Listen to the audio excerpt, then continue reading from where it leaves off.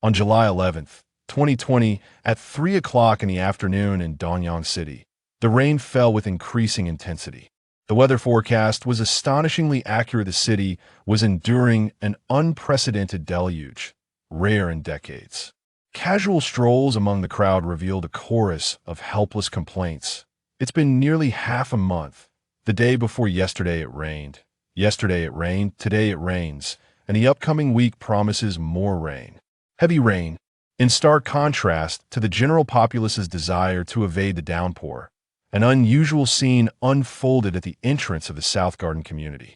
Approximately 20 men clad in black raincoats, equipped with various filming apparatus, willingly stood in the torrential rain, anxiously craning their necks to catch sight of someone. The South Garden community is among the more prominent residential areas in the southern part of the city, boasting a well-organized environment with segregated pedestrian and vehicular traffic and diligent security personnel. Nonetheless, its geographical position places it in the less favorable lower region of Danyang City, evidenced by persistently low property values, which firmly categorizes this area as a true working-class neighborhood. Logically, such a community would not typically be the backdrop for any eye-catching celebrity romances or sensational tabloid gossip. Security personnel would ordinarily not impede visitors, however. Today was peculiar. Firstly, there was a notable increase in the number of security guards at the entrance, all clad in black uniforms, robustly built and well-trained. Secondly, those in raincoats at the entrance had exhausted every possible means to gain entry. Yet none succeeded. Even more strangely, not a single individual had exited. Indeed, it has been confirmed. The individuals clad in raincoats are reporters from the city's prominent media outlets, as well as several national ones. The uniformed security guards are from the newly established Nanyang Security Company. And you are not mistaken. A luxurious black Land Rover came to a halt across the street from the garden community. The speaker was the driver, a young man in his 20s, tall and with a sun-kissed complexion, exuding an air of vigilance. Has the list been finalized? Currently, their target is that girl. There must be no mistakes. A chilling voice emanated from another man inside the vehicle. This man spoke with a deep, resonant tone, his strikingly handsome features setting him apart. Yet his eyes were marred by a network of red veins, and even his once rosy lips appeared cracked and darkened, lending him a rather unsettling appearance. It has been confirmed. When we located her, Mr. Su's team was already erasing the footage. All related documents, including those online, have been meticulously cleaned. They will not suspect anyone from Mr. Su's company. Now we are left with these individuals at the entrance, half of whom have seen the video, the driver reported. Mr. Su is even more anxious than I am. Considerable trouble has been stirred up. Given his temperament, these individuals just focus on saving him. Do not meddle. The man addressed as the Shao commanded coldly. He possessed a flawless physique, yet the aura that surrounded him was imbued with an oppressive quality. The stark incongruity between his appearance and demeanor added an enigmatic allure, enhancing his magnetism, particularly in the eyes of the opposite sex. The man referred to as Su by others is none other than Su Xing, the esteemed head of the renowned Xinjiang Group in Nanyang City, a company well known to all. Established in the early days of the reform and opening up policy, it began as a modest family enterprise dealing in furniture timber. After decades of hard work, particularly following the ascendance of the son-in-law Su Xing, the company's performance has soared, with its stock prices multiplying significantly. Today, the operational scope of Xinjiang Group has expanded to encompass real estate, finance, and entertainment, positioning it among the top enterprises nationwide. The only contender capable of rivaling this company is the Chuangning Group, situated along the Yangtze River, a powerful conglomerate characterized by its enigmatic and discreet nature, often defying conventional norms. The man speaking is none other than Ning Ida, the lesser-known third son of the Chuangning Group. Raised under the stringent protection of his father, he is a man shrouded in secrets. The matter that prompts him to take action personally is of great significance, directly linked to his hidden truths. Unlike Xinjiang Group, The family behind Chuangning Group maintains an exceedingly low profile, eschewing interviews and private social engagements, leaving their lineage largely unknown. The only representative of the group's interest who regularly navigates the public sphere is the eldest son, Ning Yiping. The issue at hand is so sensitive that even his elder brother must remain oblivious. Otherwise, it would bring his father untold anguish, jeopardizing years of hard work and dedication. Be patient. Mr. Ning is determined to maintain the stock price, and the situation is unlikely to be straightforward. Your time is limited, should we perhaps? An elderly man seated beside Ning Ida spoke respectfully. However, his words were abruptly interrupted. No need. There is still time, we can wait.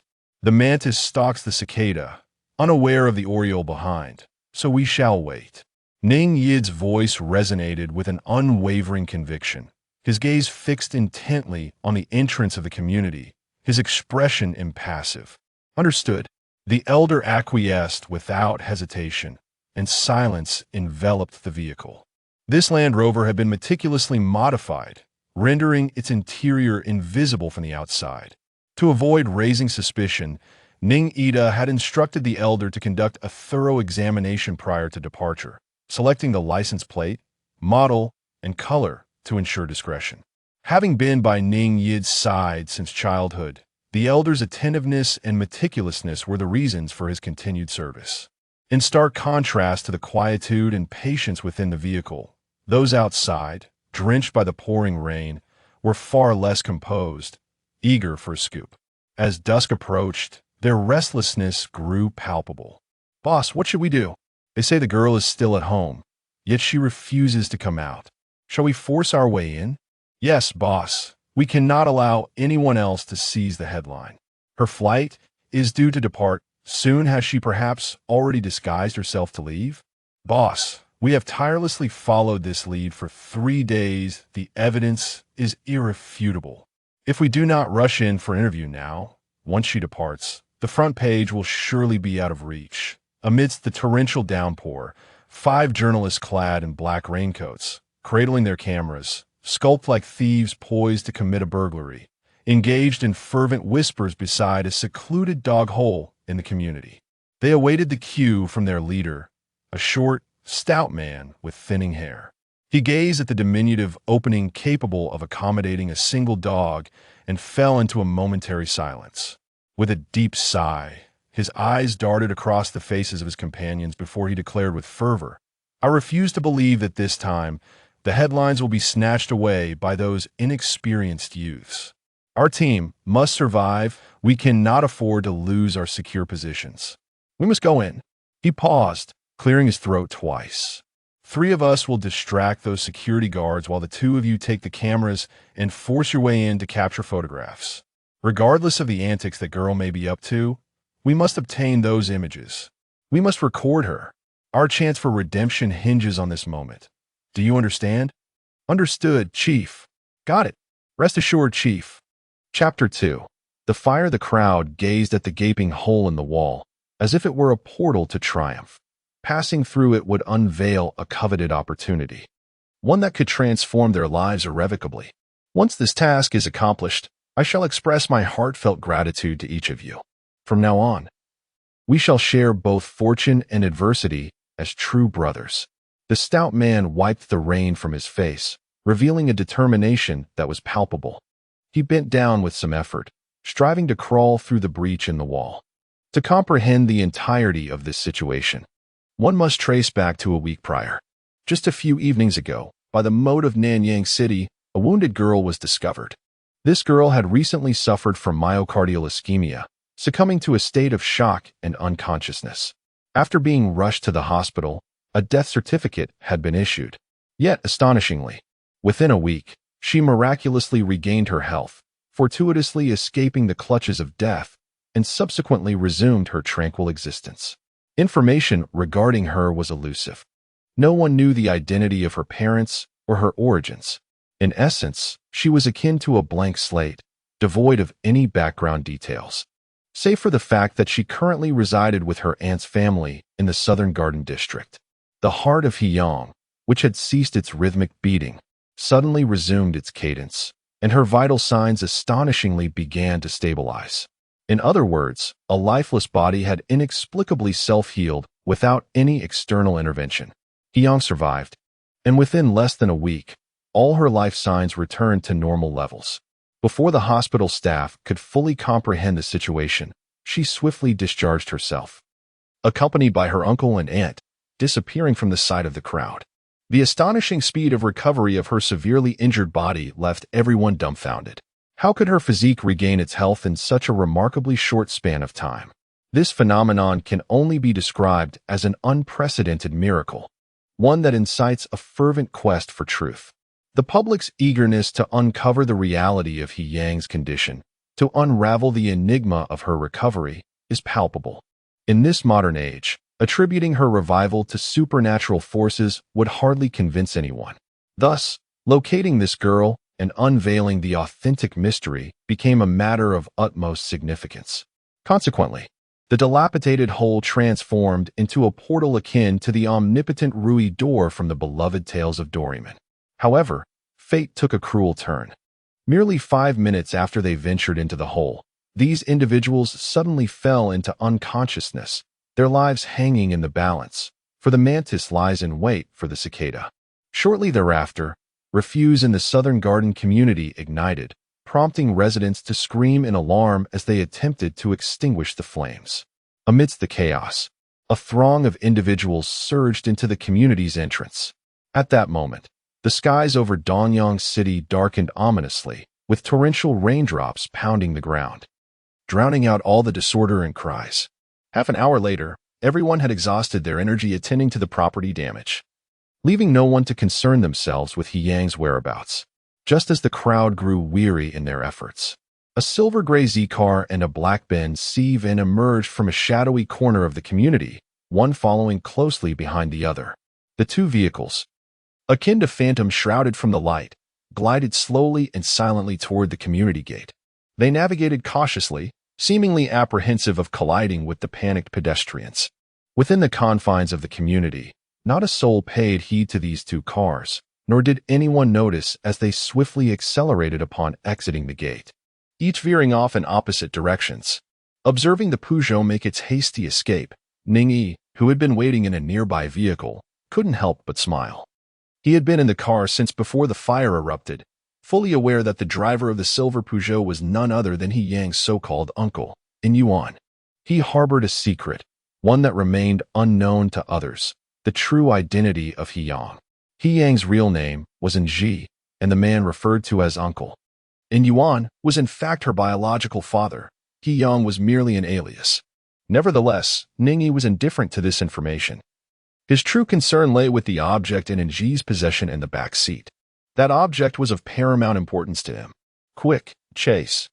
Ning-yi fixated on the Peugeot, his voice laced with a chilling intensity, his gaze unwaveringly fixed ahead. Chapter 3. The Secret. The driver, upon hearing this, cautiously inquired, "Young master, should we pursue In Yuan?" "Yes, pursue In Yuan," he replied, his words almost gritted through clenched teeth. In an instant, Ning-yi's demeanor shifted dramatically.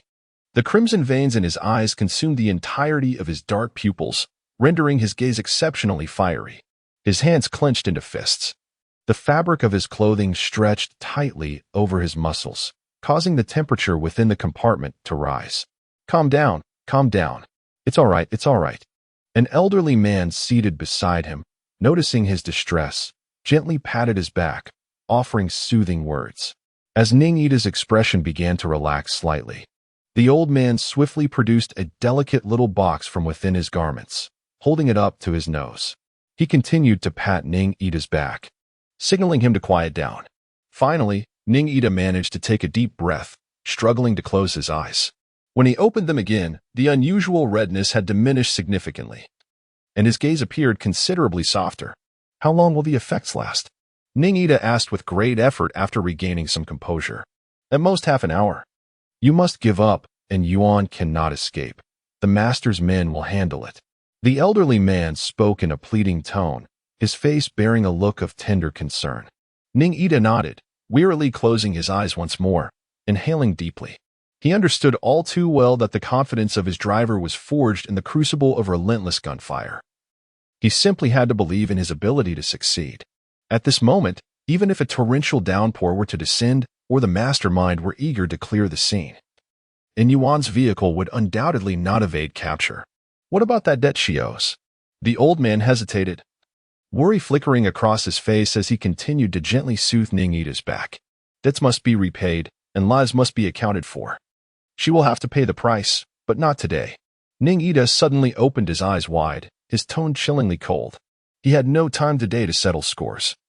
Yet no one could harm what belonged to him. This debt must be repaid. The rain continued to pour heavily on the road as two vehicles sped along, one behind the other. And Yuan, the driver, was utterly oblivious to the relentless pursuit from behind, nor could he fathom the fate that awaited his family ahead. He never understood why he had attracted the ire of Ning-Ida, an individual best left undisturbed.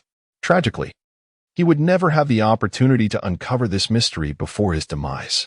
For many years, Yuan led an unremarkable life as an ordinary person. A nondescript chauffeur in Dongyang City, tasked with driving the general manager of a prominent corporation. Yet, it was this seemingly insignificant existence that inadvertently catalyzed a catastrophic event, thrusting his own daughter, Ji, into the eye of the storm. The information uncovered by Ning-Ida was indeed accurate, and Ji had transferred to Dongyang City No. 1 high school under the guise of Yang. However, the individual orchestrating this identity swap harbored ulterior motives that remained hidden from scrutiny.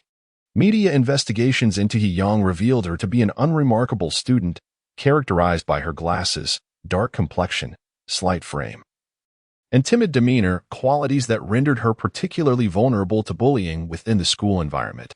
Nevertheless, everything changed when footage of Yang being tormented surfaced, capturing the attention of the media. Her ordinary background, nebulous upbringing, and the peculiar circumstances surrounding her transfer from number 13 high school to number 1, coupled with the disturbing videos of her abusers, ignited a frenzy among the press, who were determined to uncover every detail. Yet, they underestimated the formidable force that lurked behind the perpetrators, a power they could neither comprehend nor confront. The perpetrator in question is none other than the infamous Su Xing'a, a notorious femme fatale known for her malevolence, a woman who ought to be confined within the walls of a prison. Thus, the only individual capable of uncovering her true nature is the lofty Ning-Yi. The sky over Dongyang City is as dark as the bottom of a cauldron, and torrential raindrops pelt the ground as the city enters a state of heightened flood preparedness, with scarcely any vehicles visible on the highways. And Yuan's car accelerates, akin to a wild stallion breaking free, hurtling towards what he perceives as the right direction. A series of events, videos, torrential rain, media frenzy, intimidation, and explosions have left the irritable and simplistic-minded Yuan feeling utterly overwhelmed. He cannot conceive of a viable solution to his current predicament. He should have adhered to the instructions of the individual in charge and driven directly to the airport.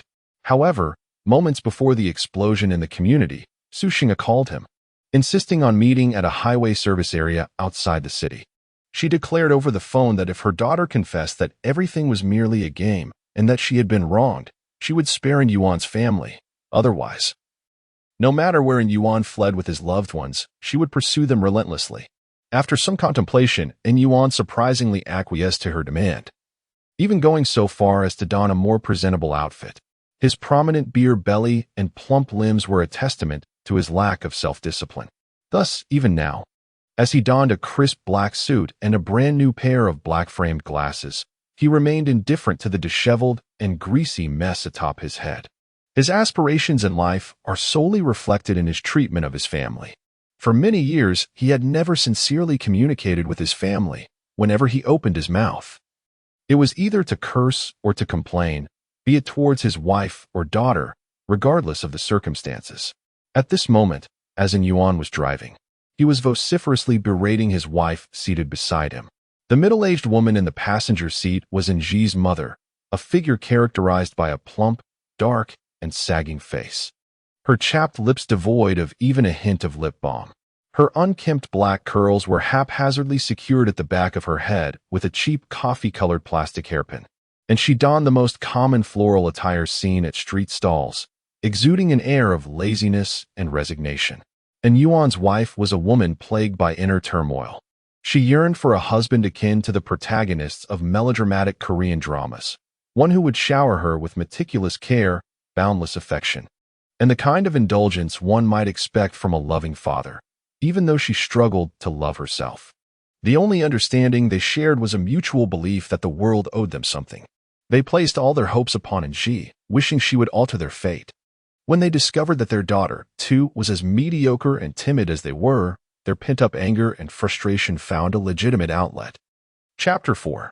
An unexpected incident. She looks just as foolish as you do. You said you would meet with manager Xiaosu, yet you insist on wearing that hideous outfit and clutching that ill-fated black cat, truly unfit for any respectable gathering. And Yuan shouted, "Huh, just because you drove for manager Zhang, you think you've accomplished something? Not fit for any respectable gathering. Do you even consider yourself a man?" The conscience consumed by a dog, compelling one to apologize to such individuals. Worthless, with a mind akin to that of a dead pig, marrying you was indeed a grave error on my part. A middle-aged woman roared. Accustomed to expressing rage as a means of communication, effortlessly piercing each other's hearts and igniting a tempest of fury. A harbinger of doom. It was my folly to wed you. Am I not a man, and are you merely a woman? With an appearance both corpulent and unseemly. All you do is squander money, deeming me worthless. Yet you are the one who is truly of no value. Who dares provoke the likes of Sue? Failing to issue an apology, you may as well prepare for your own demise. And Yuan shouted vehemently, his anger escalating as he gripped the steering wheel, his emotions spilling forth, ultimately leading him to pound the horn repeatedly. The Peugeot emitted a series of anguished honks, veering perilously close to the lane markings, causing the attentive driver behind, Ning Yi, to prudently decelerate. The couple continued their reckless bickering, their overwhelming fury obscuring the inherent dangers of driving in the rain. His foot unconsciously pressed the accelerator while in the back seat, and Ji felt an even greater sense of dread, her body trembling uncontrollably as she clutched a cat tightly. This feline was entirely black, devoid of any stray hairs, save for its 4 white paws, resembling a dark cat traversing a snowy landscape. An embodiment of the ancient phrase, treading snow to seek plum blossoms. Mom and Dad, please stop arguing. I'm scared. Mom and Dad, I beg you, I implore you. Please. And Ji cried out, the car, it's losing control. I'm truly terrified. Fear. It would be better if you were dead. Death would be a release. Freeing one from fear. It is all your fault. It is because of you that my life has been ruined. And Ji's mother was completely beside herself with emotion. It is with you that I have been destroyed. The one who ought to die is you. And Yuan's attention was entirely captivated by his wife in the passenger seat, oblivious to the vehicles on the opposite lane amidst the torrential downpour. Dad, be careful. And Ji's warning had yet to escape her lips when a thunderous collision reverberated, and Yuan's car collided violently with a vehicle from the opposite lane, scattering debris across the drenched highway as both cars overturned. The rain-soaked expressway saw nearly no other traffic, and minutes later, Ning Yi's Land Rover arrived at the scene of the accident.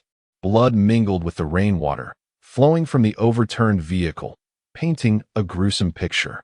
10 minutes prior, Ning Yi had received word that a red BMW sports car had stealthily whisked away Su Xing'a, who had been under house arrest. It was reported that before leaving, she had seized a shotgun, procured from the black market by a bodyguard, declaring her intent to exact revenge, rather than allowing her father to continually discipline her or handing her over to the police. The red BMW, with the last 3 digits 125, was indeed the vehicle that had come to collect her debt. It seemed fate had a sense of irony. He should be in Yuan's car, possibly cradled in that young woman's arms. Ning Yi's driver, wielding an umbrella, circled the wrecked vehicles as he spoke. Upon exiting the vehicle, it became evident that the driver was a robust man. His height was approximately 185 meters, and the clothes tightly wrapped around his physique accentuated his muscular build, reminiscent of a rugged marine capable of surviving in the wild, as depicted in American television series. Upon hearing his words, Ning Ida and the elderly man hurriedly stepped forward, their expressions laden with anxiety. "Quick, rescue T." Ning Ida's brows furrowed deeply, his voice imbued with concern. "But what about that person?" The elderly man, who was holding an umbrella, inquired cautiously from behind him. "First, save T. They deserve it." His tone remained icy, mirroring the chill within his heart. "Understood." The driver responded decisively, handing the large umbrella to the elderly man before turning towards In Yuan's vehicle. In the deluge, he extended his hands, lifting the deformed Peugeot as if it were a mere table, then righted it with care. Subsequently, he pried open the contorted car door, reaching inside the cabin, twisting and pulling. Before long, he emerged with a girl, her body drenched in blood. She was curled up tightly, her black-framed glasses shattered, with a large shard embedded deep in her forehead. A dire situation indeed. "Be careful, it's T. It's really T." Despite the girl's harrowing condition, Ning Ida and the elderly man were inexplicably elated, their faces radiating genuine joy. It turned out that what thrilled them so was not the girl herself, but the cat cradled tightly in Ng's arms, the black feline with snowy white paws, which had suffered a broken leg in the video. "T is all right. She has been well protected," the driver announced, placing the girl onto the rain-soaked pavement. He cautiously removed her arms and slowly cradled the cat from his bosom. It was evident that the feline had suffered no harm. Its new legs had grown in splendidly, its fur a lustrous ebony, and it appeared pleasantly plump, clearly well cared for. With a swift leap, the cat bounded affectionately into his embrace upon spotting Ning Ida. "You little rascal. Do you have any idea how long I've searched for you? How does it feel to have your leg yanked by someone?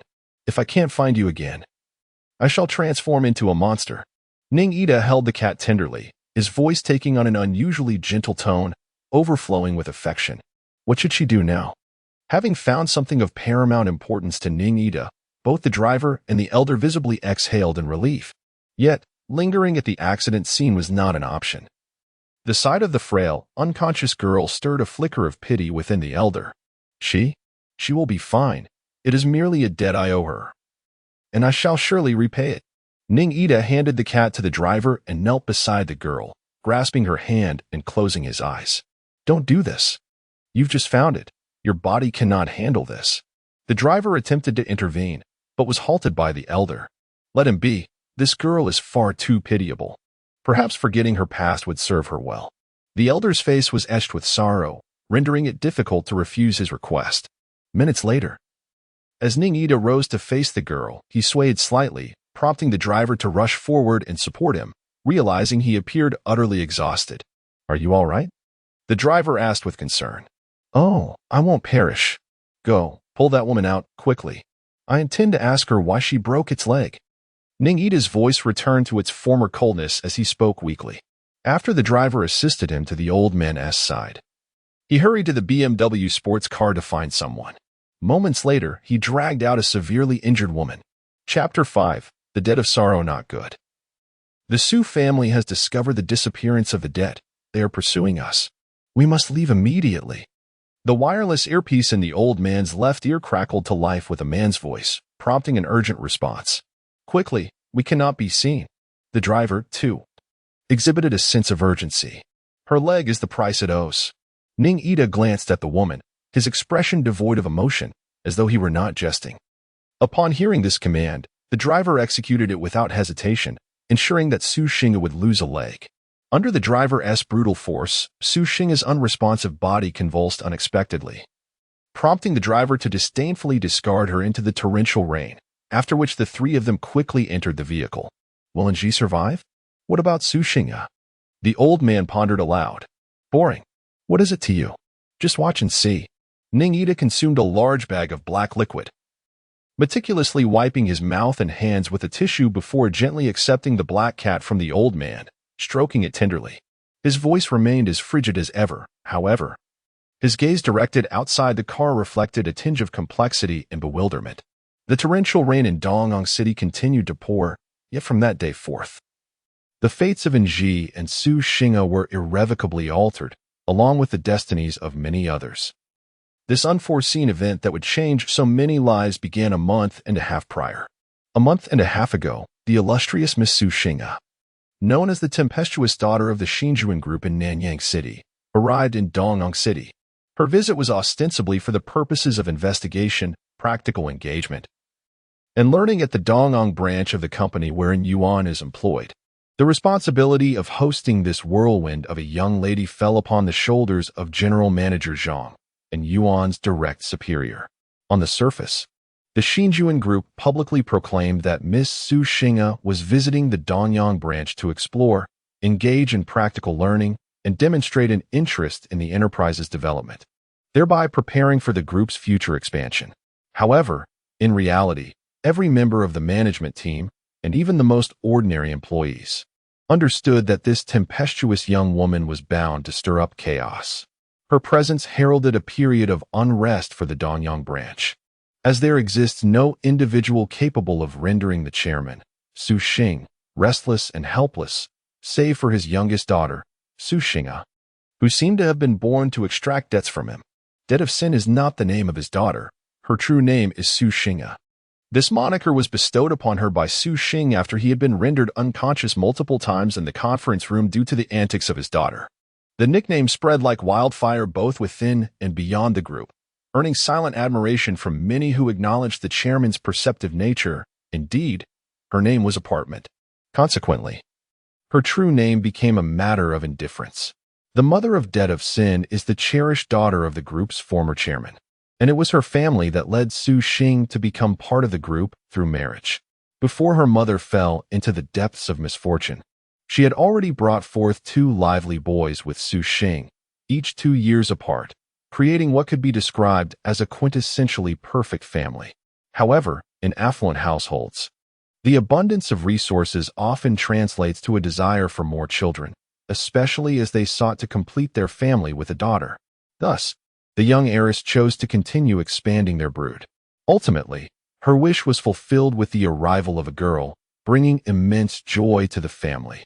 A stark contrast to the harrowing experience during the birth of Su Xing'a, when her mother suffered a sudden and severe hemorrhage. Despite desperate attempts to save her, she tragically lost her life on the operating table. In her final moments, the mother struggled to impart a solemn promise to her family, to cherish the child born through such perilous sacrifice. Su Xing'a was born motherless, a circumstance often regarded as a harbinger of misfortune. In certain superstitious and remote areas, this belief could lead to a child's neglect. However, within the esteemed household of the grieving chairman, such a fate was inconceivable. With the protective embrace of the elderly chairman and his wife, the love lavished upon the child would only escalate to an almost pathological extent. The elderly couple espoused the philosophy that daughters should be raised in affluence, employing 8 nannies to attend to their little princess around the clock.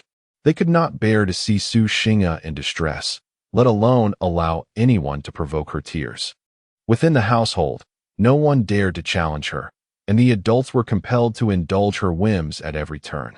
The only member of the family with any semblance of authority, Su Xing, had attempted on multiple occasions to reign in this unbridled pampering, only to be chastised by the elderly couple, leaving him dejected. They reminded him that daughters ultimately marry, and thus, in their own home, she must be cherished and adored. With no other recourse, Su Xing resigned himself to this rare state of confusion. In the boundless indulgence of excessive pampering, the child who emerges is profoundly alarming, particularly because she possesses exceptional social resources. Thus, activities such as excessive drinking, brawling, inciting public disturbances, vandalizing property, setting cars ablaze, and maintaining clandestine relationships with younger companions, none of which are typically associated with a 16-year-old, have all been engaged in by Su Xing'a. Her lack of discipline has fostered a willful and unruly disposition, which, with the passage of time, has led her to increasingly outrageous actions. On one occasion, after becoming inebriated at a friend's party, Su Xing'a ignited the nightclub in a reckless attempt to seize a male escort, resulting in injuries to several individuals. Subsequently, The Su family expended considerable resources to privately resolve the matter. Observing the severity of the situation, the chairman and his wife finally conceded to relinquish control, allowing Su Xing to impose discipline upon her. Su Xing, a man of keen self-awareness, had previously chosen to feign ignorance for the sake of his interests within the conglomerate. Now, empowered to take action, he assigned capable subordinates to monitor his youngest daughter around the clock, believing that mere oversight would suffice to avert any further transgressions. It was on that fateful day that a significant incident occurred, one that would irrevocably alter Anji's destiny.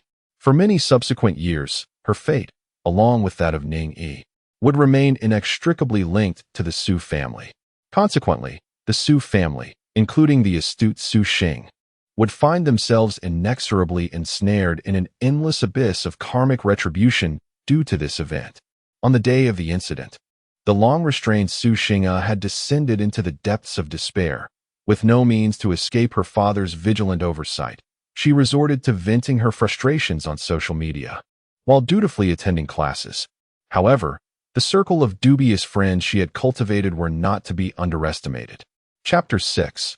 Calamity. These friends, inept at serious matters, excelled in chaos. They enlisted someone to keep an eye on Su Xing'a's homeroom teacher's young daughter, coercing the teacher into providing cover for Su Xing'a, allowing her to successfully rid herself of her bodyguard. They even procured her brother's Lamborghini, and a group of them reveled in a drunken joyride, euphemistically calling it letting loose, a release of their burdens. 40 minutes later, when Su Xing'a's subordinates found her, she and her companions, under the dual intoxication of alcohol and drugs, had recklessly driven her brother's luxury car into the bustling city center. They ran a red light, tragically striking 3 pedestrians and injuring numerous others, resulting in a scene of utter devastation. What incited the deepest outrage among the public was not merely the tragic accident, but the sight of her and her dazed companions, casually laughing and frolicking beside the wreckage, utterly indifferent to the fury of the onlookers. What value did the lives of ordinary people hold in the eyes of such scum? Thus, when the police arrived at the scene, the crowd's emotions had escalated. Many contemplated intervening, wishing to exact vengeance upon these individuals, but were thwarted by the constraints of law. Ultimately, Su Xing'a and her companions left the scene in a disgraceful manner, escorted by the police to the nearby station, while her brother's Lamborghini became the target of the crowd's ire, reduced to mere rubble. In a state of inebriation, she believed that this incident would unfold as it had in the past, merely a matter of spending a little money to settle privately, followed by her lawyers securing her release. And everything would return to sunny skies once more, especially since the driver was not her. Yet, this time, reality proved to be starkly different from her expectations. The moment she entered the detention center, public outrage erupted online. The news of a luxury car striking a pedestrian became headline news, with various media outlets commencing a relentless pursuit of the new Jew group behind Su Xing'a. In no time, a deluge of both genuine and fabricated negative information about the group emerged, infuriating Su Xing to the brink of collapse in his office. He vehemently declared that he would not take responsibility for this daughter, believing that it would be best if she languished in prison until her death. Observing the astute and formidable Su Xing, who was now utterly shattered by rage, the senior executives of the group felt profound sympathy for him. They believed in his integrity. After years of hard work, the group's current standing was no small feat, and they were confident that Su Xing wished to sever ties with this burden, trusting that he would leave her fate in the hands of the law. The life and death of Su Xing'a did not concern them in the least. A liability like her, should she become involved in the group's management, would spell disaster for all. The desire for her swift disappearance was mutual among them. However, the very individuals who had indulged Su Xing'a and transformed her into a liability were the venerable chairman and his wife, who cherished her dearly. Even if Su Xing wished fervently for the police to execute Su Xing'a, they could not simply abandon her, especially since she was not the one behind the wheel, despite her significant culpability. Indeed, the elderly chairman and his wife employed every means at their disposal to rescue her, their tearful pleas and frantic cries resonating. while they urged Su Xing's brothers to hold photographs of their deceased sister, beseeching for mercy. Thus, amidst the incessant cries and lamentations, Su Xing found herself shaken awake. Despite her lack of fortitude, she was still the biological daughter of her mother, who had perished for her sake. It was imperative that the elderly couple, the chairman and his wife, should not have to endure the sorrow of burying their child. Hence, the debts of karma must be settled. Salvation was essential. Consequently, the Su family exerted considerable effort, and the elderly chairman and his wife, setting aside their dignity, sought connections and assistance from various quarters.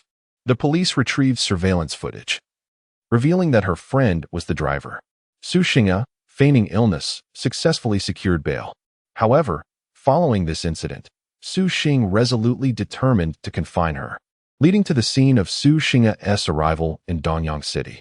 Ultimately, it was the senior executives of the Danyang branch who bore the brunt of the misfortune. Naturally, the tragedy of Anji commenced within the conference room of the Danyang branch. A 16-year-old girl with unkempt hair, what could she possibly learn from practical experience? Who would dare to instruct her? Not even the school would accept her. Who could deny this? Yet, we cannot offend the headquarters, nor can we antagonize the chairman. And we must avoid provoking the little ancestral spirit's wrath. I fear for the livelihoods of all of us. Su Xing had committed a grave offense and had come here to evade the storm. The chairman claimed he would send her abroad for her studies. With her ghastly demeanor, alas, she wouldn't be able to leave for at least a year and a half. This time, her life was to be entrusted into her hands. Who could argue otherwise? Coexisting with her felt akin to descending into hell. Poor chairman's family. What a creature they had spawned. Days prior, within the conference room of the Danyang branch, a cadre of astute and formidable executives lamented in despair, their spirits clouded with worry. In the past, no matter how formidable the competition, they had never found themselves in such a dismal state, utterly devoid of vitality, reduced to mere complaints. The branch of the New Jew Group, were it not for its exceptional benefits and significant career advancement opportunities, would undoubtedly witness a considerable exodus of employees due to the impending crisis. Among those likely to depart is General Manager Zhang from the Danyang branch. Anji's entanglement in misfortune commenced with this particular meeting. To be precise, it is not solely her fate that hangs in the balance. The destinies of numerous individuals will irrevocably shift due to the unexpected arrival of Su Xing. On this day, the management meeting at the Danyang branch extended late into the night, with all present bracing themselves as if confronting an imminent threat. The collective conclusion reached was that every effort must be made to ensure that the esteemed Miss Su Xing neither goes missing nor causes any disturbances or disasters during her stay in Danyang. According to the highest directives of the group, as long as Su Xing remains in Danyang, refrains from illegal activities, stays under the chairman's supervision, and does not harm others in the community, the management team would be rewarded with a substantial bonus when the storm passes and she is sent abroad.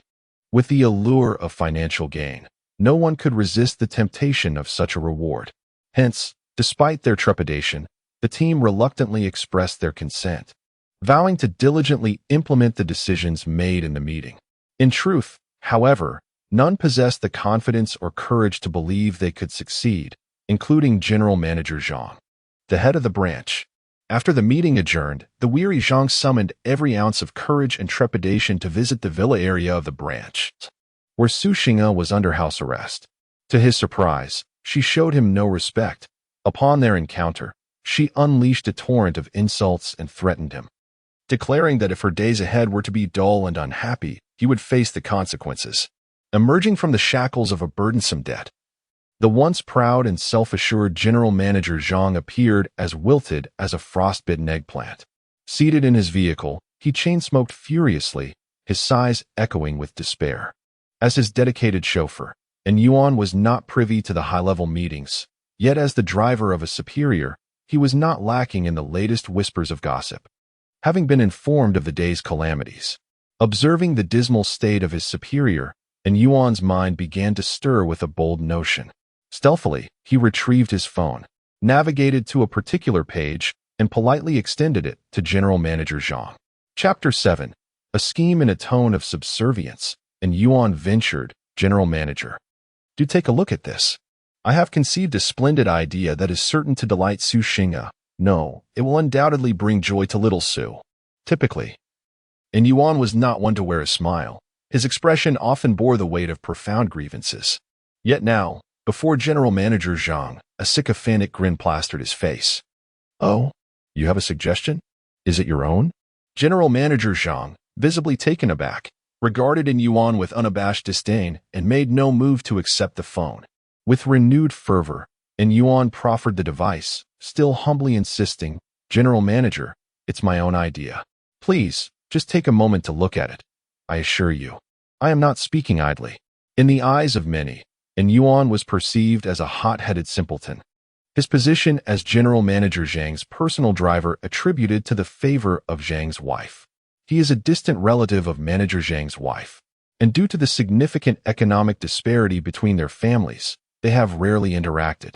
Originally, Yuan was not in a position to secure such a desirable job. However, in recent years, Manager Zhang's career has flourished, bringing him wealth and status, along with a plethora of rumors surrounding his wife, which have only increased over time. Although she has attempted to investigate him, her efforts yielded no results, leading her to adopt a more cunning approach. Manager Zhang's wife sought out this distant relative, who was in dire need of employment, to serve as a driver and keep an eye on her husband. She justified her decision to Manager Zhang by stating that Yuan possessed excellent driving skills and, being a relative, would surely remain discreet and refrain from gossip. Though Manager Zhang was thoroughly reluctant and apprehensive of provoking his wife, he ultimately acquiesced to allowing Yuan to drive for him. In truth, he never regarded Yuan as one of his own. He merely saw him as a driver to run errands. Both Yuan's abilities and character left him utterly incredulous. At that moment, while the elite members of the Danyang branch struggled to devise a viable plan to manage Su Xing'a, Yuan, a mere simpleton, was somehow expected to conjure a solution to settle the debts. Manager Zhang could hardly believe it. He felt that Yuan was insulting his intelligence. Manager Zhang, just take a glance, merely a glance. Please, do not dismiss my ideas outright. The disdain in Manager Zhang's eyes seemed to provoke Yuan further, compelling him to assert his position with greater fervor. General Manager Zhang, noticing the flush on his face, immediately recalled the morning's incident when he had just declined to assist Yuan's daughter in transferring schools. A hint of embarrassment washed over him. He paused for a moment, reflecting on the past few years during which Yuan had accompanied him without fault or excessive demands. After all, glancing at a phone would not bring about his demise. He could regard it as a mere act of kindness. With this thought, General Manager Zhang suppressed any lingering skepticism in his gaze and allowed a professionally polished smile to grace his lips. He extinguished his cigarette, narrowed his eyes slightly, and regarded Yuan with a subtly encouraging expression. Finally, he extended his hand and accepted the somewhat aged white smartphone. Seeing General Manager Zhang finally take the phone, Yuan felt a surge of excitement, swallowing hard before speaking with a hint of pride.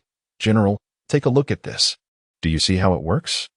It's those short, trending videos. Just look at the current smartphone and this live broadcast. It's so convenient. You just tap here. I'm often too busy with work to stay informed about your daily cultural activities. But are you referring to the type that was criticized in recent news reports? General Manager Zhang feigned a bureaucratic tone, while internally he harbored disdain for Yuan's lowbrow interests. Yes, General, exactly that. You understand, they are particularly captivating and grand in scale. Then there are all sorts of staged poses in front of the camera, or consuming glass, swallowing sand. It's quite shocking. General, you may not realize how high the click rates are. That criticism only pertains to a fraction of it. What I want you to see is, Yuan, usually not one for many words, became unusually animated. Silence. Yuan, could you not engage your brain when speaking? Who exactly is Xiao Su? She is a woman, the esteemed daughter of the Su family. Would she truly have an inclination towards such matters? Yuan, what can I possibly say to you? Before Yuan could finish her words, General Manager Zhang furiously interrupted, tossing the phone back to her. No, Zhang. Please, Take a look. Truly, this is different. Its click rate is remarkably high. Just watch it first. And Yuan hastily took the phone, swiping the screen to present it to General Manager Zhang. The screen displayed a room where a heavily made-up woman, her skin excessively smooth, posed provocatively. Vulgar, Zhang declared vehemently, though his eyes remained fixated on the screen. Suddenly, a pair of hands reached in from off-camera, placing a live yellow duck into the woman's grasp. She accepted the duck with a seductive smile, yet her hands began to move in a disturbingly odd manner. Instantly, the fans below erupted in excitement, the comments frantically urging her to hurry. The woman suddenly screamed, extending a hand to violently decapitate the duck, her face alight with delight as she gazed upon the gruesome scene. This shocking display caused General Manager Zhang, holding the phone, to feel his stomach churn violently, prompting him to fling open the car door to vomit. Meanwhile, the comments on the screen were overwhelmingly filled with praises and enthusiastic support, with some users frantically showering gifts. Seeing Zhang so thoroughly unsettled, and Yuan hurriedly retrieved some tissues, approaching him with concern. Yuan, what can I possibly say to scold you? In an effort to placate Ms. Su, you intend to resort to such measures? What is the significance of this? What is the ultimate goal?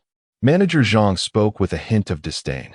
Isn't it true that Ms. Su is merely concerned about the headlines of her recent debacle? With these tools at our disposal, her misfortune will soon fade from public memory. You could alleviate her worries by hiring a few individuals to create more of these videos, thus trending online and ensuring that she is quickly forgotten. And Yuan expressed his thoughts with newfound confidence. Upon hearing this, Manager Zhang was momentarily taken aback, and Yuan's argument bore a semblance of validity. However, before he could respond, a voice called out from behind them. The young lady wishes to see you. She is somewhat displeased and expects your presence within 5 minutes. You are already 2 minutes late. A large man in black, devoid of expression yet with a hint of sympathy in his eyes, announced. Manager Zhang recognized him as a personal bodyguard of Su Xing'a, a man accustomed to enduring verbal and physical abuse in public. Chapter 8. Upon hearing the bodyguard's words, Manager Zhang felt a wave of dizziness wash over him.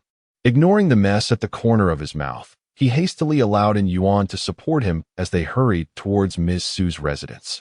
At that moment, he need not ponder the state of the room, which he could only imagine had been utterly ravaged. It was clear that he would not find rest this evening. Sighing, he pushed open the door, instinctively dodging to conceal himself in a safe corner by the entrance. Indeed, a lamp, caught in a gust, soared past his head and shattered upon impact with the floor. This imported lamp had been a costly acquisition by the branch office, specifically intended to enhance the quality of the suite. In everyday life, anyone tasked with cleaning this room would exercise utmost caution, for it is a space unworthy even of General Manager Zhang's presence, undoubtedly filled with treasures, accessible only to the esteemed Su, the head of the conglomerate.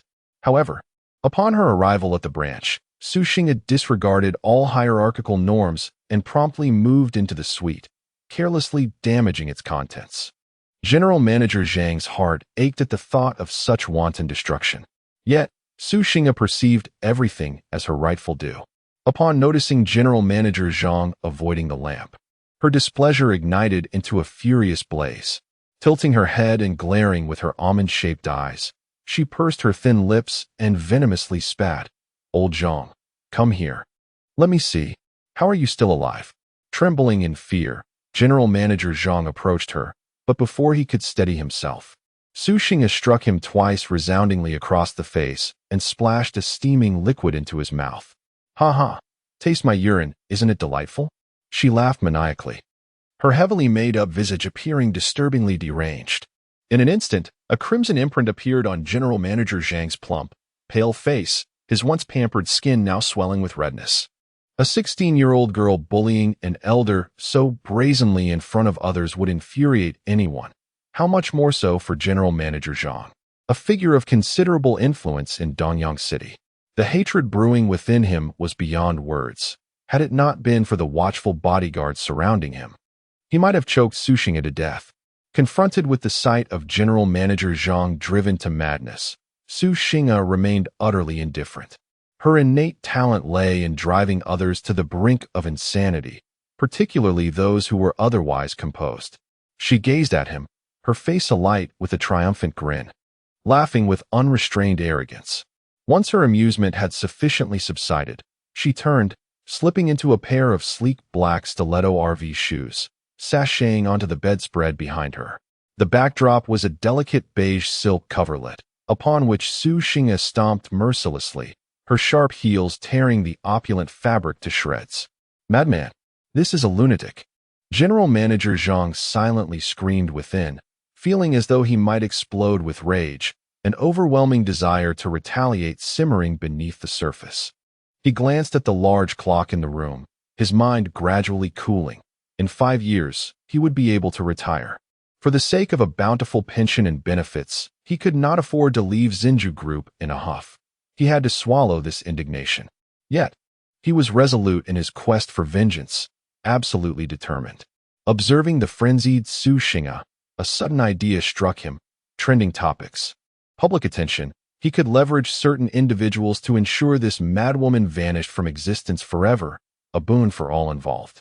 With this thought crystallizing in his mind, he donned a renewed smile. Little Su, I've conjured a splendid plan to alleviate your distress. Would you care to listen without strain? General Manager Zhang suppressed his inner revulsion, carefully coaxing her with his words. "Oh, you can bring me joy?"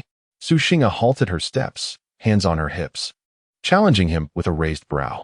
He leisurely articulated his thoughts, ensuring to flatter her at every turn. As anticipated, Su Enazai nodded, displaying immense interest in the matter at hand. It turned out that General Manager Zhang had devised a plan to seek retribution on her behalf, one that was intricately linked to Danyang No. 1 High School, the very institution Su Xing'a had intended to attend. Danyang No. 1 High School wields significant influence across various sectors. Due to the branch office's presence in Danyang, the Nuju Group in Nanyang has been the school's largest sponsor for many years, establishing a myriad of scholarships and continuously engaging in various philanthropic activities designed to enhance the corporate image. Consequently, Su Xing and the upper echelons of the group have placed immense importance on this relationship. However, all of this was shattered by Su Xing'a. In the moment her car accident made headlines, Danyang No. 1 High School severed its long-standing sponsorship with Nuju Group, terminating all connections and explicitly stating that they would never accept Su Xing'a as a transfer student. The esteemed individuals you mentioned must be students of Danyang No. 1 High School. While it is not difficult to incite trouble, finding suitable candidates proves to be a challenge. The students at that school are nothing but bookworms, too timid to cause any disruption. Su Xing'a regarded General Manager Zhang with a veneer of amusement, her expression rife with skepticism. The few black-clad bodyguards beside her stood like silent sentinels, unmoving and mute. "Young Master Su, my driver's daughter attends that school. We have a solution, rest assured," declared General Manager Zhang. "Oh, your driver's daughter?"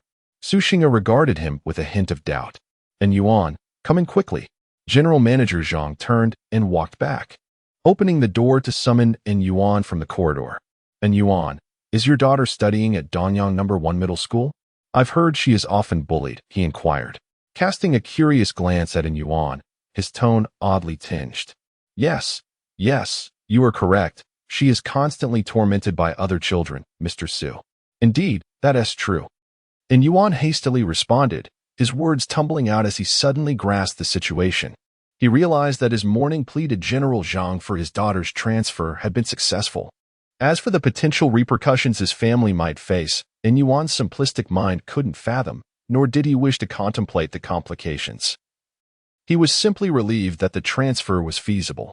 Su Nian, now convinced by their words, broke into a joyful laugh. Only in her laughter could one catch a glimpse of the slight innocence that a minor ought to possess. Chapter 9.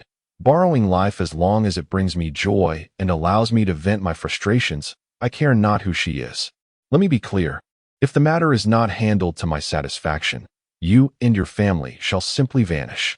I have no desire to endure the wrath of that old fool," Su Xing'a venomously declared, her expression akin to a venomous snake poised to strike. "Rest assured, Mr. Su, I will see to it that everything is resolved satisfactorily. You will never have to worry again. Indeed, there will be no worries." How could a dead person worry? General Manager Zhang maliciously mused, swallowing the last two sentences silently. The new Jew group was once a significant benefactor of Dongyang City No. 1 High School.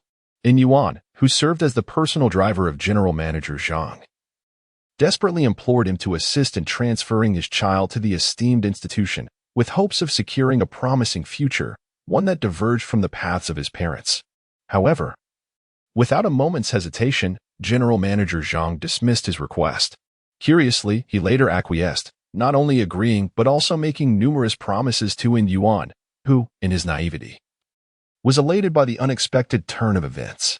His limited education left him oblivious to the adage that no meal comes without cost. Had he been aware, he might have pondered the underlying reasons. The initial step in General Manager Zhang's scheme was to facilitate the transfer of the obedient Nji to Dongyang City No. 1 High School. Yet, the relationship between the group and the school was already strained. Should they discover that In Yuan was the driver for General Manager Zhang, they would undoubtedly refuse the transfer of Nji. Furthermore, any ensuing complications could pose direct repercussions for themselves. Thus, for Nji to transfer, she required an entirely new identity. After a restless night of contemplation regarding this fabricated identity, In Yuan found himself at a loss. As dawn broke, General Manager Zhang stood on the balcony, seeking fresh air, when he observed an elderly individual being mourned in a funeral procession. In that instant, the phrase "to borrow a corpse to resurrect" flickered in his mind. Consequently, on that very day, the living Nji was declared deceased. Her cause of death cited as acute pancreatitis. And Yuan, armed with a plethora of documentation, proceeded to terminate her account. On the same day, another girl named Heyang was reborn, referring to In Yuan as her uncle. A week later, the first-year class at Dongyang City No. 1 High School welcomed a new student named Heyang. She donned an old pair of black-framed glasses, her short hair grazing her ears, her head bowed in shyness. Hesitant to meet anyone's gaze, the uniform, a unified blue and white striped attire, appeared particularly oversized and baggy on her petite frame. The pristine white sneakers she wore accentuated her dark skin even further. "Hello, everyone. My name is He." As a newcomer to the school, she stood at the podium to introduce herself, her stuttering Mandarin growing fainter, leaving no one able to discern her words. The young girl was evidently nervous, tugging at the hem of her garment as if attempting to extract water from it. You should be called He Gao.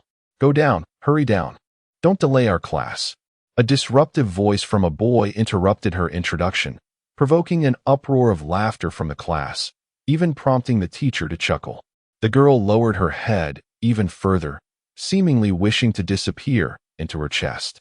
Observing this, the teacher gently patted her back in consolation, politely restoring order before allowing the inconspicuous girl to take a seat in the back row. No one truly cared for such a child.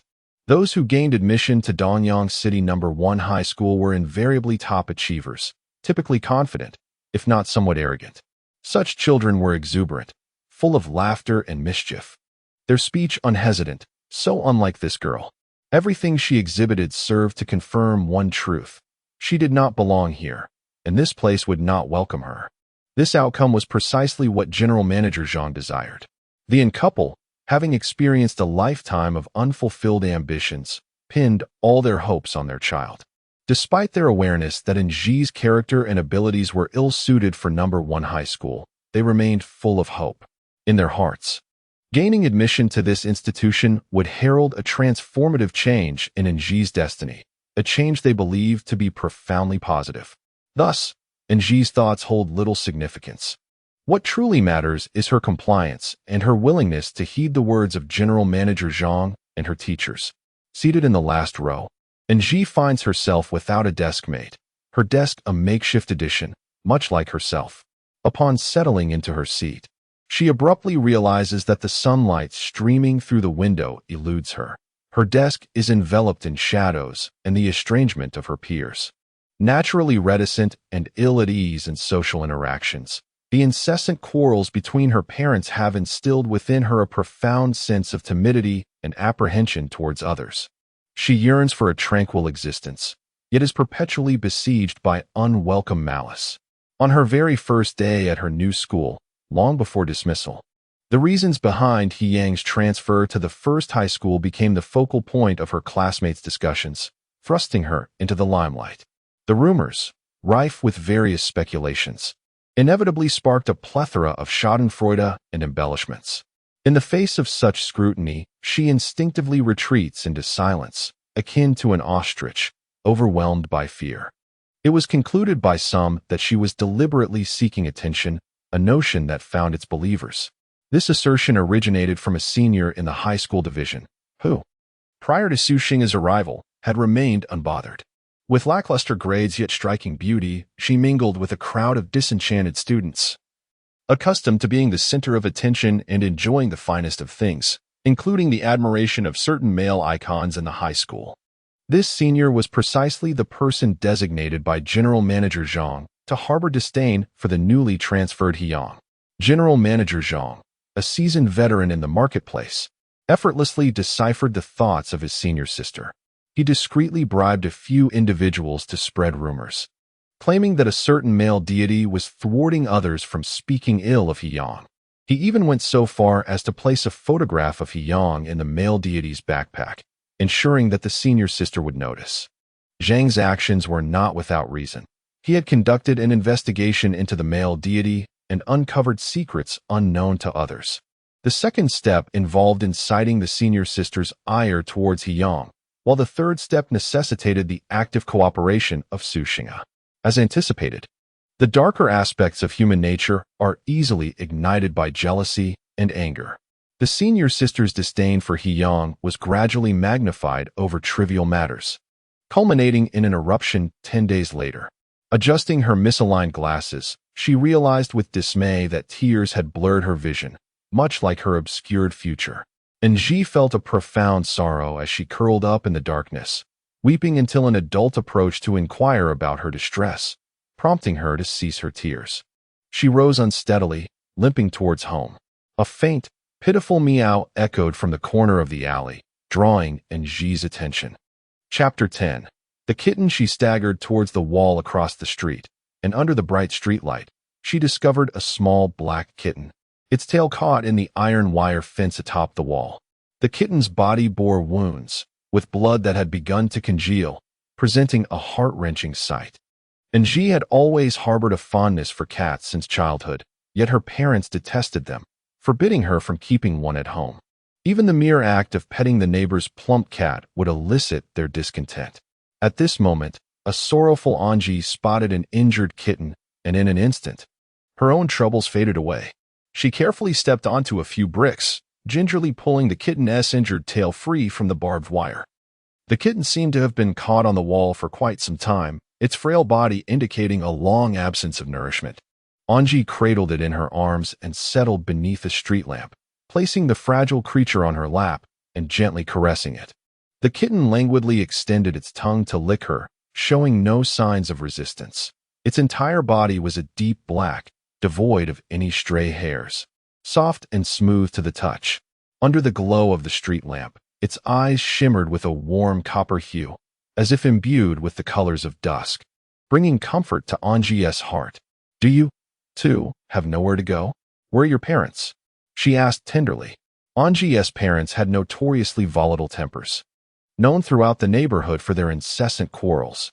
Whenever they fought, the cacophony would shake the very walls, and even she, their only daughter, would find herself inexplicably subjected to scolding and blows. Their anger erupted without warning, often ignited by the most trivial matters. "What shall become of you? I have nowhere to go." She sighed heavily, standing in the glow of the street lamp, lost in thought while holding the kitten. "Are you planning to stand here until dawn?" Suddenly, a strikingly handsome young man appeared before Anji. His smile was captivating, revealing a set of pearly white teeth, and his eyes sparkled with warmth. With a chiseled nose and mouth, he wore a blue and white striped outfit that looked exceptionally appealing on him. And Ji gazed at him, feeling a sense of disorientation, as if a brilliant light were shining directly into her eyes, rendering her unable to open them. She pondered whether this was merely a dream. Could such a handsome person truly be smiling at her? Accustomed to being overlooked, she believed it was only natural for others to be oblivious to her presence. Hello. My name is FENG SHUI. We attend the same school. I'm in the high school section, a year ahead of you. I recognize you. You must be Hyung, the new transfer student, the boy said, flashing a genuine smile. He greeted her with the ease of conversing with an old friend, devoid of any awkwardness or anxiety. In stark contrast to his composure, Ji appeared visibly tense, her cheeks flushing a deep crimson. Having seldom had the opportunity to engage in conversation with boys, particularly one as striking as he, she found herself at a loss for words. She had yet to fully memorize the name Hyung, just as she was still acclimating to the picturesque new school and its students. Why you hello? The discomfort she had recently endured began to dissipate under the warmth of his approach and smile, and Ji instinctively lowered her guard, shyly returning his greeting. With a timid gaze fixed upon him, her voice trembled with excitement and hesitance, for this was the first time she had mustered the courage to initiate a conversation. Hyung, do not fear those people. The more you dread them, the more they will revel in it. Did those individuals harm you earlier? Should we go to the hospital? Or perhaps seek out a police officer to apprehend those miscreants? They will take care of it. As I traversed the narrow alley, my home lay just beyond, and there, at the far end, I spotted you among a group of individuals. In a rush, I hurried over, eager to extend my assistance. Alas, it was too late. Fear not, for I am your friend. Do not be afraid. The boy, somewhat agitated by the recent unpleasantness, spoke fervently. Thank you, thank you. It's nothing, just ignore it. For the first time, Ji heard such genuine concern directed towards her, causing her cheeks to flush a deeper shade of crimson. She yearned to inquire, why do you wish to help me? Why do you want to be my friend? Yet, her timid nature rendered her unable to voice these questions, thus transforming them into a secret that would linger for many years. It was only much later that Ji would come to understand the reason behind FENG SHUI's kindness, a reason that Manager Zhang was certain would lead to Ji's misfortunes. Ji spoke softly, my parents, they absolutely detest cats. They loathe them. She dared not raise her gaze to meet the boy's eyes, which sparkled with joy. Surely, his parents never quarreled. Oh dear, my family is also allergic to cat fur. And I cannot take in a kitten. The boy's tone shifted to one of contemplation as he furrowed his brow in silence. After a brief moment, he exclaimed with delight, I have a solution. Let us seek out Uncle Chui. He will surely take in this cat. He adores small animals, and he is a truly kind man. With exuberance, the boy grasped Ji's arm, pulling her and the kitten along as they dashed out of the alley. That day, with FENG SHUI's heartfelt assistance, Ji entrusted the little kitten to an elderly man named Uncle Chui. The elderly couple resided in a quaint courtyard, where they tenderly bandaged the wounds of a small kitten, promising to care for it with utmost devotion. Unbeknownst to them, however, was a troubling truth. FENG SHUI was the object of admiration for the senior sister, the so-called male deity spoken of by others. His assistance to Ji, along with the promise regarding the kitten, would only serve to deepen her sorrow, for there are those who, in their yearning for what they cannot possess, seek to obliterate it. The malice directed towards Ji grew increasingly insidious and sharp. Yet, all of this manipulation and understanding of human nature had been anticipated by General Manager Zhang. Chapter 11. Voice Ji's dissonance with her surroundings stemmed from her character and familial circumstances, which is precisely why General Manager Zhang agreed to assist in Yuan.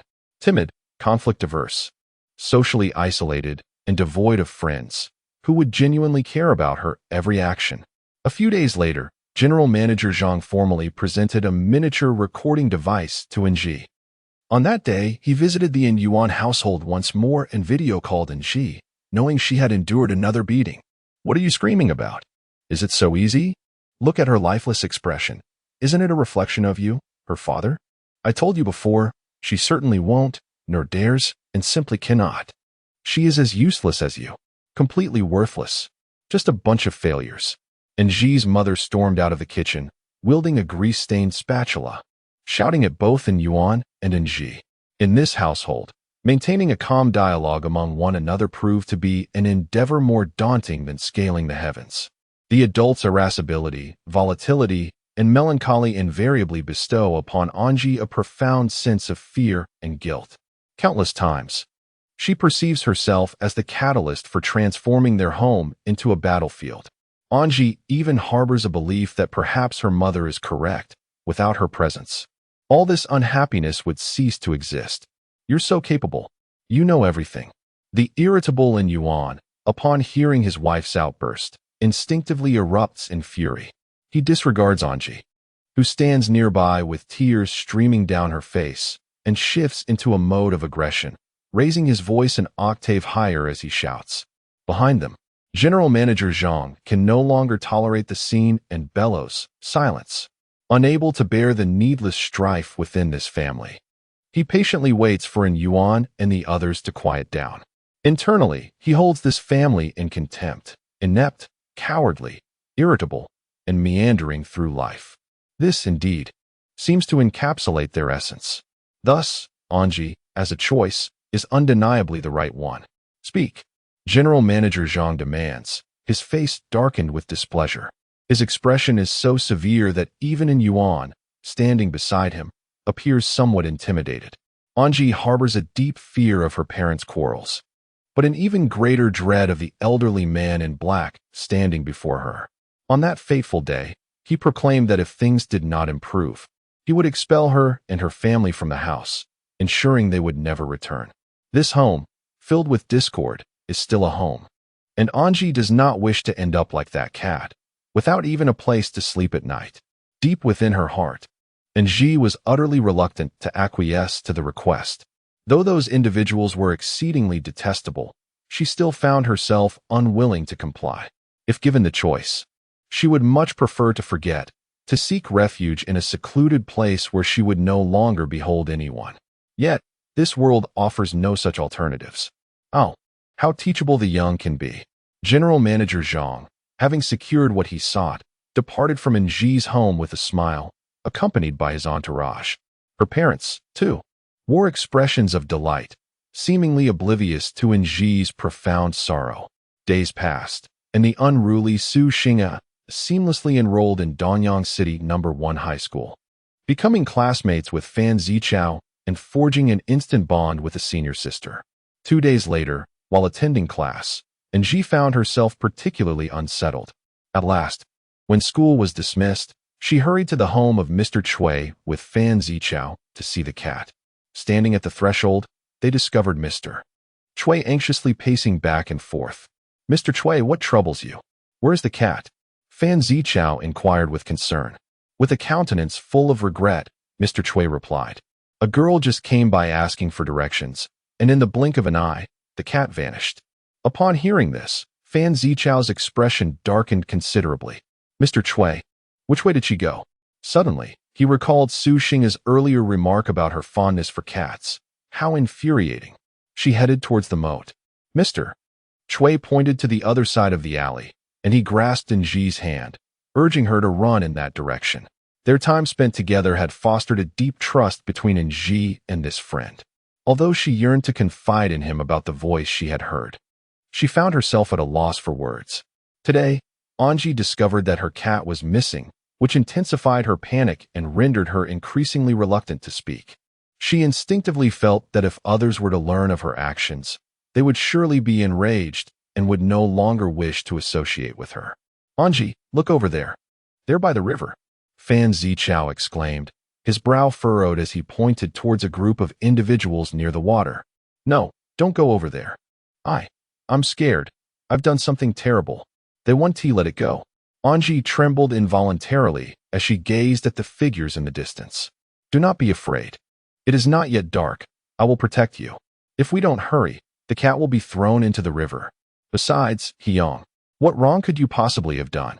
I refuse to believe it. You are surely overthinking," Fan Zichao said, filled with urgency and a hint of confusion. "Fan Zichao, ha. I knew you would bring her here." A shrill female voice interrupted their conversation, as the group approached them. The woman's tone was sharp and unkind, and Anji and Fan Zichao looked up to see Su Xing'e and her companions. They sneered coldly, their expressions decidedly unfriendly, evidently disapproving of the constant presence of Fan Zichao and Anji together. The cat struggled in Su Xing'e's grasp, blood staining its fur. Upon seeing the blood, Anji screamed, "What have you done to the cat? What do you want, Su Xing'e? Don't think everyone is afraid of you." Fan Zichao shouted defiantly, positioning himself in front of Anji to shield her from view. This action only served to incite Su Xing'e further, who, despite being known for her spiteful nature, was still a girl who harbored affections for boys, particularly those who disregarded her. Chapter 12. Resurrection. However, in Su Xing'e's growth, there was a glaring absence of genuine education and discipline.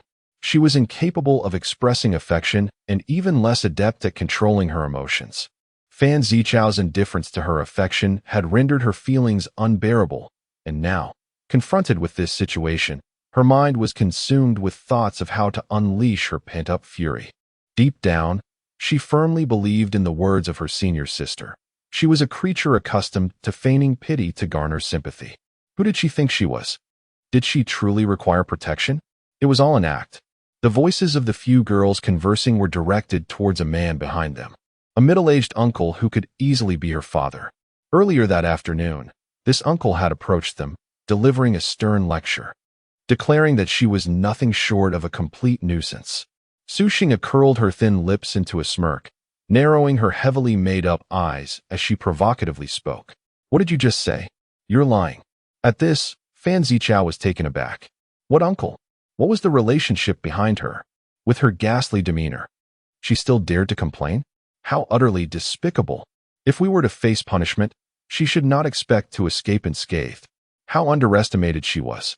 Su Xing'e's words stirred a tempest among the crowd. Her senior sisters were suddenly thrown into a panic, clamoring to discern the truth while hurling various venomous insults at Anji. "No, I didn't.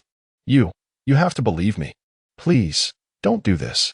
Anji's voice trembled with impending tears. She was terrified, her face ablaze with embarrassment. In her flustered state, she reached out, attempting to tug at Fan Zichao's sleeve.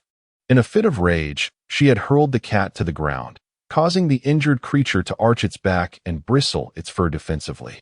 It sensed a certain threat, yet due to the excessive loss of blood, it found itself unable to flee, trapped in place. "Hyang, did she really say that? Do you truly?" Fan Zichao pressed anxiously for answers. He found it difficult to voice the harsh words that lingered in his mind. Before him, Anji appeared frail and timid, resembling a shivering little kitten. How could she possibly have a big uncle? However, the thought that such an ordinary person could smoothly transfer schools, despite the rumors whispered by others, made him inclined to believe it. In truth, she longed to clarify everything. Yet the words remained lodged in her throat, for both she and her parents could not afford to offend General Manager Zhang and Su Xing'e. Anji gazed into Fan Zichao's eyes, where a certain light gradually dimmed, and her heart grew colder with each passing moment, confirming her fears that he still did not believe her. Anji's sensitivity pierced through her newfound courage like a needle, leaving her without the strength to resist anyone. Silently, Anji lowered her head, unwilling to speak any further. Nothing mattered anymore. She wondered why they had suddenly sought to provoke her, even informing her parents, who typically ignored her. This wretched person. Beat her. She asked the one who reported me. Someone shouted, igniting the emotions of the senior sisters. With Anji's silence, Fan Zichao's hesitation, and Su Xing'e's indulgence, they surged forward uncontrollably. Fan Zichao, feeling a pang of sympathy, was about to intervene when Su Xing'e positioned herself before him, defiantly stating, "Do you wish to join in the punishment too? It was excessive. I will call the police." As he observed the frenzy of the crowd, Fan Zichao hesitated. He pondered for a moment before abruptly turning and sprinting away. Su Xing'e, observing his retreating figure, shouted, "Quickly drag her to the corner. He has gone to fetch the police." Several individuals clumsily seized Anji, hauling her away as if she were a mere sack. Unbeknownst to them, not far from the city moat, Two figures lurked in the shadows, surreptitiously recording the unfolding events. That night, when Fan Zichao arrived with the police and discovered Ng by the moat, she lay in a pool of blood, accompanied by the little cat they had once rescued together. The cat had suffered a broken leg, its mouth slightly agape, blood oozing forth. Resembling the feeble state of Ng, the scene was utterly horrifying.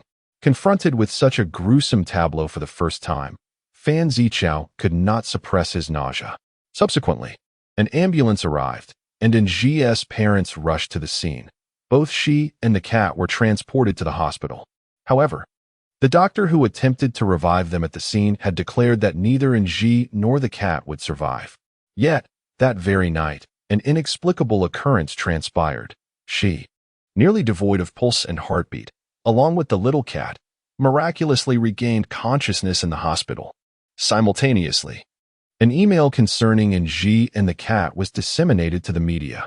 Those who read the email were filled with a chilling dread, unable to comprehend why a group of individuals would inflict such brutality upon the frail Ng. There were even misguided fans who had broken the cat's leg, allowing its blood to drip into the mouth of a person, claiming it was an homage to some viral trend.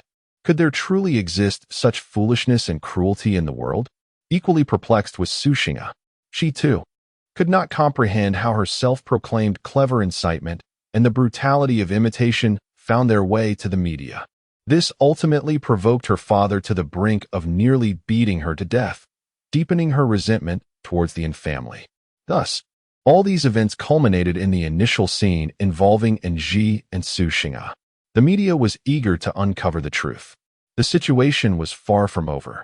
The vengeful general manager Zhang had indeed gravely injured her, rendering her a vegetative state, having lost a leg. However, his fate mirrored that of the bystanders outside the community. He succumbed suddenly, vanishing without a trace. Along with his disappearance lingered an unsolved mystery. Who had stolen Ning Yida's cat? And who had handed the cat to General Manager Zhang, allowing him to place it on the fence where Ng would inevitably see it? This enigma had troubled Ning Yida for many years, until, following a significant event, he finally discovered the answer. Heaven seemed to take notice. Amidst the entire ordeal, the most innocent, Ng, miraculously survived the car accident. Upon awakening in the hospital, she realized she had become an orphan, as both her parents had perished in the crash. When confronted with this reality, Ng felt no particularly profound emotion, rather than weeping or being overwhelmed with grief. She simply uttered a soft "oh." Chapter 13, Enrollment. She could not recall any warmth or happiness associated with home, feeling utterly devoid of sentiment. A distant memory flickered in her mind of a large, old wooden wardrobe, coated in a warm, earthy yellow paint. The wardrobe brimmed with an array of garments, and upon closing the door, it plunged into darkness, devoid of any light. Within this confined space, the small girl seemed to hide, recalling a profound sense of safety akin to her mother's warm embrace. No longer would she harbor fears. They could no longer inflict harm upon her. Strangely, thoughts of her parents and their passing surfaced in her mind. It was truly astonishing. And even more so was the inexplicable sense of relief and liberation that lingered deep within her soul. Have I lost my mind? She questioned her own sanity, recognizing that such thoughts were not typical of a rational person. Surely, the accident had inflicted damage upon her brain, she reassured herself. She firmly believed that she would recover, that her memories would return. Yet, she could only strive to remember, thinking incessantly, neglecting food and drink, day and night, but to no avail. She found herself seated at the entrance of the mortuary, utterly powerless, unable to conjure anything of significance. Are you truly resolved to starve yourself? Your parents would be heartbroken. Suddenly, a robust man settled beside her, initiating conversation. Oh, me? Not eating or drinking. I'm not hungry. Finally breaking free from her chaotic thoughts, she became aware of the presence of this man, who had been by her side for quite some time. Have some porridge, even if I'm not hungry. I should still eat. For the sake of family, he proclaimed, reaching into a nearby plastic bag to produce a small bowl of takeout rice porridge and offering it to her. For family? She gazed at the porridge, remaining silent but obediently accepting it, and together they quietly consumed the warm meal. Not long after, the police brought in the relatives of the perpetrator, the renowned head of Xinjiang Group, Su Xing. He stated that considering Nji's young age, he would allocate the funds into a special trust to be accessed when Nji reached adulthood, while the expenses for her hospitalization would not be included in this arrangement. He also offered consolation to the elder brother, and it was at this moment that Nji realized the brother's sibling had also perished. They were all victims of the same tragic accident. Su Xing spoke with heartfelt sincerity, leaving no room for Nji's doubt. Yet, she sensed an unsettling resemblance in his expression and tone, a sense of detachment akin to her own. Could it be that the plight of his kin left him equally unmoved? Nji dared not dwell on such thoughts, and as she acquiesced to Su Xing's compensation terms, he presented yet another stipulation. He insisted that Nji, upon her discharge, transfer to Nanyang City and live under a new identity for the rest of her life. Is that truly the case? However, I cannot acquiesce to such a demand. The name Nji is the last remnant bestowed upon me by my parents. I refuse to change it. None of my former classmates know me as Nji. I have no friends, and no one will remember me. Without a moment's hesitation, Nji rejected the idea. Had she retained any memory of her past, she would surely be astonished by her current demeanor. From his perspective, the official statement from Xinjiang Group had unequivocally clarified that there was no employee named in Yuan within the company. The video of Su Xiangu had not been leaked, and Hyang's identity remained undiscovered. Everything could be dismissed as mere rumor. Moreover, with the deaths of Yuan and his spouse, along with General Manager Zhang, Nji's significance had truly diminished. In due time, everything would revert to normalcy. He had no necessity to engage in a conflict with a mere girl. In truth, Su Xing felt a sense of gratitude towards Yuan and General Manager Zhang, for their actions rendered Su Xing an unfeeling shell, incapable of jeopardizing the interests of the group, nor could it inflict further distress upon him. Contemplating the liberation from the oppressive grasp of the former chairman and his wife, and reflecting upon the recent surge in the company's stock price, a flicker of joy illuminated Su Xing's countenance, imbuing him with a newfound gentleness. Very well. You shall visit the ward shortly and focus on your recovery. Subsequently, my lawyer will reach out to you. Here is my business card. Let us remain in touch. He stated warmly, to which she responded with a quiet nod. After imparting his instructions, Su Xing departed the hospital with his companions, never to return. Nji lay in the hospital for a full 6 months, with only her elder brother, Zhao Jie, frequently visiting her. Over time, she learned that Zhao Jie was a friend of Su Xing's brother, which explained his presence in the ill-fated vehicle. Gradually, a friendship blossomed between her and Zhao Jie. As for others, it could be said that there were none. No one else came to see her. During the lifetime of Yuan and his wife, the family had few relatives, as they were not adept at socializing and lacked a circle of friends. Nji scarcely remembered Fan Zichao, whom Hyang had met at school, and since her accident, he had not made an appearance. Nji grew accustomed to this solitary existence, learning to coexist with herself. Su Xing's efforts towards compensating the victim were commendable. During her hospitalization, he engaged several tutors to assist her with her studies, ensuring that she would smoothly transition back to school upon her discharge. This past half-year proved to be a transformative chapter for Nji. Perhaps it was the family tutor invited by the Su family, for they all possessed remarkable qualities, and she found her studies surprisingly effortless. Perhaps it was the nutritious meals provided by the hospital, along with the high-end supplements from the Su family, that led to significant changes in Nji's physique. Firstly, she astonishingly grew taller. The old clothes and trousers brought from her home by Su Xing no longer fit her, especially the trousers, which were noticeably short. Secondly, her facial features and skin underwent a remarkable transformation.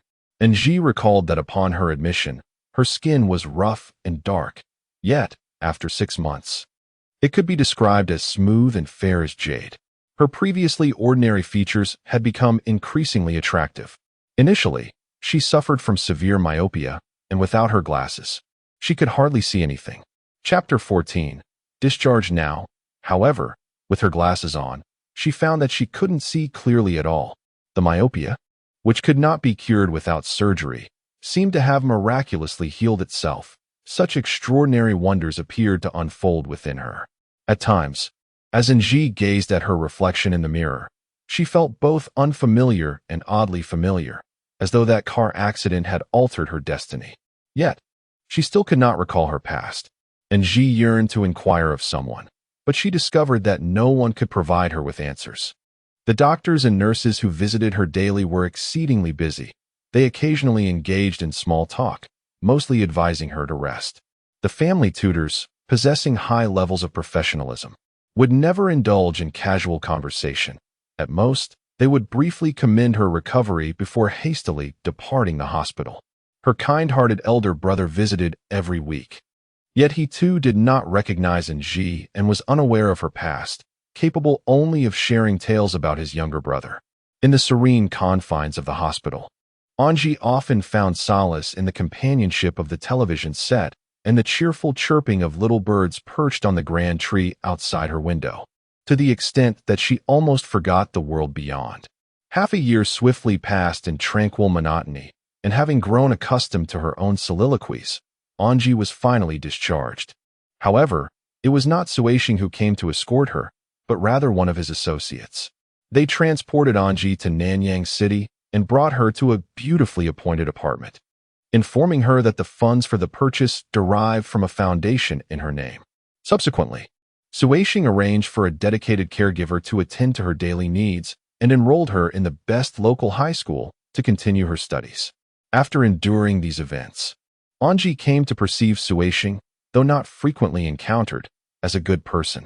Since the passing of her parents, he had assumed full responsibility for her care, even having his lawyer draft a multitude of agreements, stipulating that she would manage the foundation herself upon her graduation from university. From the moment she moved into the apartment in Nanyang City, the timid and self-effacing Hiyong, akin to ill-fitting garments, had vanished entirely with the passage of time. At this juncture, Angie could hardly recall her past. She now possessed a sunny disposition, exuding confidence and radiance, complemented by a wardrobe brimming with beautiful attire. When she stood once more in her new classroom, as a transfer student who had not been held back by illness, and introduced herself before a cohort of privileged classmates, she radiated confidence. She had rehearsed this introduction in advance, both in the hospital and in the presence of her tutor. "Hello everyone, my name is Angie, and I look forward to your kind guidance." Angie wore a charming smile, gracefully introducing herself in accordance with the teacher's instructions. Her demeanor exuded confidence. Devoid of any hint of nervousness or stammering, her movements were perfectly poised, much like the tailored school uniform she donned, absolutely flawless.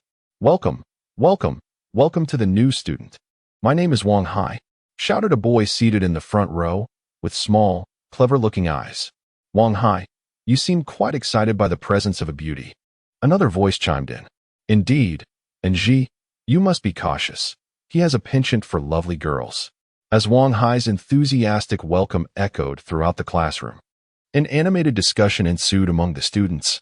Observing their enthusiastic reactions, Angie, though prepared, felt a slight flush on her cheeks. Under the collective gaze, she found herself somewhat at a loss. Yet, inexplicably, she discovered an acute sensitivity to the myriad expressions reflected in their eyes: likes, dislikes, envy, curiosity, and indifference. This keen observational ability appeared to be an innate talent, allowing her to interpret emotions with remarkable ease, leaving her somewhat astonished by her own perceptiveness. "All right, everyone. Please quiet down. Angie, there are still a few empty seats in the classroom. Choose one as we are about to commence our lesson." Amidst her swirling thoughts, her homeroom teacher spoke kindly from behind her. Upon hearing the teacher's words, Angie attentively scanned the classroom for available seats and noticed 3 options. "Teacher, I will sit there," she exclaimed, pointing to an empty chair in the back row. As she confidently strode towards the back row, her classmates were taken aback, with some involuntarily hissing. In their eyes, that seat at the rear was a forbidden zone, a sanctuary for the marginalized, and it seemed inconceivable that Angie belonged there. Upon settling into her seat and offering a serene smile to her teacher and peers, Ji instantly perceived the myriad emotions swirling within them. The homeroom teacher at the blackboard exhibited a hint of curiosity and uncertainty, while Wang Hai in the front row appeared profoundly disappointed, even somewhat vexed. The girl in the middle, seemingly composed and attractive, visibly exhaled in relief, her demeanor tinged with disdain. As for the classmate seated beside her, his expression was rife with skepticism, yet laced with a touch of friendliness. Clearly, he too struggled to comprehend why Ji had chosen this seat, despite his own satisfaction with his place. "Hello, Ji. I hope we can get along well," she said with a smile, her right hand extending seemingly of its own volition. Ji yearned for companionship, perhaps due to her prolonged hospitalization, which had cultivated in her a profound longing for social interaction. She endeavored to maintain her composure, not wishing to overwhelm her new desk mate. "Why you hello? My name is Zhao Tao." Her classmate stammered nervously, his voice tinged with an unusual softness. His demeanor carried an air of femininity. Zhao Tao's complexion was fair, illuminated by a subtle rosy hue in the sunlight, harmonizing exquisitely with his pink shirt. Were it not for the peculiar feminine aura, he might be considered a handsome boy, possessing fine features and a commendable physique, albeit lacking the essence of masculinity. "Please take care of me. I have just arrived in Nanyang City," Ji murmured while gazing at the blackboard. "They were involved in an accident and passed away. I am new here. Are my classmates easy to get along with? Is there anything I should be aware of?" Ji's intuition once again indicated that this boy named Zhao Tao could become a friend, and she unhesitatingly began to share her background. Chapter 15. The bracelet, is it true? It's all right. I understand it wasn't intentional. I was injured in the accident and can hardly recall my past. Just don't treat me like an alien. Ji spoke earnestly, choosing him as her desk mate, perhaps subconsciously recognizing a kindred spirit in him. "Rest assured, I would never. I am more concerned that you might consider us aliens." Zhao Tao replied, "From now on, we are in this together. Let me tell you, the girl sitting in the middle who has no desk mate is the class beauty. She always looks down on others, so it's best to keep your distance. And the one in the front row, Wang Hai, is a complete infatuation. He has written love letters to every attractive girl in school, so it's wise to steer clear of him." Zhao Tao pondered for a moment, then whispered introductions without taking a breath. "Among the remaining classmates, I must introduce one person to you, Li Ming," he called softly to the classmate in front, who turned around to reveal that she was, surprisingly, a girl. "Li Ming is my good friend. Don't be deceived by her short hair and sturdy build. She is a genuine girl, and a wonderful person at that." Zhao Tao quickly clarified upon noticing the confusion in Ji's eyes. Ji promptly reacted, gazing at the teacher, cautiously raising her left hand and gently shaking it twice, offering a friendly smile as a greeting to Li Ming. Turning his head, Li Ming, confronted with Ji's amicable gesture, displayed no change on his expressionless, masculine face, merely forcing a grimace that barely passed for a smile. Subsequently, she shifted her attention back to the lesson. From that day forth, Ji, Zhao Tao, and Li Ming became acquainted. In stark contrast to Ji's simple and joyful days at school, Ning Ida was enduring a tumultuous period. His father had passed away unexpectedly, revealing a monumental secret on his deathbed, one concerning Ning Ida's origins and the mother he had never met. Upon uncovering the truth, Ning Ida grasped the reason for his innate distinctiveness. Both he and his mother were cursed in the face of fate. If he wished to escape the fate that befell his mother, he needed to find an antidote. He also yearned to discover whether the girl from the car accident had survived. Should she live, his chances of finding the remedy would increase, for her survival would undoubtedly alter the circumstances. Thus, still in Germany, Ning Ida dispatched an email requesting assistance in the search for the girl from the accident, Ji. At that moment, neither he nor Ji realized that fate had already intertwined their paths. Their meeting was preordained. Yet, when that time arrived, they would be confronted with a series of extraordinary events. During her time in Yangzhou, Ji found herself exceedingly comfortable, having formed a profound friendship with two marginalized classmates, Zhao Tao and Li Ming. Frequently, The trio engaged in playful antics, collaborated on homework, and journeyed to and from school together, reveling in each other's company. To outsiders, Zhao Tao and Li Ming appeared rather peculiar.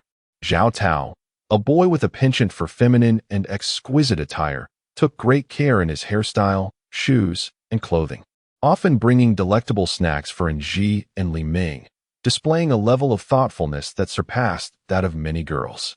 Conversely, Li Ming, despite being a girl, exuded the strength and reassurance of a robust young man. She spoke sparingly, preferring to listen to the banter of her companions, and her expressions of affection were refreshingly straightforward. For instance, if Zhao Tao presented a delicious can of salmon, Li Ming would effortlessly find a way to open it, never vying for their shared treats.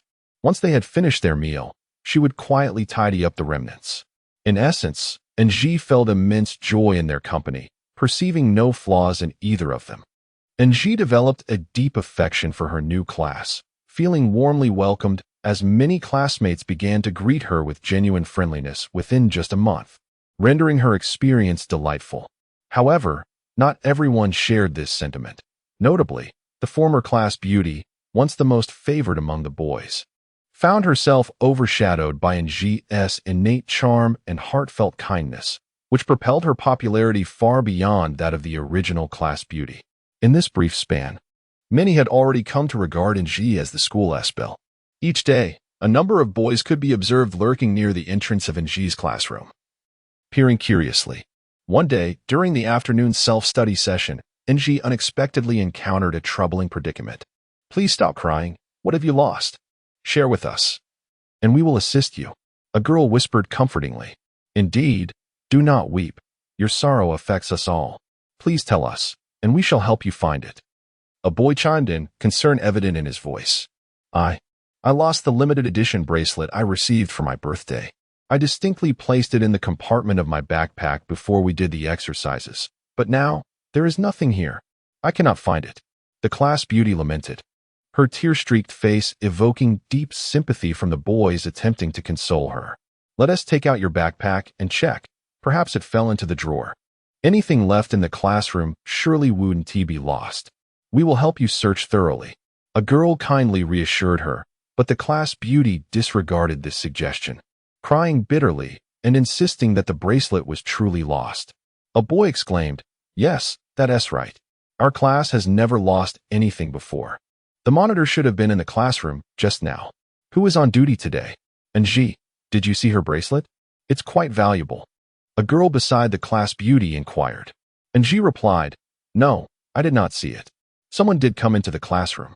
After cleaning the blackboard and mopping the floor, they went out to wash the mop and just returned. I am certain."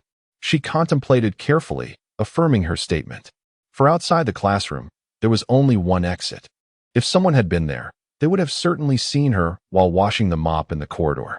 "Then, everyone, let's ponder who might bear the greatest suspicion," remarked one of the girls beside the class beauty, her smile suddenly appearing rather peculiar. Chapter 16. Friends, I observe that our class is currently rather tumultuous. Recently, that expensive hair tie she purchased from Japan has gone missing, and the customized keychain has also vanished without a trace. Today, yet another valuable bracelet has disappeared, lamented another girl with a sardonic tone. She spoke half her sentence while exaggeratedly glancing at Ji, ensuring that everyone noticed the suspicion in her eyes. Indeed, all the students in our class have known each other since elementary and middle school. We are all well acquainted with one another. Over the years, who doesn't know whom? Except the girl beside the class beauty immediately echoed. We all understand that, despite taking precautions, one must fear the treachery from within. The calamity arises from within the walls. You know, another girl consoled the class beauty while speaking. Witnessing the deliberate camaraderie among the girls, Ji instantly sensed an overwhelming hostility. She realized that these girls were merely the class beauty's followers, intent on framing her as the thief.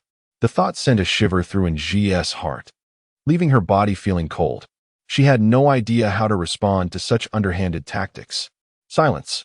Whoever dares to slander Ji, I shall tear their mouth apart. Before Ji could react, Li Ming, who was usually taciturn, suddenly spoke out loudly. Her voice was coarse, somewhat deep and chilling, much like her robust and towering figure.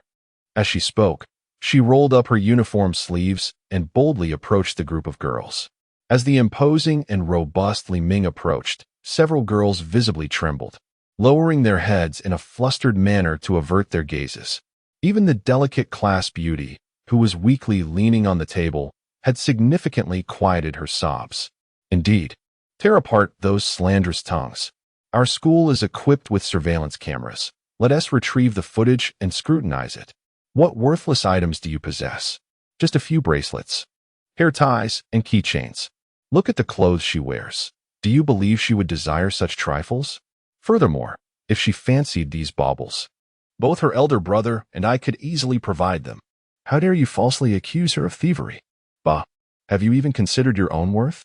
Zhao Tao stood protectively before Ji, delicately gesturing with a flourish of his fingers while pointing at those girls, his voice laced with a slightly affected tone. Indeed, Zhao Tao's words were compelling. The existence of surveillance within the school rendered the truth easily ascertainable. Moreover, since arriving in Nanyang City, Su Xing had ensured that Ji lacked for nothing in terms of sustenance and attire. The garments provided to her were undeniably exquisite and expensive, leading outsiders to perceive her as the scion of a wealthy family. It was also a well-known fact that Zhao Tao hailed from affluence. Being the long-awaited son of a family that had yearned for a boy, he was treasured beyond measure. Raised with utmost care, as if he were a girl, and surrounded predominantly by female family members, Zhao Tao's demeanor was inevitably effeminate. Nevertheless, his generosity was widely recognized.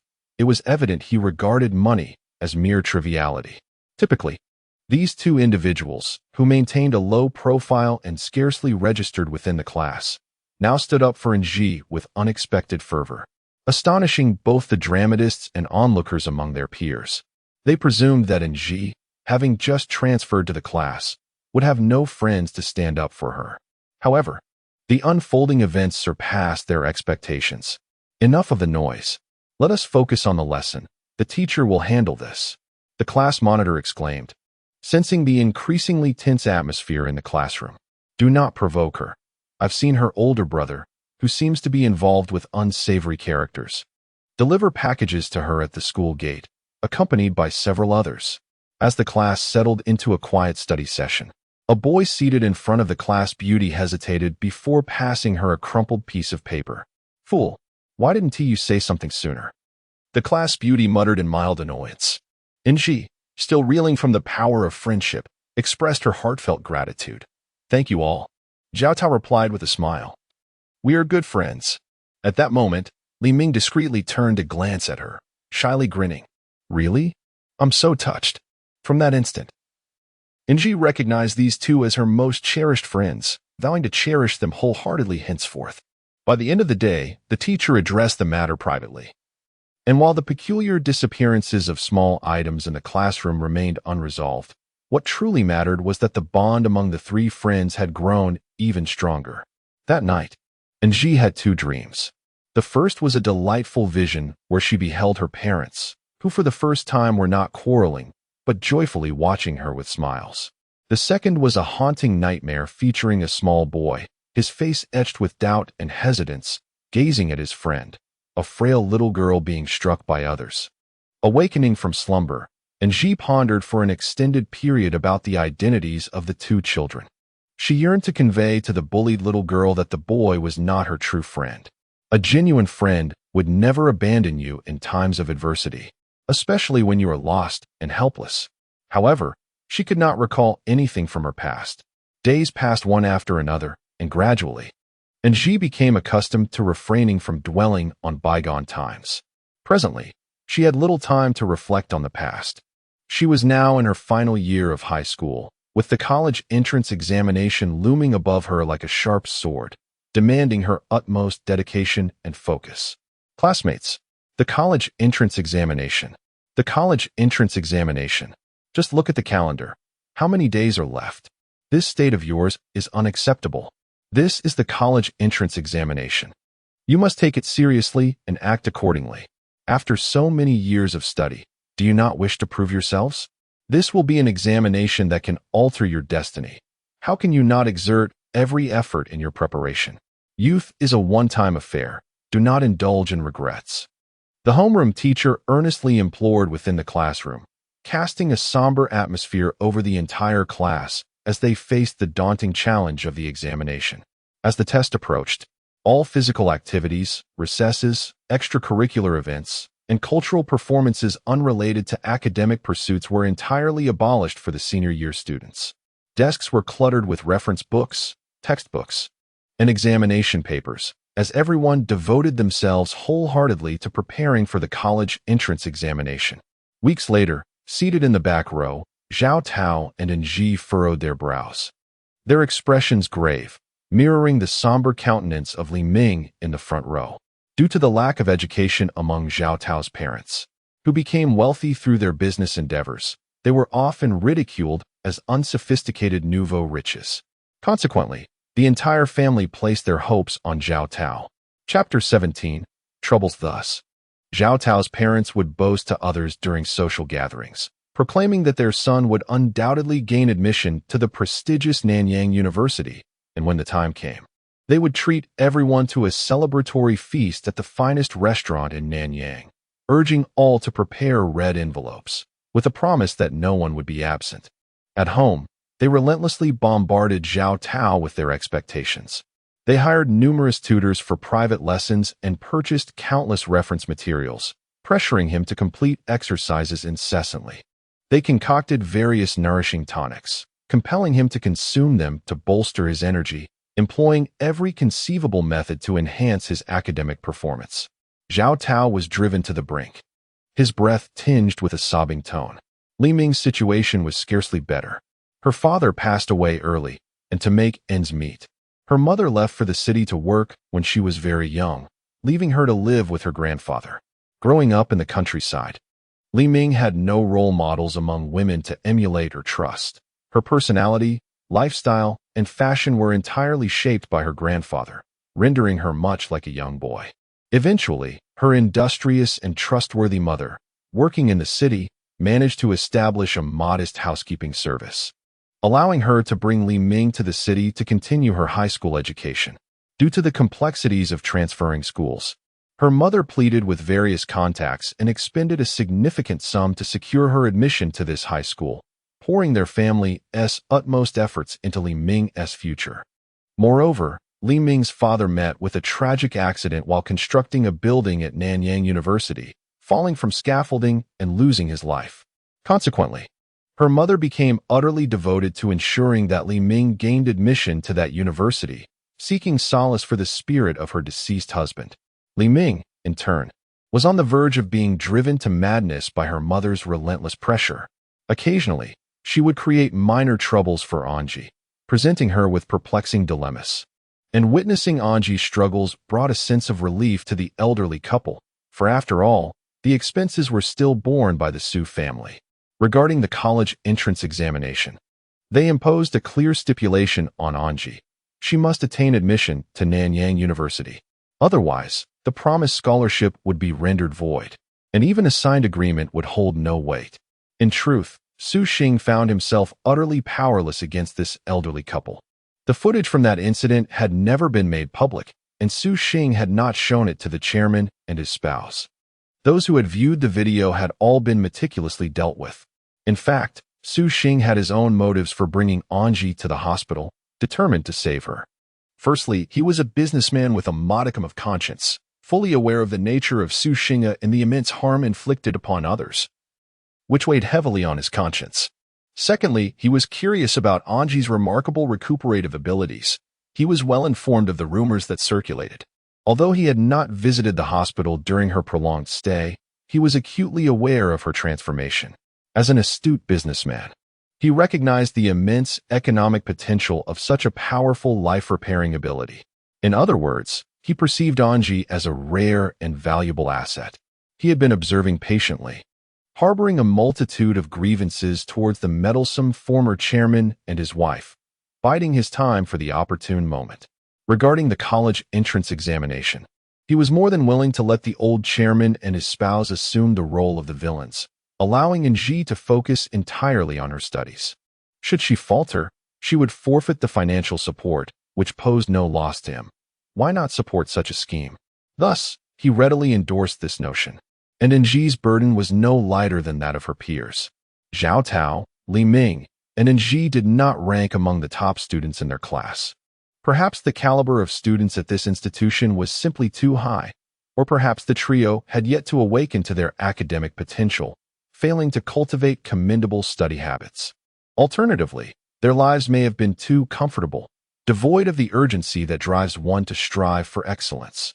In any case, within a span of 6 months, given their current performance and capabilities, it was utterly impossible for them to gain admission to Nanyang University. Ng, I've heard that the Bodhisattva at Shihua Mountain possesses great powers. What if the three of us pay our respects? Zhao Tao suggested, tousling his hair in a mix of exasperation and hope. Or perhaps we could visit one of the many churches in town to beseech the Almighty. Who knows? A miracle might occur. Really? Is that reliable? Does the Bodhisattva truly hold power? And Ji pondered, her own confusion evident. She yearned to assist her friends. Yet her own pressures were equally burdensome. It's futile. Before my father passed away, my mother prayed for a long time, and it was of no avail. Not a bit. And as for that deity, my mother's colleague believes in him. Yet her family still fell ill as expected, which proved utterly ineffective. Li Ming turned his head expressionlessly, whispering softly, "Oh dear, what shall we do? We surely won't be able to get into Nanyang University." Zhao Tao and Ng simultaneously let out a lament, both collapsing onto the table in despondency. The robust Li Ming in the front row also emitted a heavy sigh, as if the apocalypse had dawned upon them.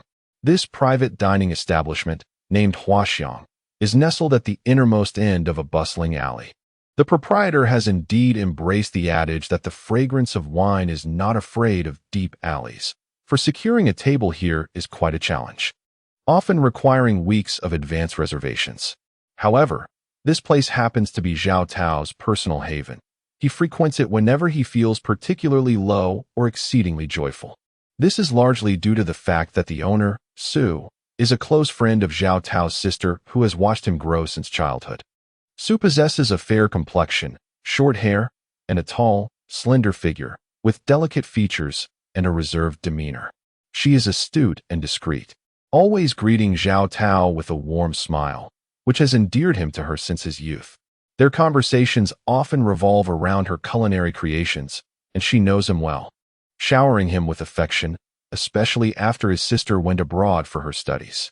Zhao Tao feels no sense of estrangement with her.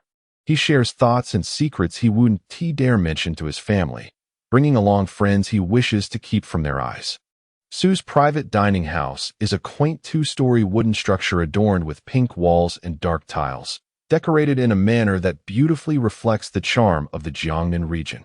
Zhao Tao heard from his sister that the small building belonged to a close friend of Mr. Su, who was often abroad. Mr. Su managed the property on his behalf and was also rumored to be a great lover of food, although no one had ever seen him. Chapter 18. Strange Dreams. Perhaps owing to its private ownership, the quaint wooden building opened only its ground floor and a small courtyard, adorned with 8 or 9 meticulously crafted chairs.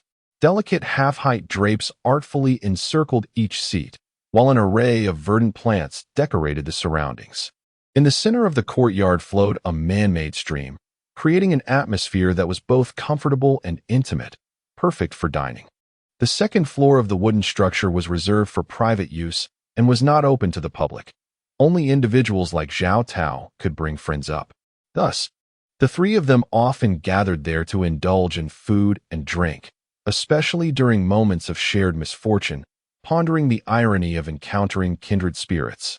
On that particular day, they decided to drink to their heart's content for the first time. Seizing the opportunity while Mr. Su was preoccupied, Zhao Tao sneaked a bottle of Suzhou rice wine, which had been carefully stored since last winter solstice, and they drank it all. Those accustomed to drinking know that once rice wine takes effect, regaining sobriety requires considerable time. When Mr. Su concluded his business for the evening, he found the three of them sprawled on the floor, swaying unsteadily, leaving him both amused and exasperated. He could only inform their families, arranging for them to stay in his small building until they sobered up. That night, the first time Ng had ever been intoxicated, he experienced a peculiar dream within the antique charm of the boss's wooden structure. In this dream, Ng found himself seated in an examination hall, with an English test paper laid out before him. Unlike her previous dreams, in this particular reverie, her vision was remarkably clear. She could discern every detail, even the punctuation of the options A, B, C, and D on the examination paper with utmost precision. In the dream, Ng cautiously picked up the test paper, preparing to turn it over when a voice resonated within her mind. Remember it. Suddenly, as if responding to an unseen command, her brain commenced a rapid processing of information. Just as she had nearly memorized the content of the page, a wondrous transformation occurred, and Ng observed that the examination paper in her hand had astonishingly morphed into a mathematics test. After employing the same technique once more, Ng found herself in her dream, having memorized all subjects of the college entrance examination. Just as she intended to review and confirm her recollections, she was abruptly startled by someone persistently calling her name. Ng, wake up, what is wrong with you? Ng opened her eyes to discover that she was in an unfamiliar room, facing the familiar figures of Zhao Tao and Mr. Su, the proprietor of a private dining establishment. They were hurriedly attending to her, wielding a bundle of tissues and cotton balls, wiping her face. What happened to me? She mumbled, feeling discomfort on her face as she groggily inquired, why is my face covered in blood? In an instant, she sat up, the blood on her hands jolting her into clarity. Quick, don't move, you're having a nosebleed. It's so dry. Mr. Su spoke gently. Upon realizing it was merely a nosebleed, Ng felt a sense of relief. No wonder her head throbbed with pain. With such blood loss, she was fortunate to be alive. However, she suddenly noticed an unsettling change. She could no longer perceive the emotional shifts in Mr. Su, a skill she previously possessed. Heavens! Ng, you have been struggling in your dreams, and no matter how we call you, we cannot awaken you. Suddenly, blood began to flow from your nose, and you appeared as though possessed, which was truly terrifying. You haven't been cursed, have you? Zhao Tao asked with genuine concern. Cursed? Hardly. The feng shui here is quite favorable. Do not frighten her. Are you feeling unwell? If so, I can take you to the hospital later, suggested Su, slapping Zhao Tao on the back as a signal to cease his nonsensical chatter. However, Ng's demeanor in her slumber truly unsettled everyone. Is it true? I'm fine. Really? You go about your business. He can stay with me. Ng managed a weak smile as she spoke. Su, being a perceptive woman, upon hearing Ng's words, exchanged a knowing glance with Zhao Tao before turning to leave. In her eyes, Zhao Tao and Ng resembled a pair of young lovers, but in reality, Ng merely wished to inquire about Li Ming, as she had dreamed of exam papers and did not want anyone to know, lest she be ridiculed. Where is Li Ming? Ng asked urgently as she saw Su depart. She confided in her friends that for the past few nights, every time she closed her eyes, she was plagued by relentless nightmares, accompanied by persistent nosebleeds. Thus, the two friends resolved to take a leave of absence to accompany her to the doctor. Upon their arrival at the hospital and after extensive examinations, Ng was found to be perfectly healthy. Goodness, you terrified us. What on earth did you dream? With the nosebleeds and the constant struggle, it's as if you've seen a ghost. Zhao Tao questioned anxiously. More terrifying than a ghost. You may find it hard to believe, but I dreamt. I dreamt of this year's college entrance examination questions. Every paper was vividly clear. Even the punctuation of the multiple choice options was discernible. Now, my mind is filled with these questions. It's been 3 days, and it's truly unbearable. You too, hurry. Go find some paper and a pen. Ng spoke wearily, skillfully pulling a tissue from the box by the bed to staunch her bleeding nose. Oh my, have you gone mad from the pressures of the college entrance examination? Do you truly believe in dreams? Why not say you dreamt of God, who informed you that tomorrow is a certain day of the world, and we should all refrain from attending school? Zhao Tao scoffed, clearly unconvinced. Indeed, no, that cannot be. Just because you have a nosebleed, you possess such extraordinary abilities? Li Ming questioned, doubtfully patting Nji's head. Sigh, I too wish not to believe it. However, dreaming of the exact same exam questions for 3 consecutive days feels as though my mind will explode if I do not write them down. Perhaps it is indeed a miracle. Never mind, regardless, you two must find me paper and a pen, quickly. If I do not write them down, I am certain I will suffocate.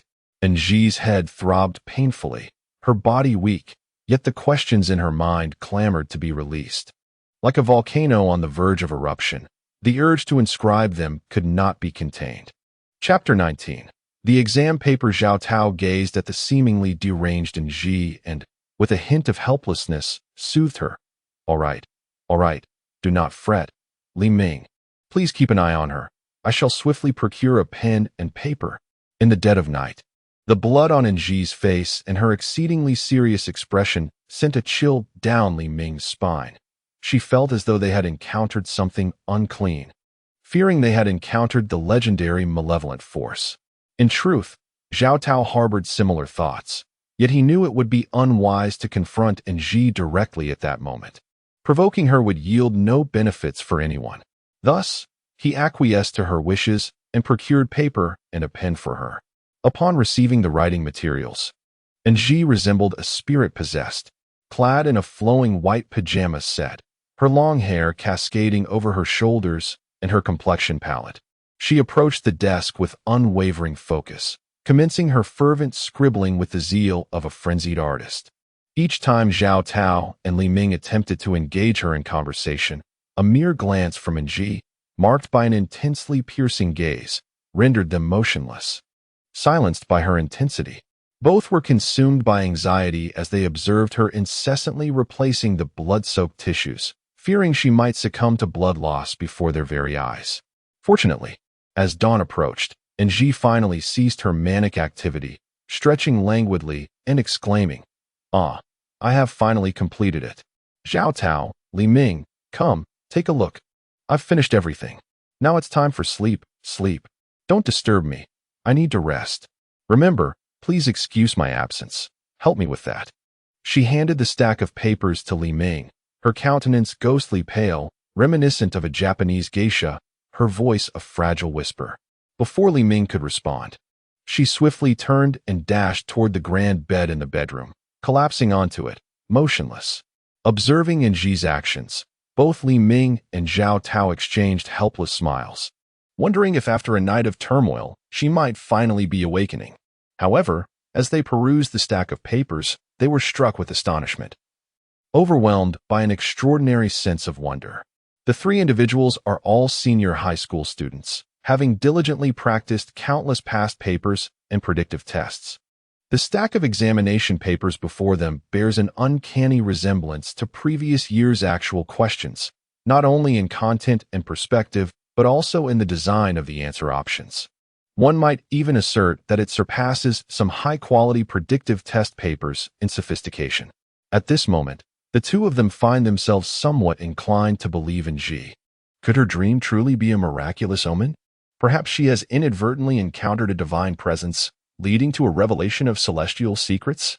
Observing the fatigued Nji, they promptly resolve to split up and seek assistance in solving the answers to these questions. When Nji finally awakens, it is already the peak evening hours of the following day. Night has fallen outside, and the surrounding area is illuminated by the glow of streetlights, accompanied by the lively sounds of people in the community.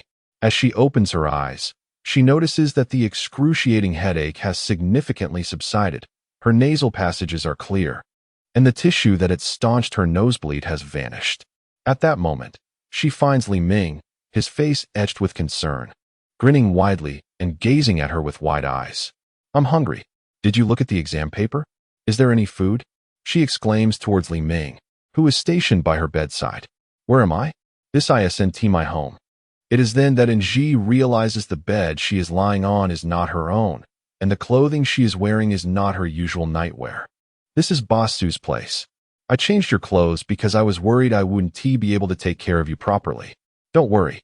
I'll find you something to eat right away." "Zhao Tao? Zhao Tao?" Nji has woken up and said she is hungry. Li Ming patiently explains before rising to his feet and calling out loudly towards the stairwell leading downstairs. And Ji scans her surroundings and recalls that she is on the second floor of a private dining establishment. The room, located at the innermost part of the second floor, adjacent to Boss Su's bedroom, was designated as a guest room for the esteemed proprietor. It was here that she had stayed the last time she had indulged in too much drink. Furrowing her brow and rubbing her temples, she hazily recalled being escorted into a vehicle by Boss Su. She was perplexed as to why those questions haunted her dreams, as if etched into her mind. Was it an apocalyptic vision from a film? A miracle? Regardless, she resolved to jot them down for future reference, feeling utterly driven to madness by the impending Gaokao. And Ji expressed her bewilderment. Suddenly, the sounds of footsteps echoed from the staircase as Zhao Tao ascended with purpose. In the blink of an eye, and Ji beheld him entering with a small serving tray. Upon the tray lay a feast, steaming and fragrant. In a delicate white porcelain bowl rested a thick, glutinous rice porridge, which was adorned with a spoonful of osmanthus honey, knowing well in Ji's penchant for sweetness, its aroma wafting enticingly. Beside the porridge were several small plates, featuring 2 pieces of sweet and sour pork, half of a golden, runny salted egg, a small dish of cold tossed pea shoots, and a quaint jar containing fragrant black chicken and yam rib soup. Wow, everything I adore. And Ji exclaimed, her spirits instantly lifted. She reached for the tray, placing it on the small table that Li Ming had offered, and sat upon the bed to indulge heartily. Careful, take it slow. No one is competing with you, Zhao Tao and Li Ming cautioned in unison. Once her pace had slowed, Zhao Tao began to recount the details of the dream-related examination paper. It turned out that while Ji slumbered, he and Li Ming had meticulously divided the exam paper into numerous segments, consulting a dozen different teachers, who had all diligently solved the questions contained therein. As for the essay and the parts they were confident about, the 2 of them answered it on their own. Afterward, Zhao Tao spread out the completed answer sheets for Ji to see. Really? That's wonderful. As for the college entrance examination, we have no better approach. Given how much effort I've exerted, let's diligently review these papers. Perhaps a miracle will indeed occur. Who knows? I might truly be chosen by fate. And Ji said with a smile, thinking at the time it was merely a jest. Many years later, she would come to realize that it was, in fact, a truth. Zhao Tao joked, yes, let us study hard. We might just strike it lucky. Li Ming wore a bashful smile, gazing at Ji and Zhao Tao with the tenderness of a loving mother, adopting a self-soothing spirit akin to that of the character Ah Q. The 3 of them approached their studies with the mindset of treating a dead horse as if it were alive, mastering those questions with surprising ease. Who could have imagined that a miracle would emerge in such a manner? 2 months later, Zhao Tao and Ji and Li Ming, 3 inconspicuous students from their respective classes, successfully gained admission to Nanyang University. This event became a legendary chapter in their high school journey, celebrated by teachers for many years thereafter, serving as inspiration for those in their final year of study. They would remind students that one must never give up until the very last moment. Yet, what is often visible to others rarely reflects the essence of reality. Time flew swiftly, and in the blink of an eye, 5 years had passed. Chapter 20. 5 years in front of the administrative building of Nanyang University. A girl with a bun hairstyle, dressed in a light gray t-shirt, black shorts, and light gray sandals, was anxiously pacing at the entrance. She adorned her left wrist with a watch, occasionally raising her arm to glance at it before allowing it to fall back down. The girl possessed remarkable beauty, with large eyes, flowing black hair, and fair skin, standing out strikingly at the entrance of the administrative building. Despite it being the eve of summer vacation at the university, when many students had already departed, the campus was not entirely devoid of life, as several young men approached her, inquiring if she required assistance. Oh my and Anji, the materials have been printed, a boy exclaimed, breathlessly rushing over, clad in a white short-sleeved shirt, light blue jeans, and white sneakers. His hair, styled into short curls and dyed a fashionable deep brown, glistened pleasantly in the sunlight, albeit lacking the ruggedness typically associated with young men. His features were delicately handsome, with sparkling earrings adorning his ears, and his fair skin, exposed beneath his clothing, exuded a somewhat effeminate aura. At that moment, beads of sweat dotted the bridge of his well-defined nose, his cheeks tinged with a hint of crimson, adding an unexpected touch of femininity to his overall demeanor. Really? Zhao Tao? Thank you so much. Quickly, let me fan you, Anji replied, accepting the materials he handed her, playfully fanning him while tenderly retrieving a tissue from her pocket to wipe his brow. To the onlookers, this exchange appeared as a display of affection and care between a couple. Some passing boys cast envious glances at Zhao Tao, muttering softly, "What a sissy." However, at the entrance, Anji and Zhao Tao were oblivious to the passers-by as they engaged in conversation while making their way towards the administration building. Today, Anji had an important task awaiting completion. "Zhao Tao, are you certain this office is 333? Look at that door. It's a security door, which only the finance office would have. There's no number on it. Isn't that peculiar?" Anji inquired, pointing at the reddish-brown security door with a look of astonishment. "Absolutely. The senior from the student council assured me that the office in the administration building without a door plate and equipped with a security door is indeed room 333. By the way, I've heard this department is rather unusual in the school. Are you sure you want to take this part-time job? I can't shake off this uneasy feeling." Zhao Tao responded earnestly, gazing at Anji. "Oh my goodness. My mentor. My mentor. I see you have fallen under the spell of that eccentric old man. You'll inevitably become a bookworm like him," Zhao Tao scoffed, having long disapproved of Anji's mentor, a man solely devoted to academia. Every encounter with him made Zhao Tao feel as if he were confronting a cockroach, a blow to his self-esteem. "Really? Come on, don't harbor prejudice against my mentor. There is nothing wrong with studying diligently. I can't rely on dreams to seek fortune forever. Aren't you also immersed in the study of gourmet cuisine?" The mentor shares a close relationship with Professor Ning, a fact well known among the school's populace. Perhaps it is due to their shared eccentricities.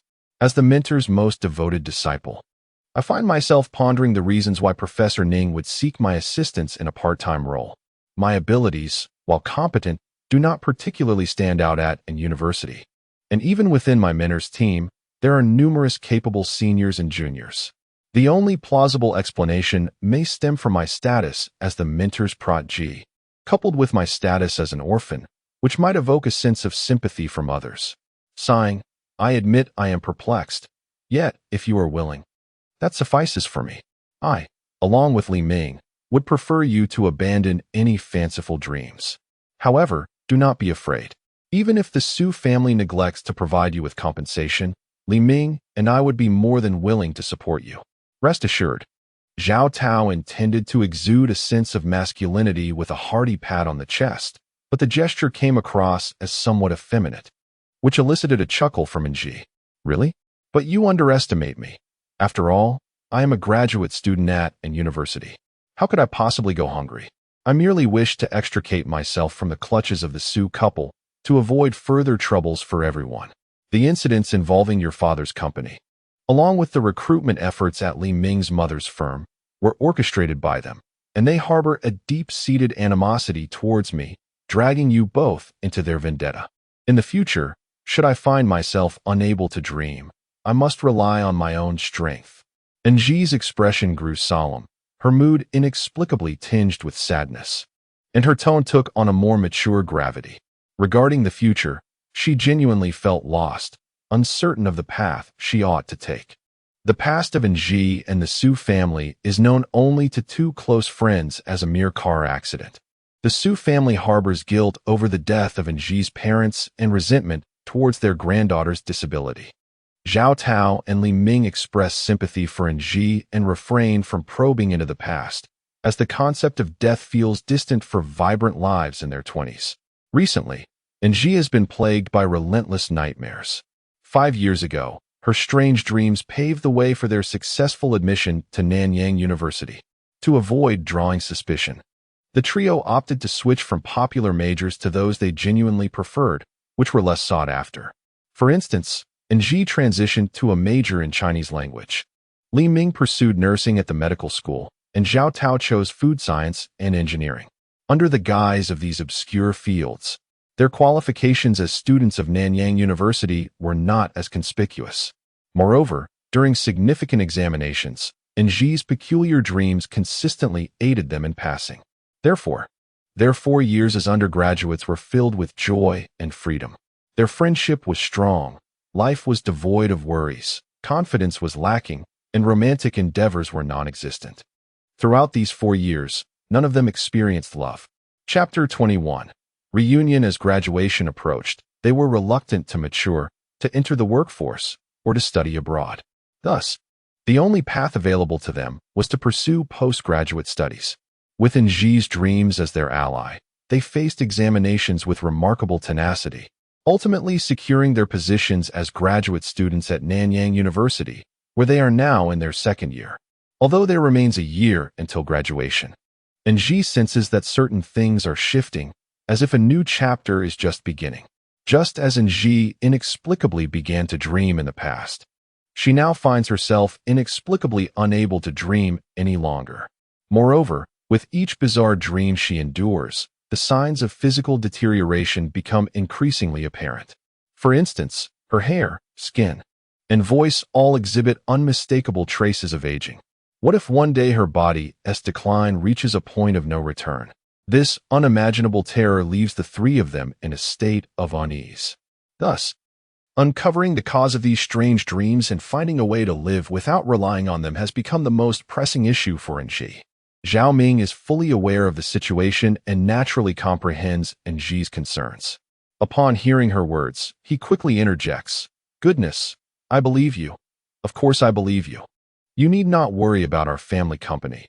Even in the absence of those troublesome individuals, there will always be others to create havoc. The marketplace is akin to a battlefield. This is a normal occurrence. You must not overthink things. Your health is of utmost importance. Do you understand?" And Nji nods. And he continues to offer words of comfort. "Li Ming and I will diligently pursue our own part-time jobs. If we all strive together, we will certainly overcome our challenges. One Tiwi, let us keep pushing forward." Seeing Nji smile brings Zhao Tao even greater joy. With a lively spirit, he exclaims, "Are you hungry? Would you like to eat something delicious? After we meet with Professor Ning, I'll take you and Li Ming out for some golden fried rice.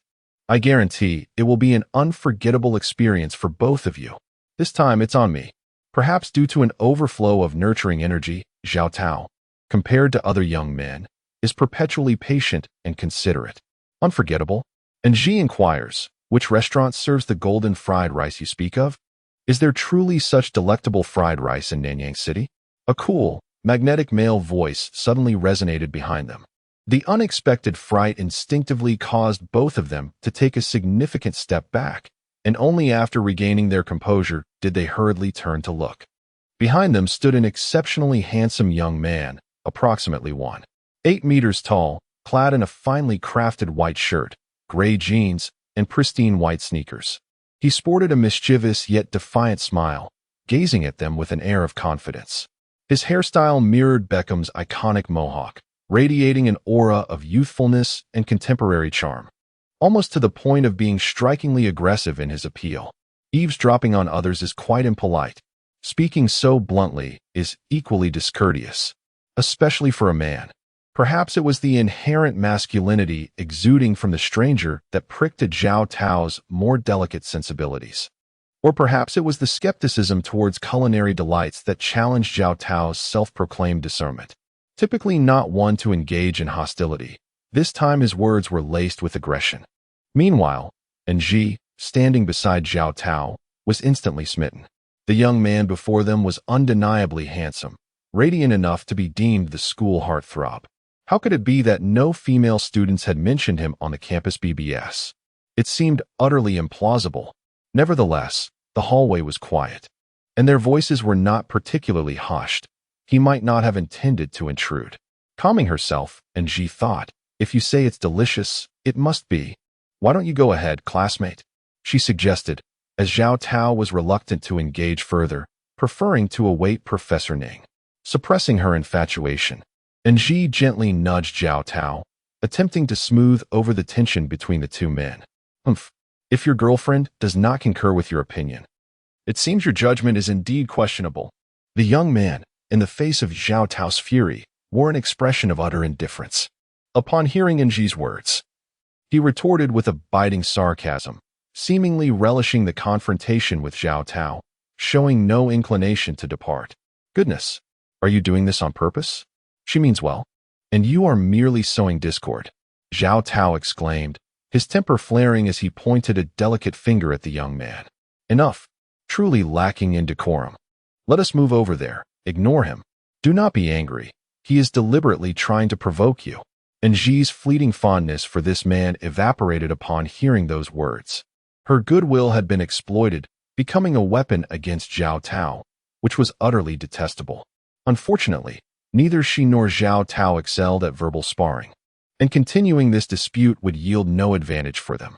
Glancing at her watch, she realized that time was running short for their appointment with Professor Ning. It would be unwise to leave a poor impression, so it was crucial to cut their losses promptly. You, a person like you, should disappear quickly to spare yourself embarrassment. Zhao Tao, still seething with anger, was firmly held back by Nji, yet he strained to turn his head and shout at the young man. Disappear? Why should I disappear? You should not be here. The young man maintained a vague smile on his face and replied without any courtesy. Goodness, you ought not to be here. That is Professor Ning's office.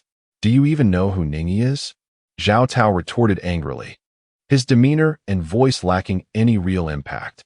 Professor Ning? Ha ha ha, how dull. Is this a satire on the worship of authority? Surely, you have never seen his photograph. The young man laughed heartily at Zhao Tao, and to Nji, this laughter was imbued with disdain. His tone appeared to exude a lack of respect towards Professor Ning. Who exactly was this young man? Such behavior was unbecoming of a rational individual.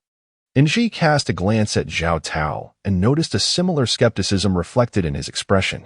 Consequently, the two of them instinctively retreated, exchanging glances that conveyed the message. This individual has issues. Keep your distance.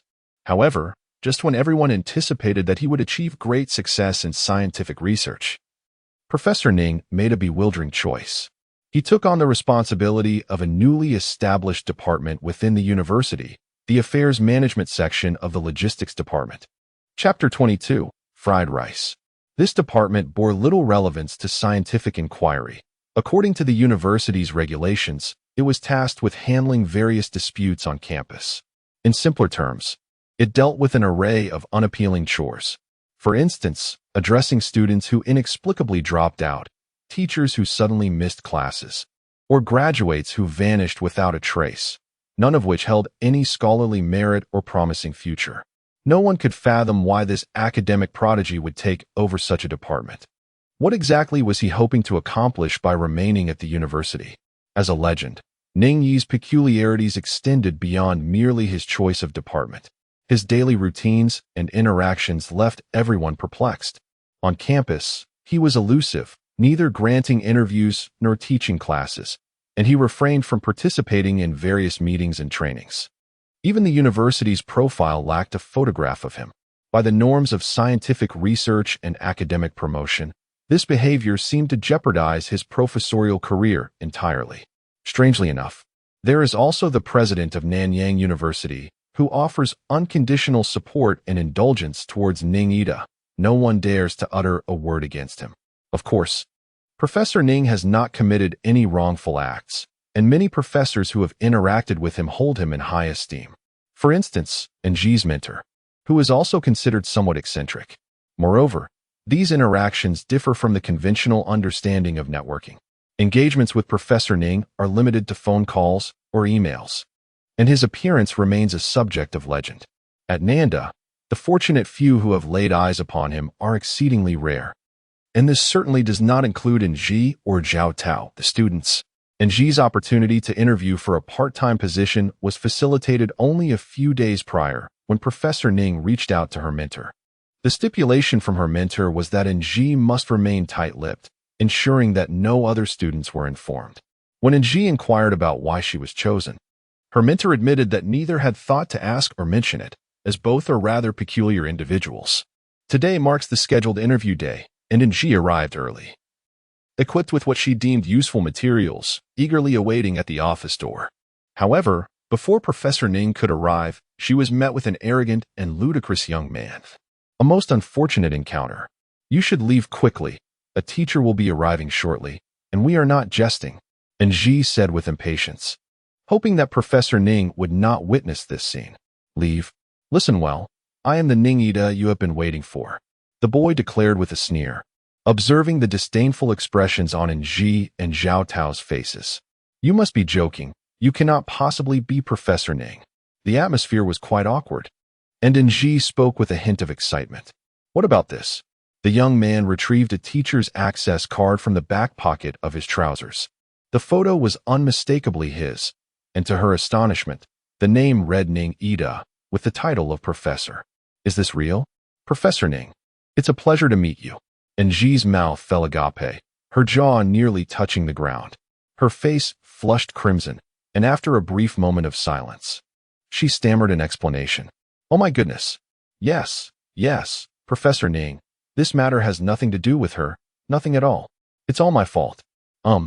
You are too handsome, not resembling a professor at all, but rather a student. A student. You are youthful, right? Zhao Tao's face mirrored her embarrassment, as he too stuttered through his explanation. Caught in such an embarrassing situation, and Ji pondered how she could possibly continue with this part-time job. Her heart a tumult of emotions. Do you not think I am impolite? Do you not question my upbringing? Simply because it is Ning Ida, you forgive me? Such principles of conduct are truly lacking. The young man's expression bore no trace of amusement. He spoke coldly, showing no inclination to accept their apologies. And Ji and Zhao Tao felt even more anxious after hearing his words. Professor Ning, the principal is waiting for you in the office. Could you please head over?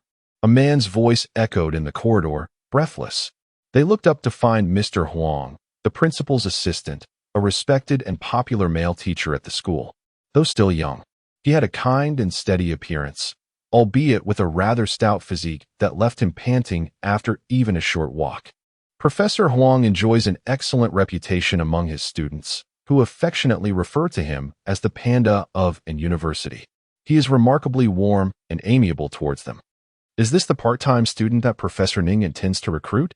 The principal assumed you were merely speaking hypothetically. This is quite advantageous. With additional assistance from students, your workload will certainly be alleviated. However, do remember to perform well, as Professor Ning has exceedingly high expectations. When Professor Huang smiles, he resembles the Maitreya Buddha in a temple, his gentle demeanor providing great comfort. Yet at this moment, the expressions on Ji and Zhao Tao's faces are more akin to sorrow than joy, grappling with the fallout of such a significant blunder. How will they remedy this situation? They cannot predict what further embarrassment the sharp-tongued Professor Ning might inflict in the next moment. And Ji feels a profound sense of disappointment in himself. Had his mentor been aware of this incident, he would undoubtedly feel let down. Let us wait here. Come, let us go to that restaurant you mentioned for the golden fried rice. If it proves delectable, it indicates your discerning taste. After all, like attracts like. And I could arrange for your girlfriend to take on a part-time role. Ning Ida's words are indeed strikingly bold. Really? Do you mean it? And Ji interjects. She is not my girlfriend. She is a good friend. A good friend. Upon hearing this, Zhao Tao immediately nods enthusiastically, while Ji quickly adopts a pleasing smile. Eager to curry favor, Ning Ida's expression remains nonchalant. After a dismissive hum of boredom, he gestures for them to hasten their meal. Eager to impress, Zhao Tao has already contacted his family's driver for their departure before they have even exited the school gates. Zhao Tao has always possessed a remarkable talent for discovering exquisite cuisine, and Ji holds great confidence in him. Coming from a wealthy family and with a passion for culinary delights, Zhao Tao naturally seeks out dishes that are not only visually appealing, but also tantalizing to the palate. On this occasion, he brought his companions to a restaurant located in a bustling shopping center, renowned for its high-priced offerings.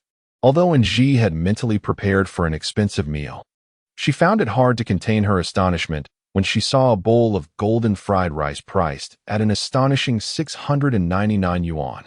Is it truly this costly to dine here? They must think we are easy prey.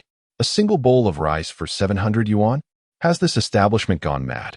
Why not just resort to theft instead? During a brief respite, while the fastidious Ning Yi stepped away to the restroom, Nji seized the opportunity to voice her grievances to Zhao Tao.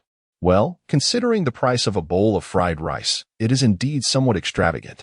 However, you must understand, the fried rice is genuinely delectable, with exceptionally fresh ingredients. Moreover, look at the pleasant ambience and attentive service of this establishment. Spending a few thousand yuan here is hardly an issue. Zhao Tao, unfazed by the cost, spoke with a nonchalance that reflected his financial comfort. Nji recognized the sincerity in his words, acknowledging that for someone like Zhao Tao, raised in the lap of luxury, a meal costing several thousand yuan was inconsequential. However, having experienced the harsh realities of life without parental support and the precariousness of residing under the roof of the Su family, she understood the unreasonableness of a bowl of fried rice priced at 699 yuan. Furthermore, Ning Yi's unabashed demeanor upon perusing the menu left Nji feeling quite uncomfortable. As a professor at an university, he did not exhibit the slightest inclination to decline the lavish meal offered by his students. Instead, he eagerly urged the staff to hasten the service. What manner of person is Ning Yi?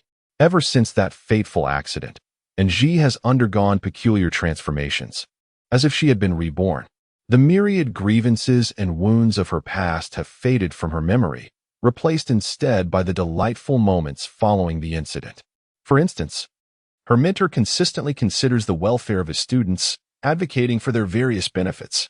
Having encountered individuals of such caliber, she recognizes how unreasonable it is for students to lavish money on professors, akin to a bowl of golden fried rice priced at an exorbitant 699 yuan.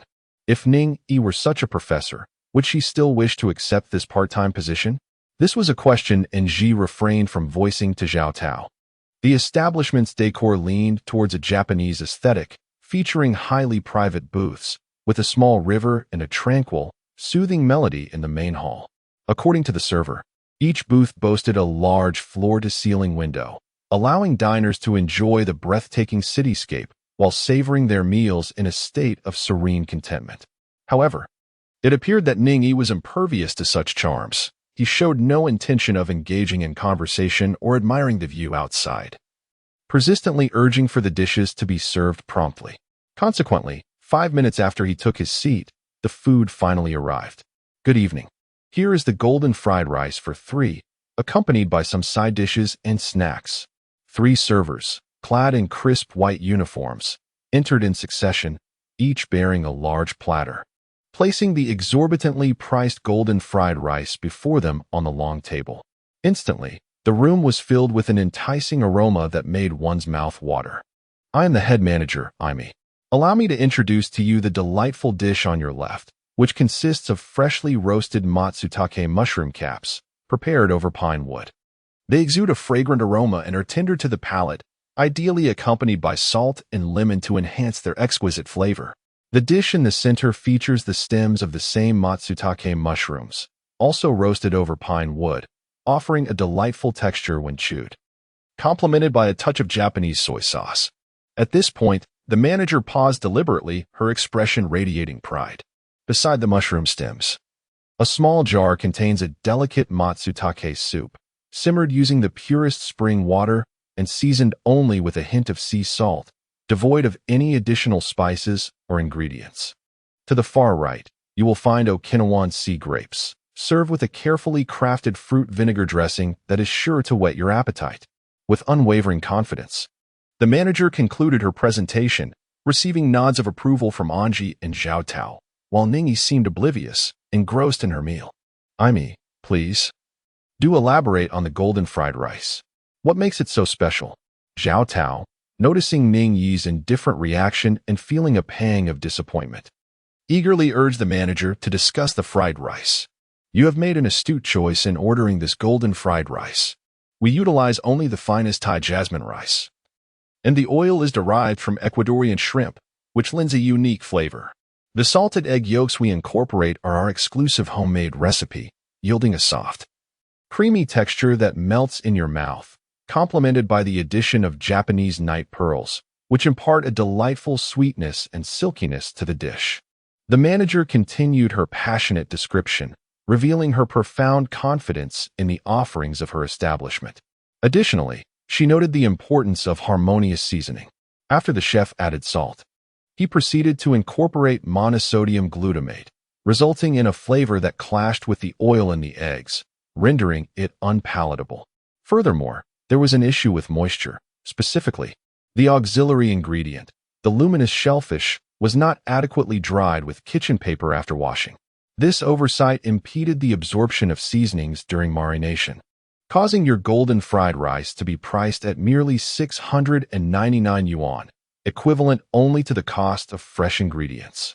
Ning Ida articulated her points with striking clarity, leaving the audience agape and leaving the head waiter in a state of bewilderment. Did she leave? She was lying. The water was not spring water at all, but rather supermarket mineral water, and the matsutake was overcooked. Ning Ida lifted her gaze within the room, continuing her uncompleted critique. Upon meeting Professor Ning's incisive gaze directed at them, and Ji and Zhao Tao shared an unspoken understanding, both choosing to lower their heads and focus on their meals. They comprehended the wisdom of avoiding confrontation. At this moment, silently eating was indeed the wisest choice. Was he a specter? This dish was delightful. How could there be a burnt egg flavor? And Ji whispered in the faintest voice to Zhao Tao seated beside him. Good day, sir. I am the manager of this establishment, and this individual is our head chef for today. The issue you raised has been verified and indeed exists. It is a result of our mismanagement. Given the pricing of today's meals, may I offer you a 50% discount? Before Ji could respond, the partition door was knocked open, revealing a man in a tailored suit accompanied by a meticulously attired chef, both of whom greeted them with utmost politeness. Chapter 24. Part-time job all right. In addition to the discount, I shall also provide 3 plates of pan-fried mushroom caps. This time, I must pay attention to the timing. This plate was overcooked. It is somewhat tough to chew. Moreover, there is a distinction between mineral water and spring water. Ning Ida remarked earnestly while observing the two. This scene left Ji and Zhao Tao utterly astonished. How could someone so notoriously difficult to please be so spot on? What manner of being was he? As they gazed at Professor Ning, who was quietly enjoying his meal, Ji suddenly felt that being so unabashedly acerbic was a commendable talent in itself. Beside him, Zhao Tao regarded Ning Ida with newfound respect. He considered himself an invincible gourmet, having tasted countless delicacies, yet he had never experienced food with such meticulous discernment. How had he achieved this? As the two were lost in their thoughts, Ning Ida set down his chopsticks and lifted his gaze to them. After delivering his remarks, he stood up and departed, leaving Zhao Tao and Ji in a state of bewilderment. They had never encountered such an interview style during their 5 years at Anong University. The likes of this professor were unheard of. No wonder he had become a legend at Anong, and it was indeed a fitting consequence for them to be left in the dust. Once they managed to regain their composure and intended to settle the bill before leaving, they discovered that Professor Ning had already taken care of it. And Ji felt as though he had been struck once more, realizing he had underestimated this remarkable individual. Truly, he was an extraordinary being. Although I know that working part-time for him could lead to dire consequences, are you not curious about him? He is clearly from a different realm. And why would he seek you out? I am dying to know. Upon exiting the restaurant, Zhao Tao exclaimed with palpable excitement, I too wish to know. A different world? And Ji suddenly recalled the words of their mentor, who had remarked that Professor Ning was not an ordinary individual. Following him would unveil a plethora of knowledge and reveal a world unlike any other. A different world? Perhaps it is only within that realm that one can uncover the answers they seek. Let us go, for the answers we are searching for may indeed lie with him. Do you think he too experiences peculiar dreams? In an instant, Ji contemplated the notion that Ning Ida might be akin to herself. If he were similar to her, it would elucidate why he sought her for a part-time position. Zhao Tao's thoughts began to crystallize as well. On the appointed day, Ji arrived early at Ning Ida's office, the door wide open. She rapped gently on the door, and upon hearing a voice beckon her to enter, she stepped inside. The expanse of room 333 exceeded her expectations. By the standards of an university, Ningida, merely a professor, ought not to possess such a spacious and sunlit suite. The office was adorned with deep red wooden flooring, and within it stood 2 large desks, each equipped with computers and documents. Against the wall, a pristine white sofa awaited. The inner door was ajar, revealing an abundance of bookshelves densely packed with various file boxes and tomes. Room 333 imparted to Ng an impression of immaculate tidiness. The windowsills, desk surfaces, and floors bore not a speck of dust, a remarkable feat in the arid city of Nanyang. Every item and piece of documentation was arranged with meticulous order, and even the flora adorning the windowsills and floor had been trimmed into neat shapes. Compared to the chaotic offices of other professors, room 333 feels like a sanctuary.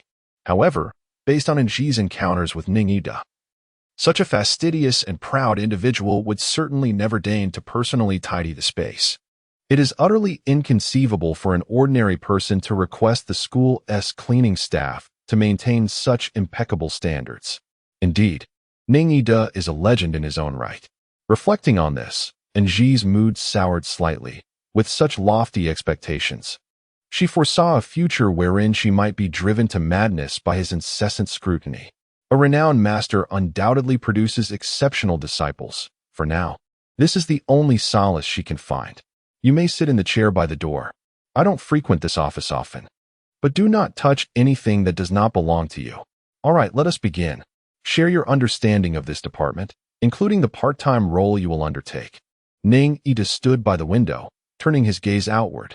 Today, he wore a light gray leisure outfit, which accentuated his tall, slender frame and fair complexion, conveying an air of effortless grace. In contrast, Ng, dressed in a white shirt and black trousers, appeared inexplicably tense. As Ng gathered her thoughts, Professor Ning extended a long, elegant finger and gently touched the lush green pothose on the windowsill. Pothose may not be a rare flower, but it is easy to care for. However, to maintain the vibrant and dust-free leaves characteristic of room 333 is no small feat. Ng recalled Ningida's words, "Sufficient diligence and effort are paramount." Professor, my understanding of this department is that it handles various internal affairs of the school, such as student altercations, disciplinary issues, and truancy, as well as discord among faculty members. For instance, unexcused absences and instructional errors. Regarding the part-time requirements here, my advisor informed me about organizing documents, compiling materials, and my proficiency in report writing. I assure you, I am entirely capable of fulfilling these tasks. Ng, however, did not follow his instructions and sit in the chair by the door. In the presence of elders and teachers, she has always found it challenging to be casual. Maintaining a respectful demeanor might bring her more comfort. The department's understanding is merely a formal statement, and it does not reflect your shortcomings. Let me clarify. The conversation that took place today in room 333 must remain confidential. Do not make me question your advisor's judgment in selecting students. Ningida's voice, though serious and cold, remained steady as she continued to play with the green leaves, not turning away. Perhaps due to a lack of friends since childhood, she struggles with expressing her feelings. Perhaps out of fear of being rejected again, she has never shared her past, not even with Zhao Tao or Li Ming. Su Xing was right when he said that forgetting, for her and those around her, serves as the best form of protection. She yearns for a fresh start. Chapter 25. The reason Ning's icy tone rang out once more as he stated clearly, "Well, let us be straightforward. The department I oversee collaborates with the police to investigate some peculiar cases related to the university, providing necessary technical support. You understand, correct?" Ng nodded. His explanation was lucid, leaving no room for misunderstanding. However, the phrase peculiar cases at the university struck her like a bolt of lightning. Campus tales and urban horror legends are akin to siblings born of the same mother. As the moderator of the eerie version of the university's online community, she was well aware of an abundance of related stories. However, the young and talented Professor Ning's interest in such absurdities left her utterly astonished. A few stories from the campus of an university suddenly flashed through Ng's mind. Could it be that Ning Yi was involved in them? The bizarre and peculiar cases at an university? And Ji's mouth fell agape, her expression akin to that of someone who had just encountered a ghost. And her speech became increasingly stammered. The tumultuous stories swirling in her mind ignited an impulse to question Ning Yi, yet reason cautioned her against it. Was it truly so strange? You are the moderator of the Eerie Forum on the university's BBS, are you not? Don't tell me your fascination with those supernatural phenomena is merely a fade of interest. Ning Yi narrowed his eyes, regarding her with a gaze brimming with skepticism. Clearly dissatisfied with her reaction, Ji stuttered, pressing further. Professor Ning, is it really just because I am the moderator of that bizarre forum that you chose me for this part-time position? Ning Yi chuckled with a hint of mischief, replying, or perhaps it is due to your beauty. Wouldn't that make you even happier? Upon detecting the teasing tone in his voice, Ji's face flushed crimson, and her stammering worsened. And no, I am still a bit confused. Seeing her so flustered, Ning Yi felt a twinge of embarrassment and opted to clarify. I report directly to the principal. Our department operates independently of the university. Currently, besides myself, there are 2 other colleagues, and we are tasked with uncovering overlooked evidence or clues and providing scholarly insights. Scholarly insights? And Ji felt even more perplexed at the term that had escaped his lips. Is academic guidance truly necessary to resolve a case? What could there possibly be to guide? Yet, out of reverence for Ning Yi, she dared not voice her thoughts, merely widening her eyes in earnest attentiveness. Ning Yi continued, stating, in principle, we face no danger. The reason we seek you for a part-time role is not solely due to your peculiar status as a moderator. There is another factor connected to Yongji Group. You must have noticed the hiring posts for Yongji Group trending on the BBS lately, have you not? The recruitment of Yongji Group is among the most fervently discussed threads on campus, and given Ji's penchant for following the latest gossip, she is certainly aware. However, how could such a promising opportunity possibly relate to someone like her, a mere undergraduate who has yet to graduate? Why would a formidable figure like Ning Yi trouble himself to recruit her for a part-time position? This defies logic. Ji's confusion grew ever more overwhelming. Ning Yi seemed to have discerned her thoughts and bluntly stated, we require you and your rather effeminate friend, the one who treated you to fried rice, to attend the recruitment event. Your task will be to successfully pass their interview and secure an internship at Yongji Group when the university job fair commences in a week. He paused for a moment, lowered his head in contemplation, and then continued, we need you to approach a specific individual within the group and gather some clues. We will ensure your safety and provide assistance. There is no danger involved. His demeanor remained calm and composed, though his speech had slowed significantly, as if articulating each word with great care. And Ji's astonishment reached its zenith, prompting her to inquire, approach someone? Why must it be me? I am crafting some ghost stories, and I believe my skills are quite decent. However, securing an internship at Yongji Group seems utterly unattainable for someone like me, a mere underachiever, given their illustrious recruitment history. Moreover, with their esteemed reputation, one wonders what bizarre occurrences could possibly exist.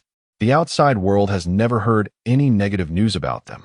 The original forum moderator became captivated by various eerie phenomena due to her own physical changes, which led to a series of peculiar dreams. Consequently, she applied to establish a bizarre section on the school BBS and automatically ascended to the role of moderator.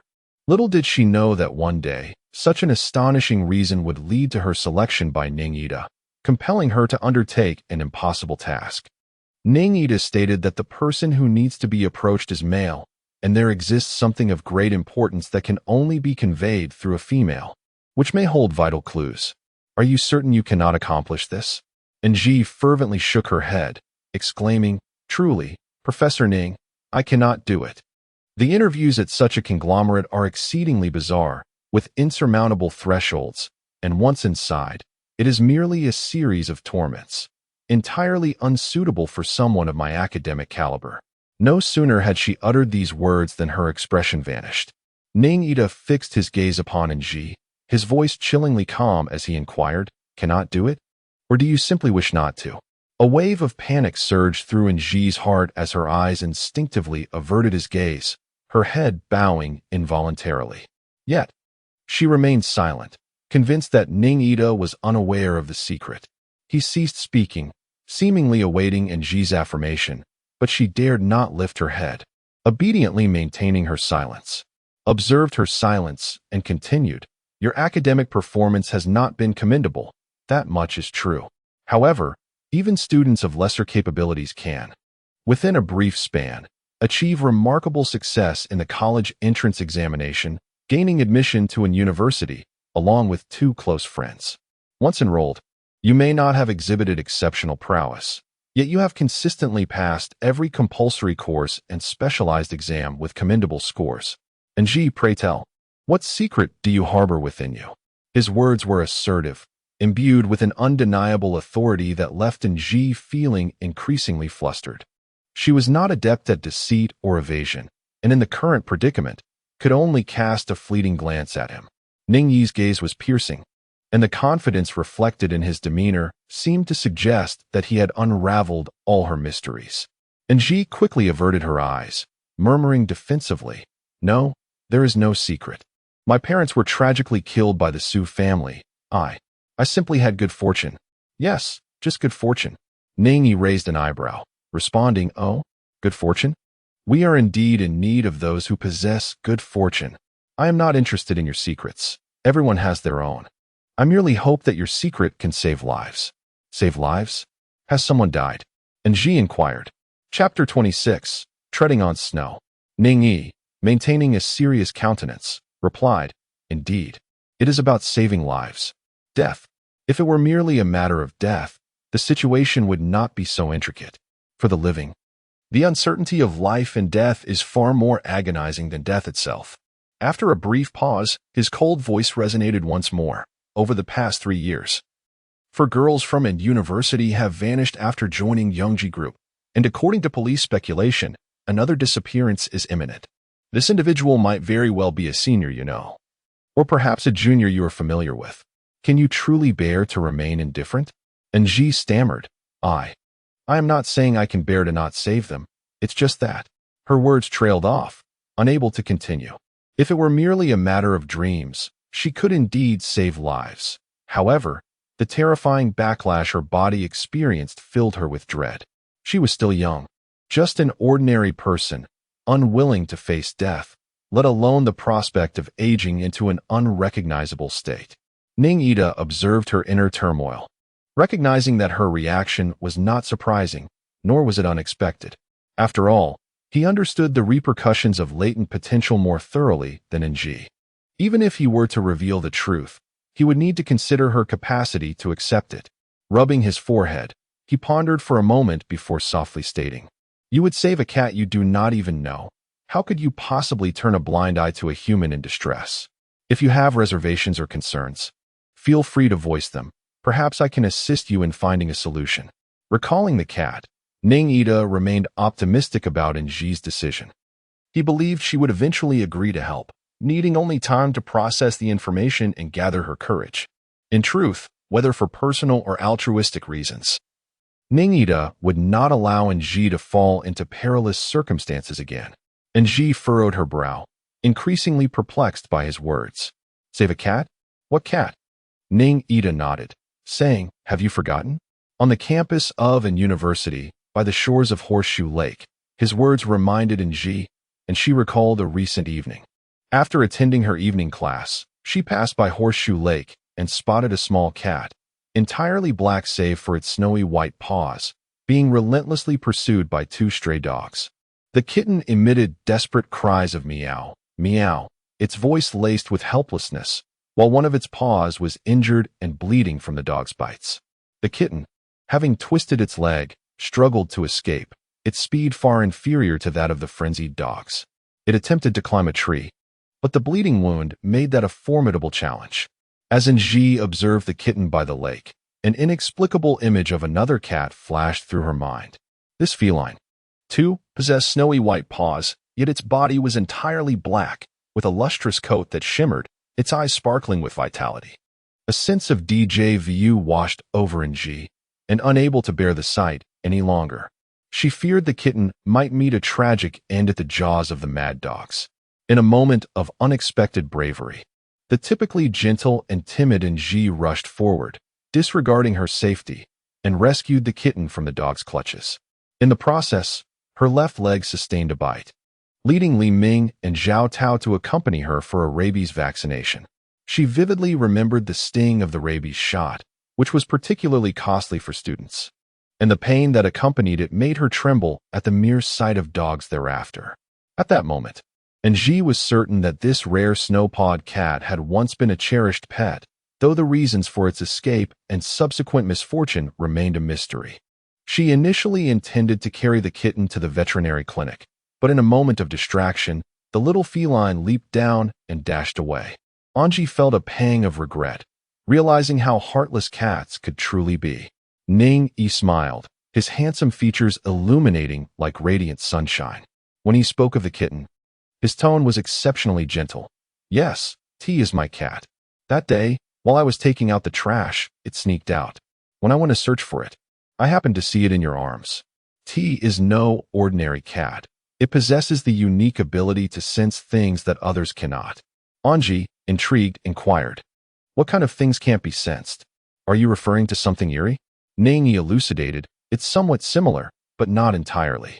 Perhaps T can perceive the energy fields surrounding individuals. Its affinity for you suggests that your energy is quite strong. Such individuals, when sincerely determined to achieve something, are bound to succeed. Don't you think?" His words resonated with Anji. The notion that dreams could foreshadow future events, if understood as a release of bodily energy, made a certain sense. However, she questioned whether she could truly thrive in Yongji Group, given her academic struggles. What if she were to succumb to the ravages of time? These concerns were burdens she could not share with Ning Yi. All she managed to stammer was, "That cat is amazing, but, I don't understand. Why do some girls go missing in Yongji Group?" Nervousness caused her to stutter, a habit she couldn't pinpoint when it had developed. Anji had contemplated overcoming it, but found that the more she tried to suppress it, the worse it became. After countless attempts, she despondently resigned herself to her fate. In her heart, she still clung to the comforting words of AQ, reminding herself that floods should be managed with flexibility rather than rigidity. Let nature take its course, she thought. Ning Yi's cool voice shattered her tension once more as he said, "All the materials I could gather are compiled in this folder. And Ji, you have 24 hours to ponder whether you can accept this part-time role. Will you choose to save lives? 24 hours? Indeed, merely 24 hours. We do not have the luxury of time to squander. If you cannot accept it, choosing to withdraw is entirely acceptable. I fully understand." Ning Yi articulated each word with clarity. He did not impose pressure on Ji nor leverage his status to coerce her. Both remained silent, lost in contemplation. If this arduous choice posed a test for Ji, it equally represented a significant moment for Ning Yi. Confronted with the perilous and uncertain future, he too required Ji to possess the courage and resolve to become an ally. The room was eerily quiet as Ji maintained her standing posture, her mind racing at an astonishing speed. Chapter 27. Choice. Even with the possession of an extraordinary dream, Ji still perceived herself as an ordinary girl. To save or not to save, did she truly possess such immense capability? The fear of potential repercussions left her trembling. Yet the thought of the missing girls tugged at her conscience. A tumult of conflicting emotions surged within her. What should she ultimately decide? Meanwhile, Ning Yi sat quietly on the adjacent sofa, engrossed in a book. His expression conveyed that the absence of Ji rendered any hope of drawing courage from him utterly futile. Ji, filled with despondency, surveyed her surroundings, pondering what to do next. What course of action should she take? Suddenly, a faint sound, reminiscent of a cat's meow, echoed in her ear, sending a shiver down her spine. She turned, searching for the source, yet the room revealed nothing amiss. Ning Yi remained leisurely engrossed in her book, seemingly undisturbed. Could it be that the meow was merely a figment of her imagination? In a place devoid of cats, how could there be a cat's cry? Ah, the meow. Like a bolt from the blue, Ji recalled a dream she once had. In that dream, She beheld an opulent edifice standing proudly in the bustling heart of the city. Numerous impeccably dressed individuals hurried to and fro, continuously entering and exiting the grand building. In that dream, she felt as if she were one among them. Gradually, she approached the towering structure and, in the blink of an eye, found herself amidst the throng. Following the crowd, she ventured into the building, meandering until she reached the threshold of an office. She pushed the door open, revealing a space shrouded in darkness. Undeterred, Angie stepped inside, and the door swung shut behind her. The interior was not only dark but also frigid, instilling a profound sense of panic and unease within her. The oppressive darkness seemed intent on engulfing her, and in her growing disarray, she sensed an overwhelming chill surge from behind. Though she could not discern its nature, her body instinctively reacted, causing every hair on her body to stand on end. She felt the suffocating grip of near death, unable to utter a single sound. Only able to struggle incessantly until her consciousness began to blur, ultimately roused by the sound of a cat meowing nearby. Upon awakening from her nightmare, she found herself drenched in sweat, yet no trace of a cat was to be found. When she recounted this haunting dream to her close friends, Zhao Tao and Li Ming suggested that perhaps the cat was her guardian spirit, a notion she took solace in. If the miracle of dreaming about the college entrance examination questions could manifest in her life, then what other miracles were beyond reach? With no alternative in sight, much like during her own college entrance examination, she decided to trust in a cat, the one belonging to Ning Ida. Angie lifted her head and declared, "Professor Ning, I have made up my mind. Yes, I truly have. I will accept this part-time job, and I can keep the secret." Her eyes widened, her expression earnest. Her tone brimming with conviction, she resembled a warrior poised to embark on the battlefield, radiating a steadfast and tragic light. Yes, tragic, akin to the melancholic feeling of a hero embarking on a perilous journey, never to return. Ning Ida, witnessing her fervor, burst into laughter. He had merely asked her to make a choice, not to lead her to her demise. Perhaps for her, who remained oblivious to the truth. This choice was indeed extraordinarily daunting, yet Angie did not disappoint him with her courage to wager her life. Ning Ida's handsome face gleamed with a smile as he inquired, "Very well, what conditions do you have for making such a significant sacrifice?" "Conditions? What conditions? What about the wages for part-time work?" Angie's question seemed somewhat naive. "I suppose so. What do you think?" Ning Yi teased her deliberately. To her surprise, Angie replied without a moment's hesitation, "I have no conditions. I will follow the professor's arrangements." Ning Yi's smile faded, and she responded coolly, "Very well." Over the years, Ning Yi had encountered numerous astute and capable individuals who, seizing opportunities, had turned bargaining into an instinct for survival in the urban landscape. Was Angie truly innocent? Or did she desire more? He refrained from speculating. The intricacies of the human heart are often beyond comprehension. Rather than dwell on human emotions, he placed his faith in human nature, hoping she would not let him down. In truth, Angie was not as complex as he perceived. In her uncomplicated past, the simplicity of campus life had shielded her from the machinations of the world. Whether this was a blessing or a curse, life would ultimately render its own judgment. At this moment, Angie's sole ambition was to utilize her abilities to unravel the mystery of the missing girl, to save both others and herself. Angie, first review these materials. Many of your inquiries can be answered within them. Then, we shall make a key for easier access to my office. Additionally, my contact information and important office regulations are on the last page of the folder. Please adhere to them.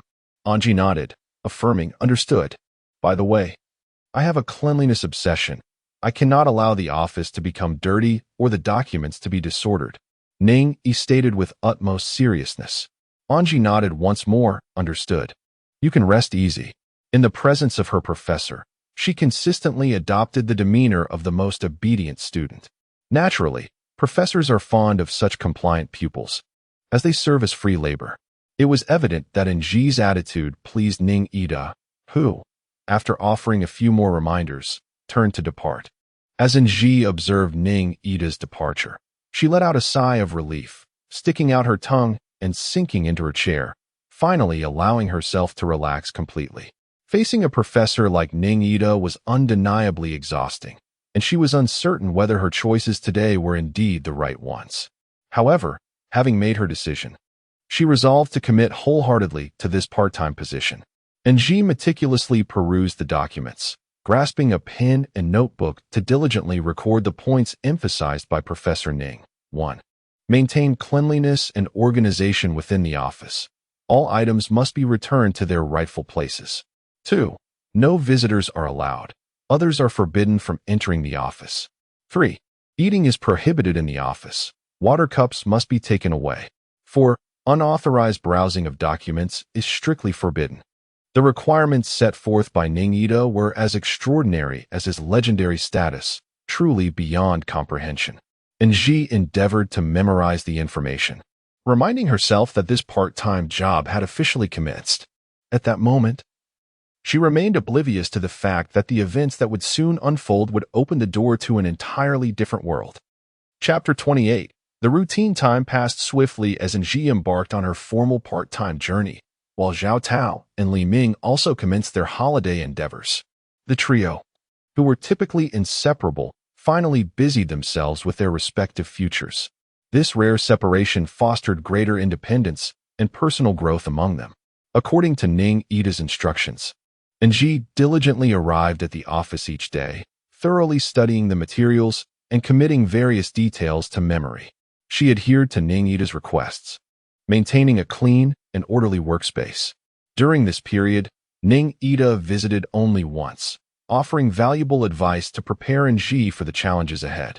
It was after that conversation that she resolved to harness her potential once more in preparation for the Yongji Group interview. This decision, as it turned out, was indeed fortuitous. For reasons unknown, upon awakening from her dreams this time, she experienced no discernible backlash in her body. This was a remarkable phenomenon, alleviating much of the fear and anxiety that had previously occupied her mind. Consequently, she felt a surge of confidence and composure regarding the upcoming recruitment fair at Annong University a week later. At long last, the day arrived, and the Annong University recruitment fair commenced as per the institution's tradition. Nestled in the city of Nanyang, Annong University was renowned as a prestigious institution, often idealized in the eyes of others. Every September, precisely 350 days before graduation, the oldest auditorium, Room 1, would be filled with eager employers vying for talent. These employers, while present at Annong University, projected an amiable and approachable demeanor. In facing the aspiring candidates, they exhibited remarkable patience and unwavering enthusiasm. Despite the competitive atmosphere of selecting and negotiating offers, they tirelessly elaborated on the promising prospects of their positions and the potential for talented individuals to thrive within their organizations. The recruiters' eager quest for talent and the kindness with which they treat candidates resembles a scene from a fantastical play. However, this unique scenario, this honor that evokes envy and resentment among students from other institutions, is exclusively reserved for the students of Annong University in Nanyang City. In their minds, Annong students cannot fathom the arduousness of securing a good job, akin to the trials of reincarnation. Similarly, they cannot comprehend why a single college entrance examination could plunge the majority into despair. How can one examination serve as a pivotal juncture in an individual's journey of growth? The phrase other peoples has long excluded Annong students from the realm of ordinary life, and they have grown accustomed to basking in this distinction and privilege. Yet, this year seems to differ from those past. Subtle changes are unfolding silently. First, the weather in Nanyang City has shifted. A persistent autumn rain falls gently, akin to a magical key unlocking Pandora's box, unleashing a frenzied rain god. The usually arid Nanyang City now grapples with the troubles of the southern plum rain season, where humidity has become a more pressing concern than smog control. People lament the dampness, and the venerable main auditorium of Annong University is no exception. Subjected to days of relentless rain, it has become exceedingly fragile. Not only has the exterior suffered from peeling paint, but numerous leaks have also appeared indoors. In a bid to preserve the university's traditions, The administration has hastened repairs before the commencement of the recruitment fair, despite the construction team's tireless efforts. The age of the auditorium combined with the incessant rainfall resulted in several minor areas remaining inadequately repaired within the stipulated time frame. The construction team duly reported this situation to the university authorities, who regarded it with utmost seriousness. During a prolonged discussion at the administrative meeting, they undertook thorough research and public opinion surveys. The findings revealed that the majority of the university community insisted on adhering to tradition. Ultimately, the administration resolved to proceed with the recruitment fair as scheduled, retaining the historic auditorium as its venue, unwilling to allow rain and time to alter the revered customs of the institution. However, desiring to preserve tradition does not guarantee a seamless return to normalcy. Much like the unusual weather conditions in Nanyang City, this year's recruitment fair at the university indeed proved to be unexpectedly anomalous. It is often said that the current university cultivates either exemplary sheep or refined utilitarians, with little regard for genuine heritage. The students exhibit a range of reactions to such assertions: contempt, rebuttal, anger, and even tacit agreement. Who can confidently declare the correct choice amidst the tides of history? Perhaps there is some truth in what is said. After all, defining success through material conditions appears to facilitate easier judgments. Hence, it is not surprising that in previous recruitment fairs, the most coveted positions among students were found in lucrative sectors such as finance, IT, and petroleum. Yet this year's circumstances left the participating organizations utterly perplexed. In days gone by, once thriving industries now stand desolate, akin to the sorrowful scene of a solitary soldier's departure and a grieving ant's demise, with the entrance starkly devoid of visitors. Even sectors characterized by abundant remuneration and minimal responsibilities find themselves in such a predicament. One can only lament the plight of those lesser-known fields, where compensation is meager and demands are plentiful, evoking a profound sense of despair. Within the antiquated Grand Lecture Hall, numerous students brandishing their resumes have gathered. Yet, as if bewitched, they swarm towards the center of the hall, forming a queue at a singular recruitment booth. The recruiters from other companies observe this occurrence with bewilderment, struggling to comprehend the situation. Adding to their confusion is the attire of this year's applicants. The security personnel stationed at the entrance of the hall also regard the students attending the job fair with a sense of puzzlement. Based on their years of experience, distinguishing the students of MONO-MANHUA University from the crowd is typically a straightforward task. The unique confidence and charisma of MONO-MANHUA students, coupled with an exuberant optimism and positivity, render them conspicuous amidst the throng. However, many of the candidates before them are evidently not from MONO-MANHUA University. Though youthful and seemingly well-prepared, their timid demeanor, the uncertainty reflected in their eyes, and the apprehension evident in their speech betray them with unwarranted labels. Generally, the prestigious MONO-MANHUA recruitment fair does not impose restrictions on students from other institutions. Yet, those with a modicum of self-awareness are acutely aware that being eligible to attend does not equate to the likelihood of securing a position. The companies participating in the recruitment at a university are all esteemed entities in society, and naturally, they possess a discerning eye for talent. Chapter 29. Recruitment. With the exemplary graduates of a university as a benchmark, akin to a mother-in-law who has encountered a wealthy suitor, they become exceedingly critical of students from other institutions, often dismissing their resumes without a glance. Few candidates can maintain the fortitude to disregard such indignities. Fairness is a topic reserved for those who have achieved success. Why would students from other universities subject themselves to humiliation at a university? Consequently, the recruitment fair sees a multitude of students from different schools, much to the bewilderment of the security personnel at a university. What industries or positions could possibly compel them to scramble with such fervor? This phenomenon traces back to a recent trending announcement from a university. Individuals aged 21 and above, with at least an undergraduate degree and a passion for learning, could apply online for an interview. Upon successful submission, they would be granted direct access to the interview. Position: short-term intern, with the possibility of becoming a permanent employee at Yongji Group for outstanding performers. Interview venue and university, East A1-1 of the main auditorium. Date, September 9th. All day. Dress code, distinctive casual attire. This information was unexpectedly released by the legendary business entity, Yongji Group, on the university's online platform in Nanyang City. Typically, reputable organizations conducting recruitment would delve deeply into the backgrounds of candidates, often requiring a doctorate as a minimum qualification. Who would even consider an undergraduate degree? Especially for a premier conglomerate like Yongji. Such refreshing recruitment criteria undoubtedly reflect a profound benevolence within society. As anticipated, in the blink of an eye, Yongji Group has taken the front page of various campus networks by storm. This group not only enjoys a prestigious reputation in Nanyang City, but also stands as a leader in its industry nationwide, with an immeasurable potential for future development and prospects.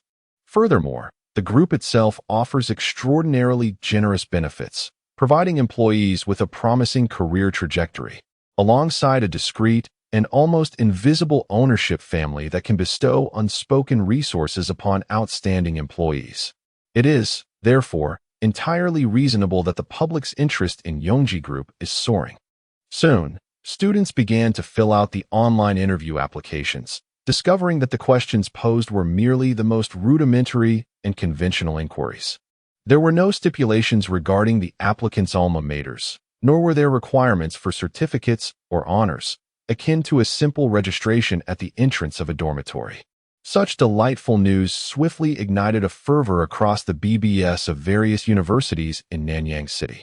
Whether among the academically elite of a university or the less confident students from other institutions, everyone was fervently vying for the opportunity presented by Yongji Group. Opportunities like these do not fall from the sky every day. Those who do not attempt are indeed foolish. What if one succeeds? Although the recruitment information from Yongji Group did not explicitly outline the titles and responsibilities of the intern positions, does it truly matter? Every newcomer typically begins by attending to menial tasks, proving themselves worthy of discussions regarding transfers and promotions only after demonstrating competence. Moreover, Yongji Group has consistently maintained an excellent reputation, with reports suggesting that all matters within the organization are governed by merit, with a strong emphasis on fairness and adherence to rules. Over the years, there has been a conspicuous absence of negative information or complaints from employees feeling undervalued in both online and media platforms. With this foundation of positive sentiment, the collective dedication and efforts of everyone involved become more comprehensible. Living in contemporary society, individuals are educated from a young age to believe that anything is possible. In the face of promising opportunities, the fierce competition for success is a natural and inevitable phenomenon. Thus, the scene unfolding today in the Grand Auditorium is easily understood. A few exceptionally attractive men and women are seated in the judges' panel, and the spacious venue clearly reflects the respect that a university holds for the Yongji Group. Students line up patiently, awaiting the favor of fortune. The chief interviewer, a strikingly beautiful and youthful woman named Veena, exudes competence and charisma.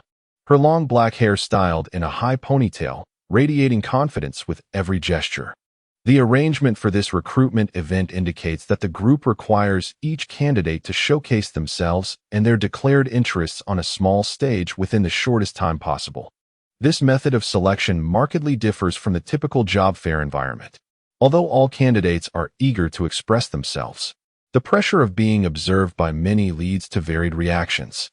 Some students hesitate and ultimately choose to quietly leave the auditorium, while others display remarkable resilience. Standing on the small stage, yet trembling with nervousness, unable to articulate a single word.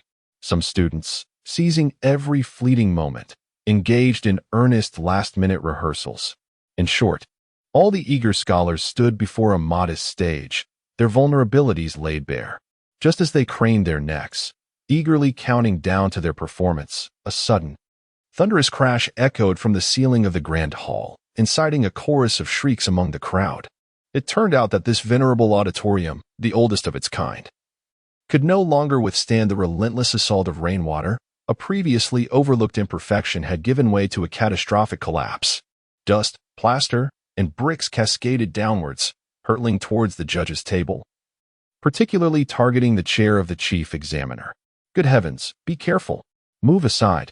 Quick," a man's voice called out gently. At that moment, a large black umbrella unfurled above Vena's head, shielding her from the debris that would have otherwise descended upon her. Startled, she found herself momentarily disoriented. Just then, a woman beside her urged softly, "Step back quickly. Hurry. It's safe here." With a firm tug, Vena was pulled backwards, stumbling into the embrace of the woman, thus escaping the peril of falling rubble. Amidst the chaos, frantic voices filled the air as people scattered like a turbulent tide, each absorbed in their own flight for safety. Yet, the couple remained composed, responding with alacrity to the crisis, stepping forward to protect others. Although the small stones had damaged the large black umbrella, the interviewers at the judge's table emerged unscathed, expressing their heartfelt gratitude for the couple's timely intervention. At that moment, the teacher responsible for maintaining order at the scene hurried over, shouting, "Everyone, remain calm. There is nothing to worry about. It is merely a small leak in the roof, and it will be addressed immediately." The security personnel at the entrance of the auditorium quickly assisted him in managing the minor crisis. Before long, order was restored, but all interviews for other organizations were halted, leaving only Yongji Group to proceed. Under the direction of the school leaders and the supervising teacher, their recruitment session was relocated to a small room within the hall, and everything continued smoothly. The striking girl with a ponytail, Vena, resumed her position as the lead interviewer, her demeanor composed, seemingly unperturbed by the earlier commotion. In stark contrast to the earlier lively atmosphere, the room was now enveloped in silence as the clever young man and woman stood before the panel of interviewers. Vena, like her fellow interviewers, scrutinized the pair before her with a contemplative gaze. The young man wore a pink long-sleeved shirt, white trousers, and white leather shoes, speaking in an excessively effeminate manner. His voice was soft and lilted, with his fingers occasionally fluttering in a delicate manner. His features imbued with an alluring charm that exuded an unmistakable femininity. The young woman, clad in a white hoodie, blue jeans, and white sneakers, initially presented a vibrant, youthful appearance. However, this impression was marred by her extremely pale, bloodless face, rendering her entire presence rather eerie. Her dark circles were particularly pronounced, and her expression bore an uncanny resemblance to the drowsy vampire doll from the film Interview with the Vampire, as if she were on the verge of fainting at any moment. Yet, astonishingly, in the very next instant, amidst the chaos and confusion that engulfed everyone else, these two peculiar individuals selflessly rushed to save Vena. The interviewers must have perceived these two as unlikely candidates for such courage and determination. If one were to offer a plausible explanation, Vena recalled Stephen Chow's film Kung Fu, where the characters Yang Guo and Xiao Long Nu exuded a similar aura. In other words, true masters are always distinct from the ordinary. With this thought, she lowered her head and began to peruse the resume in her hands.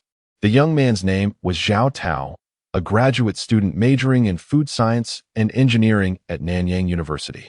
He possessed striking features, thick eyebrows, and large eyes, with a physique that was quite average and not unattractive. However, his every gesture was imbued with an oddly feminine charm, particularly his manner of speaking, which was not only effeminate but also accompanied by delicate, languid hand movements, evoked an involuntary shudder in those who beheld him. Frankly speaking, Zhao Tao's resume lacked any noteworthy accomplishments. He had never won an award, participated in competitions, nor did he possess any tangible work experience. In the section for internship experience, he had filled it with the names of restaurants he had visited, along with his critiques on their dishes, service, and ambience. Zhao Tao was indeed a peculiar specimen. Yes, he was truly an oddity, Vena asserted in her mind. Among the students at Nanyang University, one would barely scrape by with such a mediocre resume. He would never become that kind of urban elite or executive. The organization would undoubtedly reject such individuals. Vena contemplated this in her mind, resolutely deciding against him. She set aside his resume and immediately began perusing the girl's application.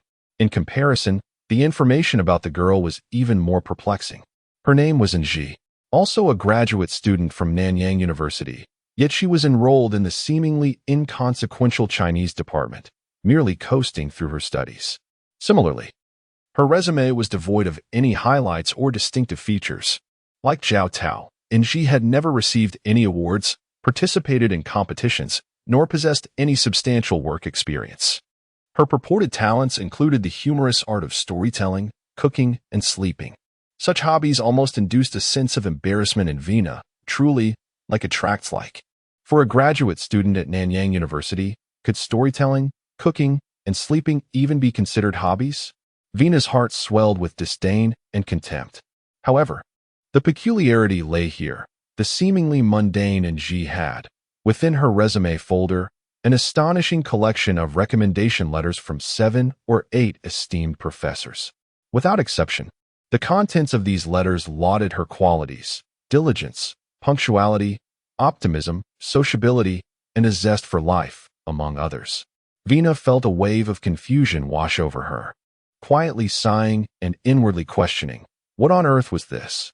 Even if Ji possessed some formidable connections, it was hard to believe that the professors of Nanyang, known for their integrity, would pen such glowing endorsements. In Vina's view, the traits mentioned in those letters were merely reflections of everyday norms and hardly merited acclaim, let alone a place in a recommendation letter.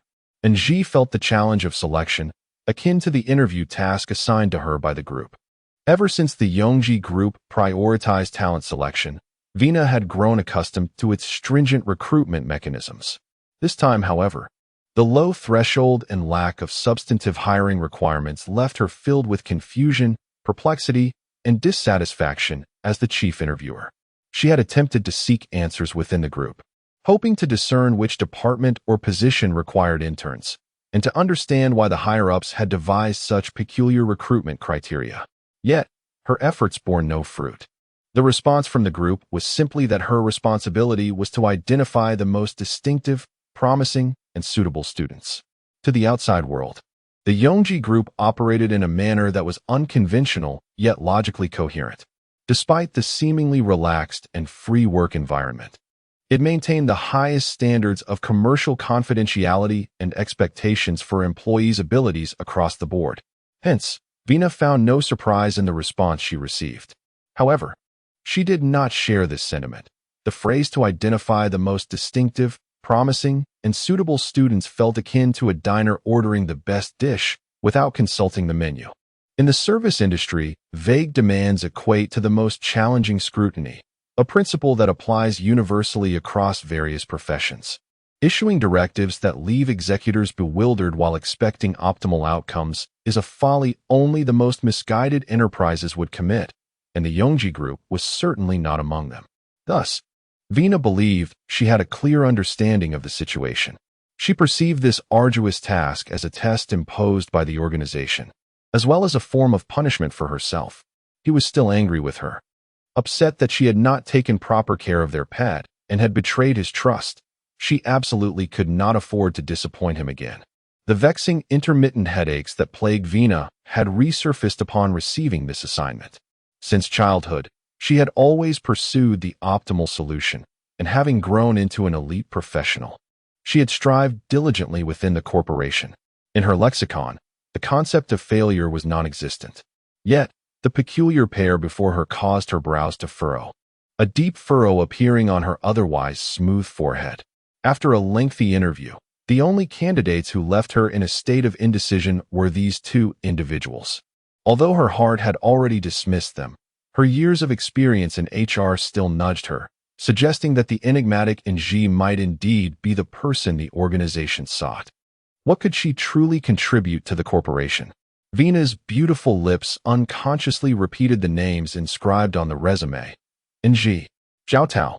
Chapter 31. Vina recalled her elementary school days, where there was also a peculiar pair of students in her class. Her classmates mocked them as the Tao sound still echoes duo. The girl was named Shani, and the boy, Zhao Jiao Tao. Both were the most inconspicuous and bullied students in the class. In her memories, their clothing was perpetually drab and colorless. In the bloom of youth, They exhibited none of the vivacity typically associated with that age. Instead, they slouched with their heads bowed, existing in a manner that belied their youthfulness. Despite the biting sarcasm and scorn from others, she remained utterly unresponsive, akin to a pair of walking mummies. Even in elementary school, she exhibited remarkable qualities. Whether it be her affluent background, striking appearance, or academic prowess, she was undeniably a captivating presence. If fairy tales truly existed, she would undoubtedly be the noble princess living in one, basking in the adoration and admiration of those around her. Conversely, the duo known as Tao Sheng Yi Jiu belonged to an entirely different realm, yet Vina never anticipated the profound transformation that would later befall Zhuo Yi. In those days, she found the behavior of certain classmates intolerable, particularly their incessant bullying of the Tao Sheng Yi Jiu pair, and Vina had intervened on multiple occasions. Perhaps this small act of kindness was what sustained her friendship with Zhuo Yi. However, Vina was acutely aware that her benevolence stemmed from a sense of superiority rather than genuine concern for Zhuo Yi or the boy named Zhao Jiutao. The inhabitants of that other world seemed too distant for her, and she held little interest in them.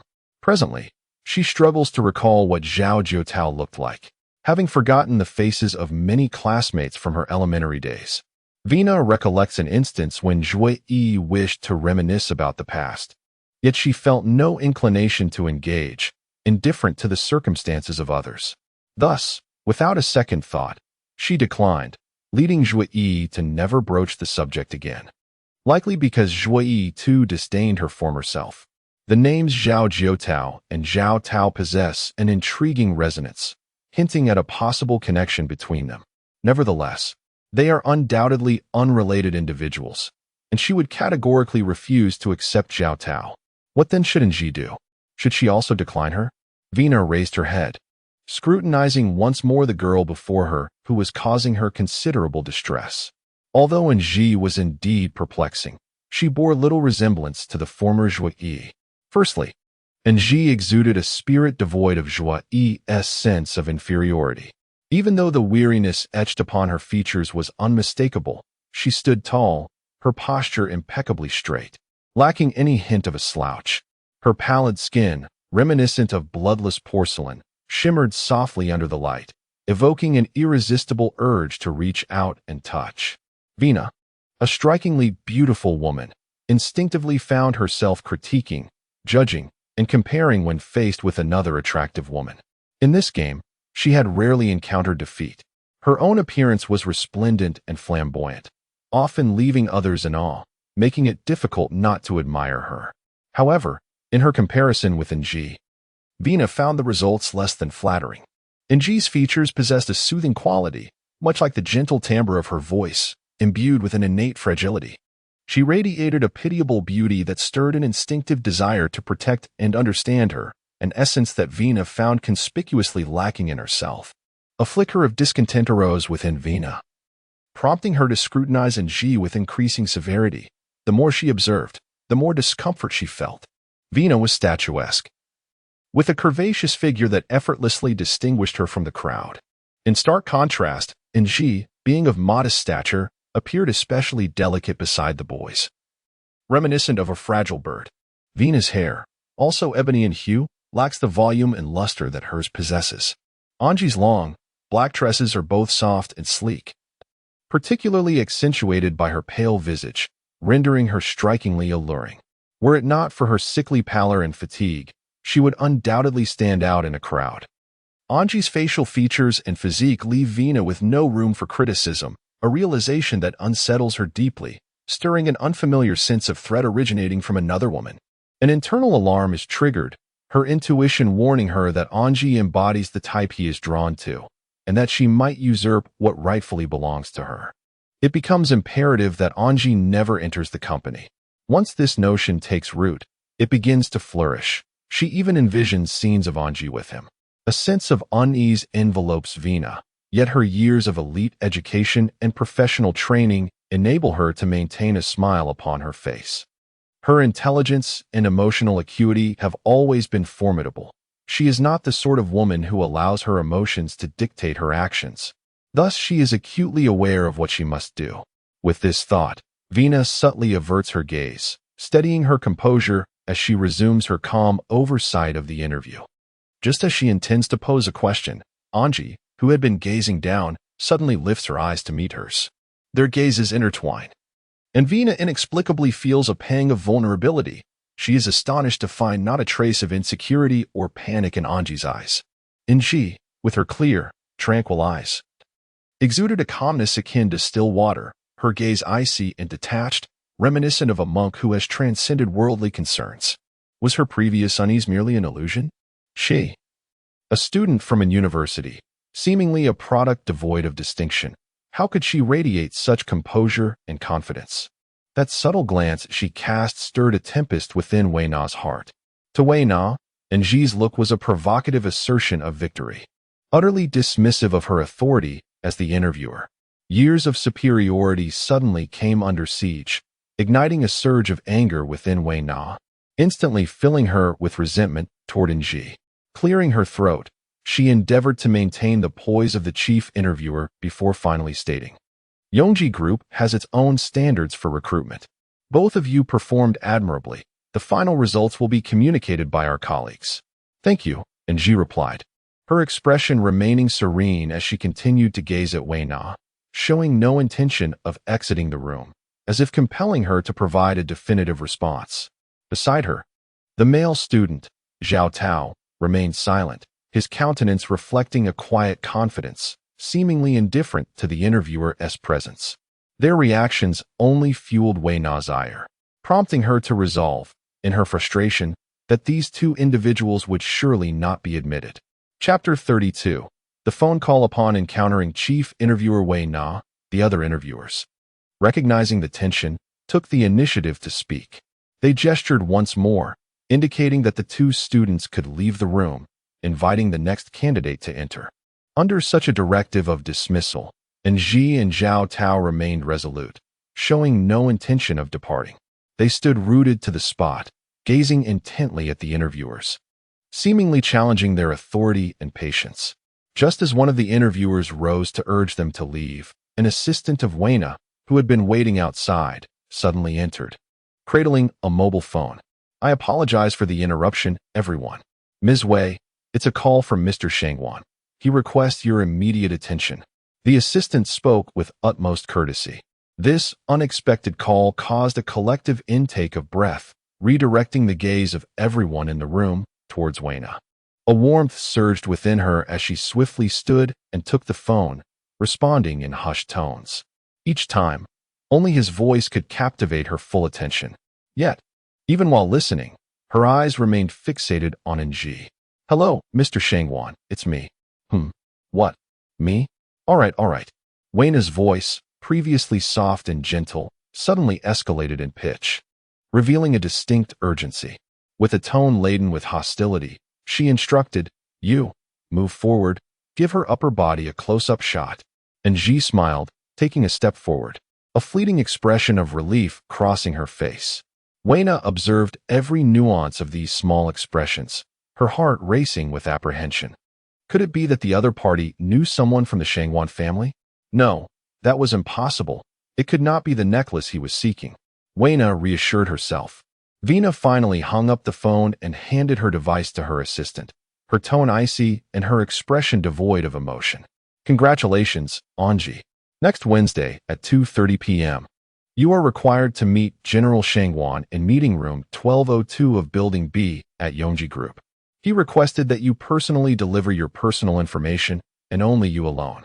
Anji's smile was indeed captivating, yet when juxtaposed with her pallid, chapped lips, dark circles under her eyes, and an overwhelming sense of exhaustion, it conveyed an inexplicable eeriness. Her reaction upon receiving the news was, in fact, quite normal. However, the boy named Zhao Tao remained peculiarly silent, his demeanor unchanging. His face bore no expression, his eyes devoid of any turbulence, and his body stood rigid and motionless, as if the outcome of the interview held no significance for him whatsoever. The interviewers found his behavior somewhat unusual, and soon, the two strange individuals quietly exited the room without anyone urging them to leave. This internship recruitment at Yongji Group was open to all genders, with 3 positions available. Thus the interviews continued. Yet, Vina, with her impassive exterior, could no longer maintain her composure. Her mind was consumed with thoughts of these 2 individuals and the sound of his voice. The cold male voice emanating from her phone belonged to someone she had cherished for many years, yet remained tantalizingly out of reach. Anji, have we made it through? Is everything all right? Upon reaching a secluded corner of the campus, Zhao Tao cautiously glanced around and lowered his voice. At this moment, his movements appeared far more composed, and his tone no longer carried a lilt.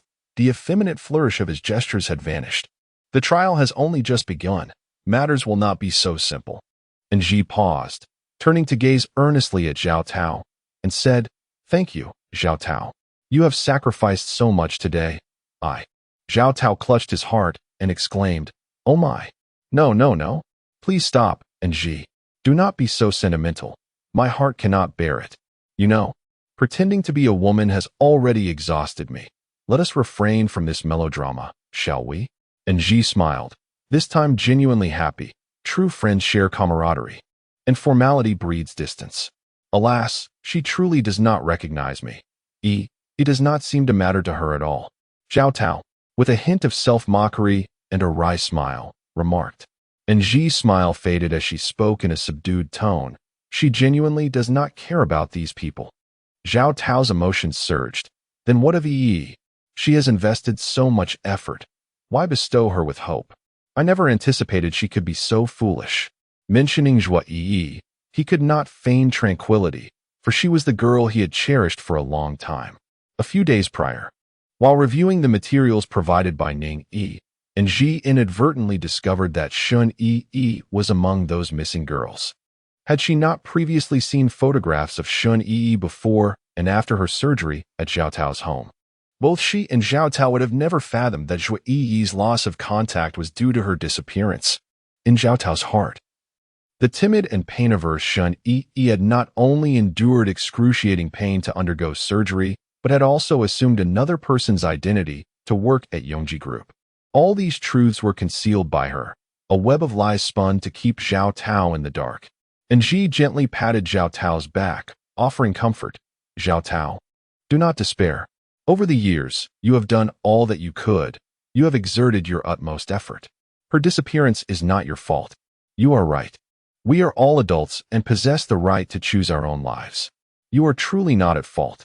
Zhao Tao, overwhelmed with emotion, tears streaming down his face, exclaimed, "It was Vina's kindness that transformed us, for which we have always been grateful. Yet, how can he not understand that she is different from us? Her exploitation has ruined Yi. She must have concealed Yi. Do not be disheartened. We will find her." And Ji continued to console him. "I should have stopped her from leaving that day. I should have refused to assist her." "Oh, why?" Zhao Tao choked on his words, unable to continue.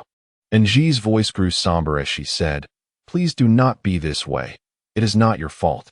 You have done your best. We will surely find the answers. Trust me. Once we enter the corporation, I will be the first to seek her out." The nature of Nji's part-time job and her true purpose for entering Yongji Group were matters she could not disclose to Zhao Tao. It was only after obtaining Ning Yi's consent that she revealed to Zhao Tao the information regarding Shun Yi's disappearance from Yongji Group. She could not bear to watch her dear friend suffer from incessant guilt and anxiety on her behalf. Chapter 33. The elder brother wiping his tears, Zhao Tao spoke earnestly. "Enough, Nji, enough. Please do not investigate Yi's disappearance. That is the police's responsibility. All I want is for you to be safe. You must not come to harm." And Ji patted his shoulder and smiled softly, saying, "Do not worry. I can protect myself. Have you forgotten that I am shielded by dreams? Nothing will happen to me. The short internship is nearing its conclusion. I assure you, I will not engage in any perilous activities, and Professor Ni supports my participation. He is acquainted with many individuals involved. Ensuring that safety is not a concern, please do not worry." Touched by her good friend's kindness, and she felt a swell of emotion, yet she could not disclose the truth. Deep within her heart, she too yearned to uncover the reasons behind the disappearance of those girls, at the very least to provide Zhao Tao with some closure. Zhao Tao nodded gently, saying, "Oh my, very well then, but do take care." Sighing, he added, "Alas, I cannot find any information regarding this group." Just as Zhao Tao was about to hastily retreat, a burly bald man emerged from a Cayenne vehicle. With a gruff voice, he shouted towards Zhao Tao's retreating figure, "Hey, kid, why are you running so fast? I told you I would teach you a lesson. It seems to have worked, huh? If I see you again, I'll make sure to deal with you every single time. Mark my words." The man appeared to be in his 30s or 40s, his skin dark and gleaming, much like his bald head. He was tall and robust, resembling a formidable wall approaching, reminiscent of the notorious characters from classic Hong Kong dramas that frequented Borington Road. His rugged, cynical demeanor could not be concealed, even with his seemingly refined attire. He donned a well-fitted, high-quality white shirt, complemented by sharply tailored black suit trousers and a pair of impeccably clean black leather shoes. On his wrist, he sported a luxurious green submariner watch. Upon exiting the vehicle, there stood a man whose presence commanded attention. Moments ago, he had been vociferously reprimanding the students for their reckless driving and parking, yet now they fell silent, rapidly dispersing with a swiftness that rivaled Zhao Tao's. It was evident that they all understood the gravity of the situation. Only the gentle and petite Angie remained, her visage adorned with a warm smile as she watched the man approach her. Although his tone seemed accusatory, his gaze towards her was imbued with affection and concern. Angie pouted slightly, playfully protesting, "Big brother, there is so much happening at school during the summer break. You know that. Please don't speak ill of Zhao Tao. You understand he is not effeminate. He is my dearest friend. I've reiterated countless times that I have no desire for a romantic partner. With you, Li Ming. In Zhao Tao by my side, I am already immensely happy. I require no love. Men are far too troublesome, and I am perfectly fine on my own." "What do you mean you don't want to find someone? How are men troublesome?" The bald man began to retort, but Angie interrupted him. Her lips pursed in displeasure. "Big brother, if you continue to speak this way, I shall truly become angry. You insist on pressuring me to find a partner. Do you take pleasure in my discontent, eager to push me out of the house? I will inform sister-in-law that you are bullying me." The bald man chuckled innocently, lowering his voice. "I want to pry into your matters, but I have gathered some information about that company which may prove beneficial to you. Let us discuss it in the car." Soon, the vehicle departed from an university, heading towards the most affluent villa district in Nanyang City. The bald man whom Angie referred to as brother was not her biological sibling. His name was Zhao Jia. When they first encountered each other, both were in Danyang City, with Angie pursuing her studies while he wandered the streets without a legitimate occupation. At that time, Zhao Jia was merely 19 years old, often relying on camaraderie and his fists to navigate life. The circumstances of their acquaintance were far from pleasant and were tinged with sorrow for both parties. Zhao Jia vividly recalled that day when a torrential rain fell upon Danyang City. He was in a luxurious restaurant, reveling in the company of a group of so-called friends, indulging in drinks and singing. Suddenly, without warning, a sharp pain pierced his heart, as if needles were pricking him, followed by an overwhelming wave of sadness that engulfed his entire being. This sensation disrupted the joy that had previously filled him, leaving him in a state of disarray. He became restless, unable to consume his drink or join in the singing. Lost in a whirlwind of anxious thoughts, a small, slender man, drenched and sporting yellow hair adorned with gaudy tattoos, burst into the private room in a frenzy. He rushed to Zhao Jia, clinging to his leg and crying out, "Brother, no, it's terrible. Zhao Gang has been in a car accident on the highway in Danyang City. He might not survive. You must hurry. Go and see him quickly." The devastating news struck Zhao Jia like a bolt from the blue, plunging him into darkness as the world around him spun uncontrollably. The cacophony of cries and shouts gradually faded, leaving only the excruciating pain resonating in his heart. The pain was excruciating, akin to a force tearing through his entire being. Ultimately, he could no longer endure it. His body succumbed, and he collapsed onto the ground. Chapter 34. Zhao Gang was the younger brother of Zhao Jia, who had cherished him deeply since childhood. Their ancestral home was situated in a remote mountain village, surrounded by towering peaks, devoid of roads, and plagued by a scarcity of resources. The villagers lived in poverty, and the traditions of kinship were deeply entrenched, with agriculture being the sole economic pursuit. Zhao Jie's father had ventured out to work alongside other able-bodied villagers when Zhao Jie was still very young. However, some members of their clan harbored disdain for this mother and her two orphan children. They relentlessly sought ways to torment Zhao Jie's family and conspired to drive them from the village, coveting the meager plot of land that belonged to them. Zhao Jie's childhood was marked by hardship. Despite his mother's tireless efforts to nurture her two children, the family's financial struggles made it exceedingly difficult to escape the cycle of poverty, leaving them barely able to sustain themselves. There is an old saying in the countryside: a growing boy impoverishes his father, and Zhao Jie epitomized this adage. It seemed he was born with a voracious appetite. Even as an infant, he consumed more than his peers, and as he grew, his hunger became insatiable.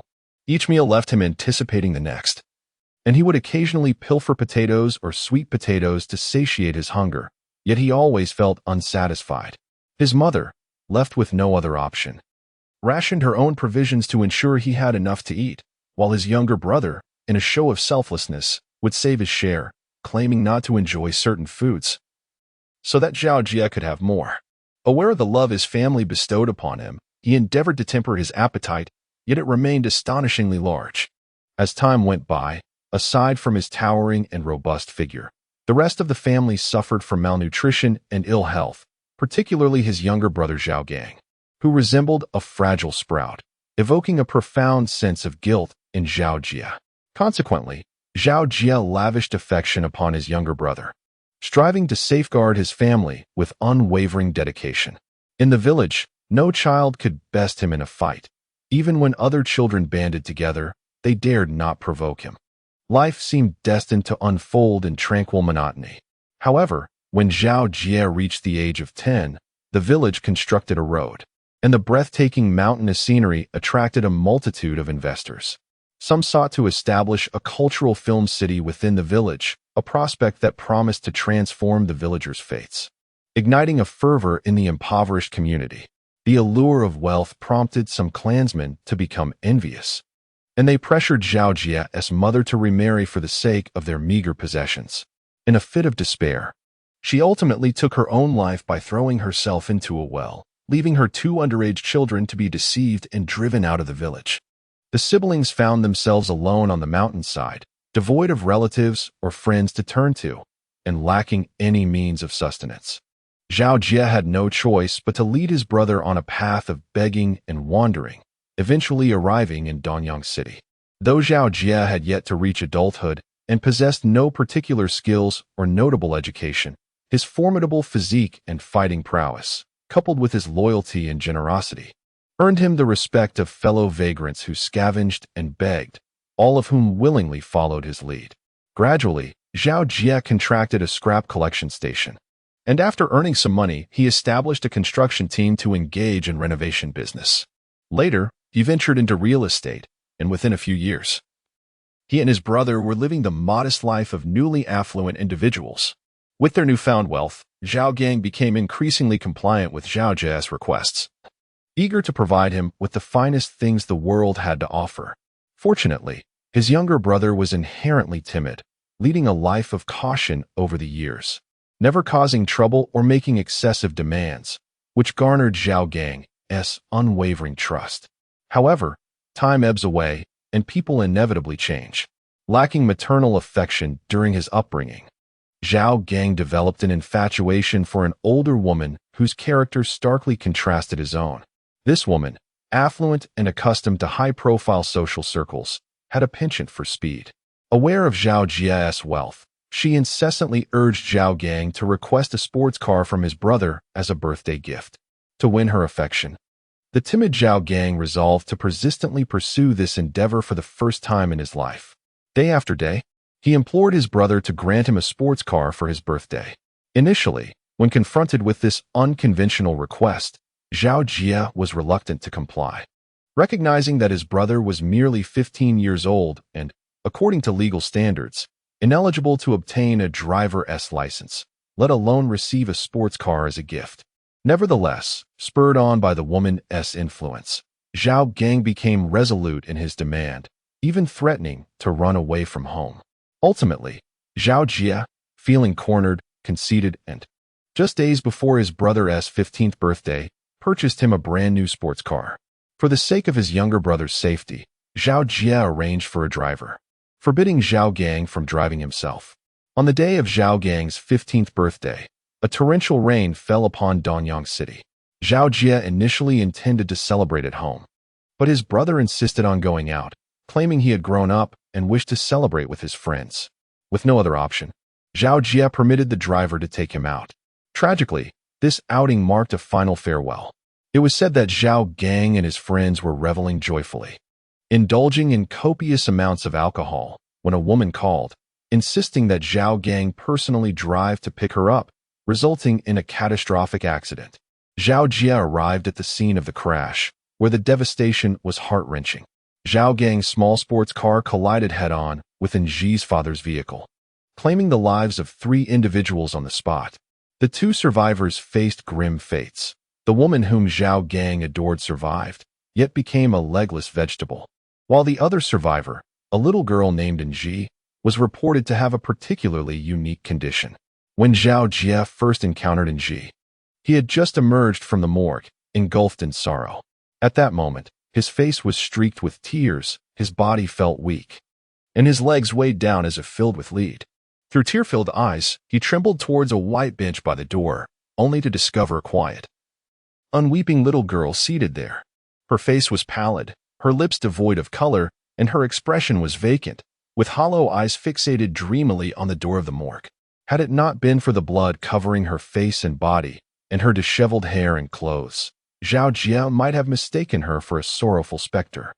The girl sat quietly in a daze, appearing obedient and docile, akin to a child waiting at the door for her parents who were attending to matters in the morgue. Everything around her seemed to be isolated.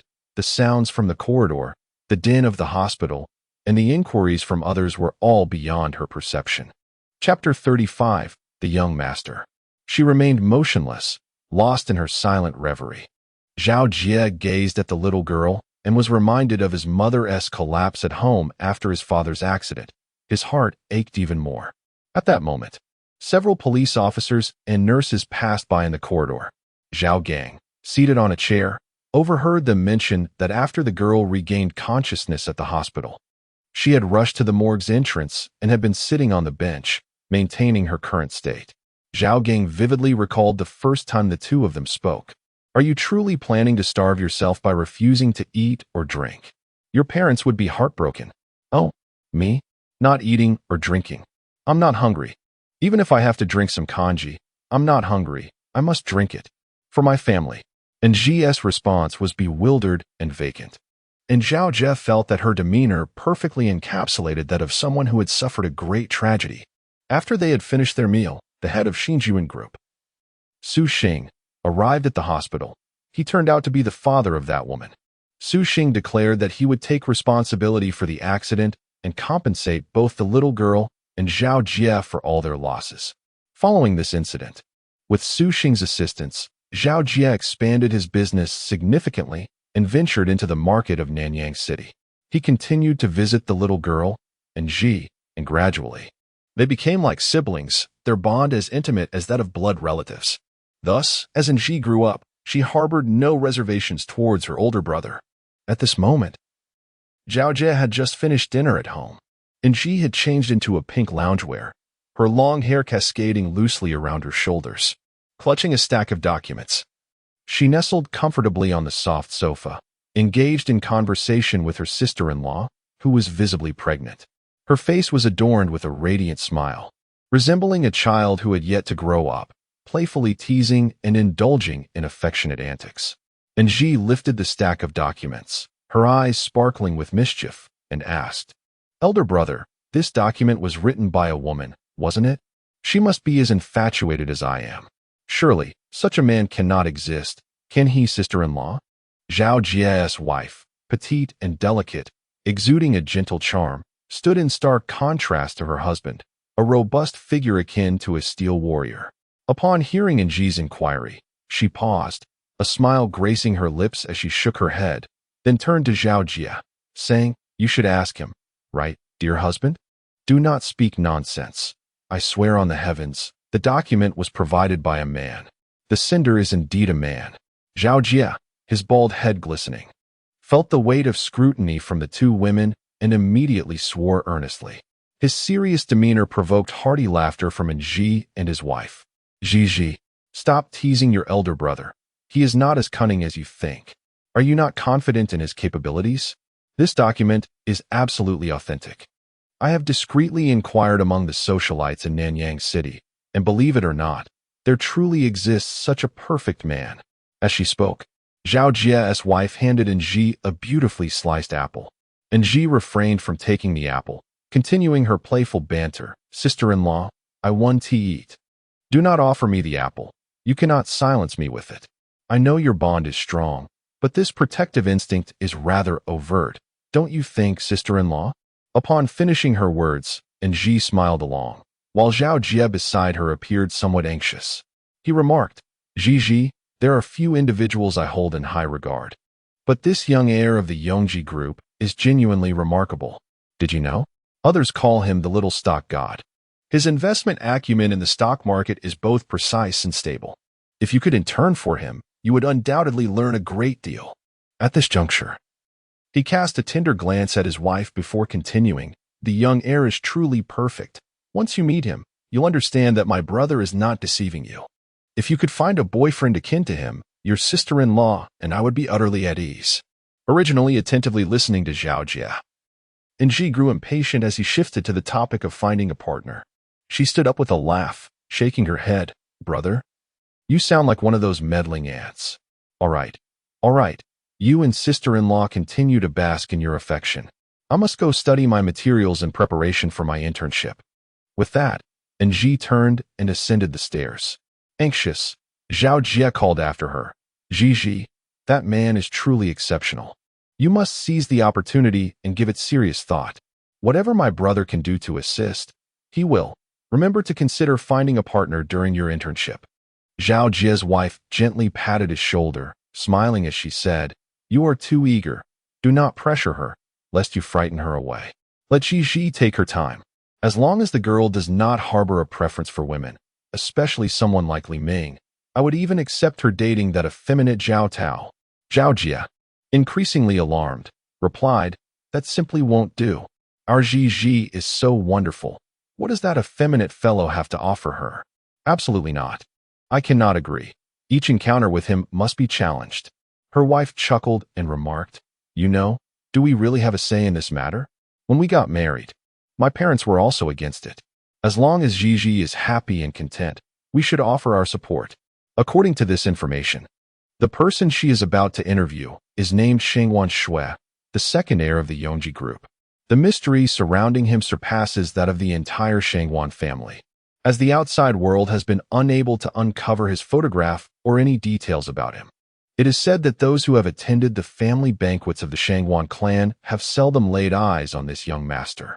In stark contrast, Shangwan Bing, the first heir of the Yongji group, remains a prominent figure in public view, often gracing the headlines of major news outlets. He is handsome, comes from a wealthy background, possesses a charming personality, and is physically fit.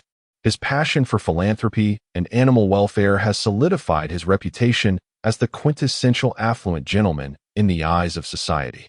Chapter 36, Shangwan Shui.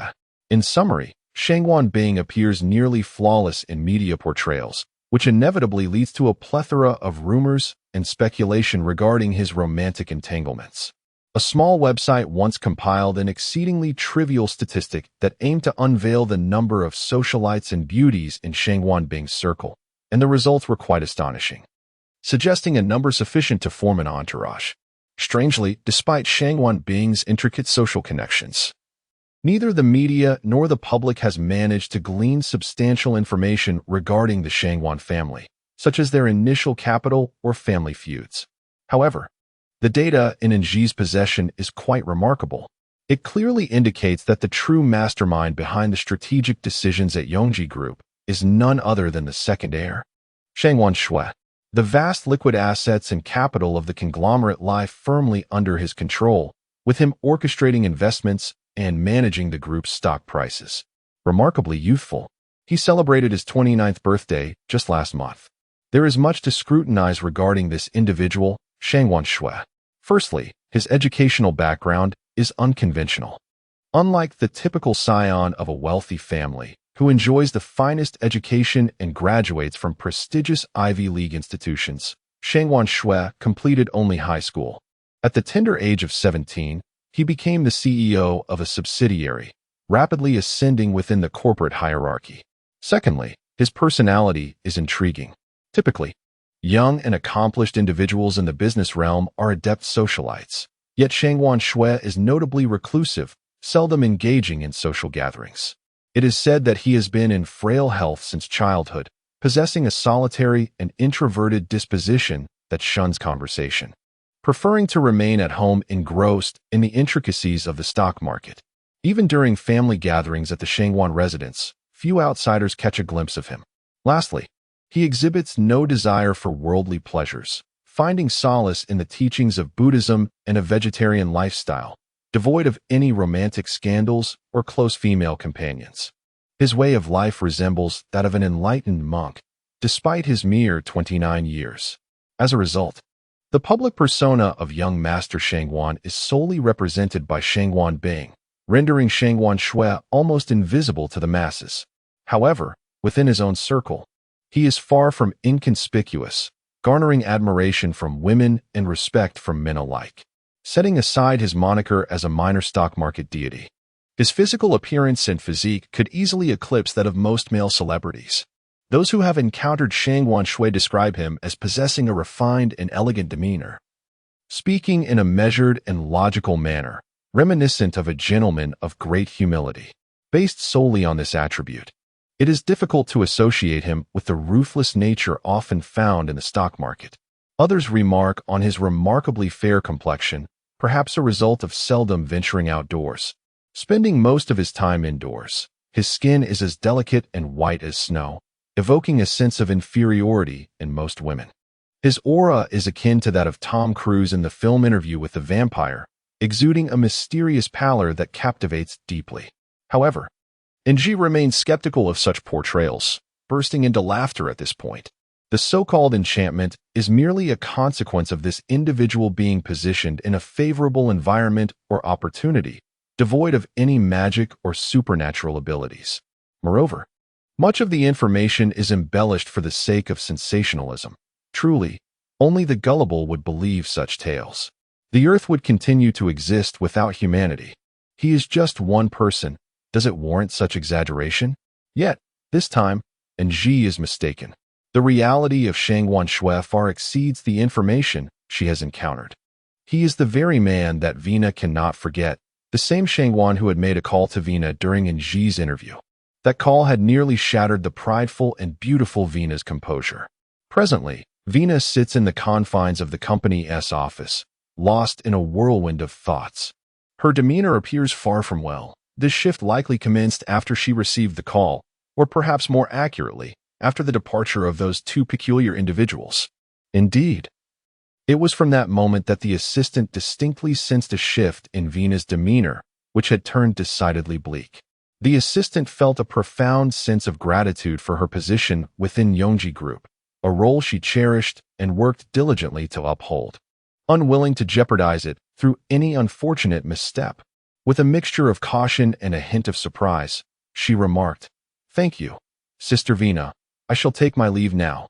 As the assistant departed, an oppressive silence enveloped the space, with anxiety, unease, anger, jealousy, and suspicion casting a shadow over Vina. The stillness finally released the tension that had gripped her for so long, and tears streamed down her face. She realized she no longer needed to maintain a faade for others. The Yongji Group's edifice is situated in the prime locale of Nanyang City. Chapter 37. The puppy Vina occupies a modest yet respected middle management position within Yongji Group, garnering admiration from the higher-ups. Consequently, her office is exceptional in layout, orientation, view, and decor. From a tender age, Vina has been an attractive and intelligent individual, well-liked by those around her. As she matured, she effortlessly checked off the essential milestones that society values. Even the intricate dynamics of adult relationships, which often pose challenges, she navigated with remarkable finesse. If there is a sense of regret or inadequacy in her life, it lies in her romantic endeavors, where she has yet to achieve the perfection she seeks. Vina's life ought to be a tapestry of vibrant blossoms, deserving of the finest people and experiences. The belief that excellence begets love is a notion embraced by many, including herself. Her romantic disappointments gnawed at her peace, not for a lack of affection for others, but rather due to the formidable challenge of winning over the one she desires. Vina vividly recalls the first time she encountered FENG SHUI, which occurred when she was merely 6 years old. On that day, she accompanied her parents to a banquet hosted by the Yongji group. There, she beheld a strikingly beautiful, quiet, and pale young boy. He sat upon a white swing on the lawn, cradling a small Pomeranian, gently swaying with the breeze. In his gaze lay an unsettling indifference and composure that seemed incongruent with his tender age. Amidst the cacophony of laughter and clinking glasses from the adults engaged in socializing, he appeared oblivious to their existence. From the very first moment Vina laid eyes on him, she felt an undeniable pull towards him. Accustomed to being well-liked, Vina approached him with confidence, greeting the boy on the swing. "Hello, my name is Vina. My parents brought me to the banquet. May we play together now?" "Woof, woof, woof." The boy cast a cold glance in her direction, remaining silent, while the small Pomeranian in his arms erupted into a frenzy of barks. It struggled fiercely, baring its teeth at her in a menacing display, as if poised to leap from his embrace and lunge at her. Startled, Vina took several steps back, barely finding her voice when the boy spoke. "Don't be afraid, darling. I will protect you." "You frightened her. Apologize at once." His voice was melodious, soft, and distinctly captivating. To Vina's ears, it was akin to savoring the finest chilled fruit juice on a sweltering summer day. The soothing timbre enveloped her, imparting an unexpected sense of comfort and delight. However, in a fleeting moment, she realized that the little boy was actually demanding an apology from her for a dog. How could this be possible? Vina pouted in anger, tears glistening in her eyes, and delicately complained, You are bullying me. I won't play with you anymore. I'm really upset." In her experience, this tactic had always worked. Whether with adults or children, they would invariably comply with her wishes. Thus, she confidently assumed that the little boy would surely apologize to her. To her surprise, however, upon witnessing her sulking, the boy scoffed, "Are you out of your mind? Who wants to play with you? Boring. You scared my dog. Apologize." "Apologize?" The boy's expression was utterly serious, devoid of any hint of jest. Vina, who had never encountered such indignity or neglect, felt a surge of fear and embarrassment, and burst into tears. You, wah." The little boy, seeing her cry, not only refrained from comforting her, but also insisted she apologize. Vina's sobs grew louder, attracting the attention of nearby adults, who, while trying to console her, astonishingly urged her to apologize to the dog. His personality was exceedingly peculiar, and he never adhered to conventional norms. Not a single person in the organization dared to provoke the young master. The small Pomeranian he cradled was regarded as his sister, and within the group, everyone referred to it as the third miss. No one dared to utter a word of disapproval towards the dog. Vina's gesture of goodwill nearly landed her in significant trouble, and her parents earnestly warned her to keep her distance from that little boy in the future, as he belonged to a world entirely distinct from theirs. However, Vina held a different perspective. The uniqueness of FENG SHUI and his tender affection for the little dog profoundly touched the heart of a 6-year-old girl. If he could bestow such love upon a mere puppy, what might he feel for someone he truly adored? Surely, he would make the entire world yield to her wishes. This thought filled Vina with exhilaration. She was convinced that this person would eventually become her husband. In her fervent desire to capture his attention, to endear herself to him, and ultimately to win his love, Vina tirelessly endeavored to elevate herself. striving to become a being worthy of his world. Her greatest aspiration in life was to have Shangguan Shui fall deeply in love with her, leading to a blissful existence together. Akin to the fairy tales where princes and princesses live happily ever after. This belief sustained her through the years, as she traversed the path toward Shangguan Shui, overcoming countless temptations, challenges, and hardships without ever contemplating surrender. Vina was resolute in her conviction that a man like Shangguan Shui, a veritable idol, was the only one deserving of her affections, despite his seemingly unattainable stature. Through her own efforts, Vina established herself within the Yonji group, garnering increasing recognition from the higher-ups. Eventually, he began to notice her, growing to appreciate her, and even befriending her. One day, Shangguan Shui requested Vina's assistance in caring for the little Pomeranian that had once frightened her, and in that moment, she felt a flicker of something special in her connection to him. However, fate did not align with her desires. Vina was not inherently fond of small animals. Many of her pursuits, such as reading, practicing yoga, running, or engaging in charitable activities, were motivated by a desire for others' approval rather than genuine affection. Consequently, a woman like her was ill-equipped to care for a puppy with the necessary empathy and dedication. By the time she concluded her meeting and recalled the dog, it had already escaped through the basement window. Vina enlisted numerous individuals in her frantic search for the lost pup, yet her efforts proved futile. In a state of utter despair, she was compelled to convey the truth to Shangguan Shui. The moment he arrived at Nanyang Airport after an overnight flight, she would forever remember the expression on his face. Chapter 38. Woman, leave. I will handle this.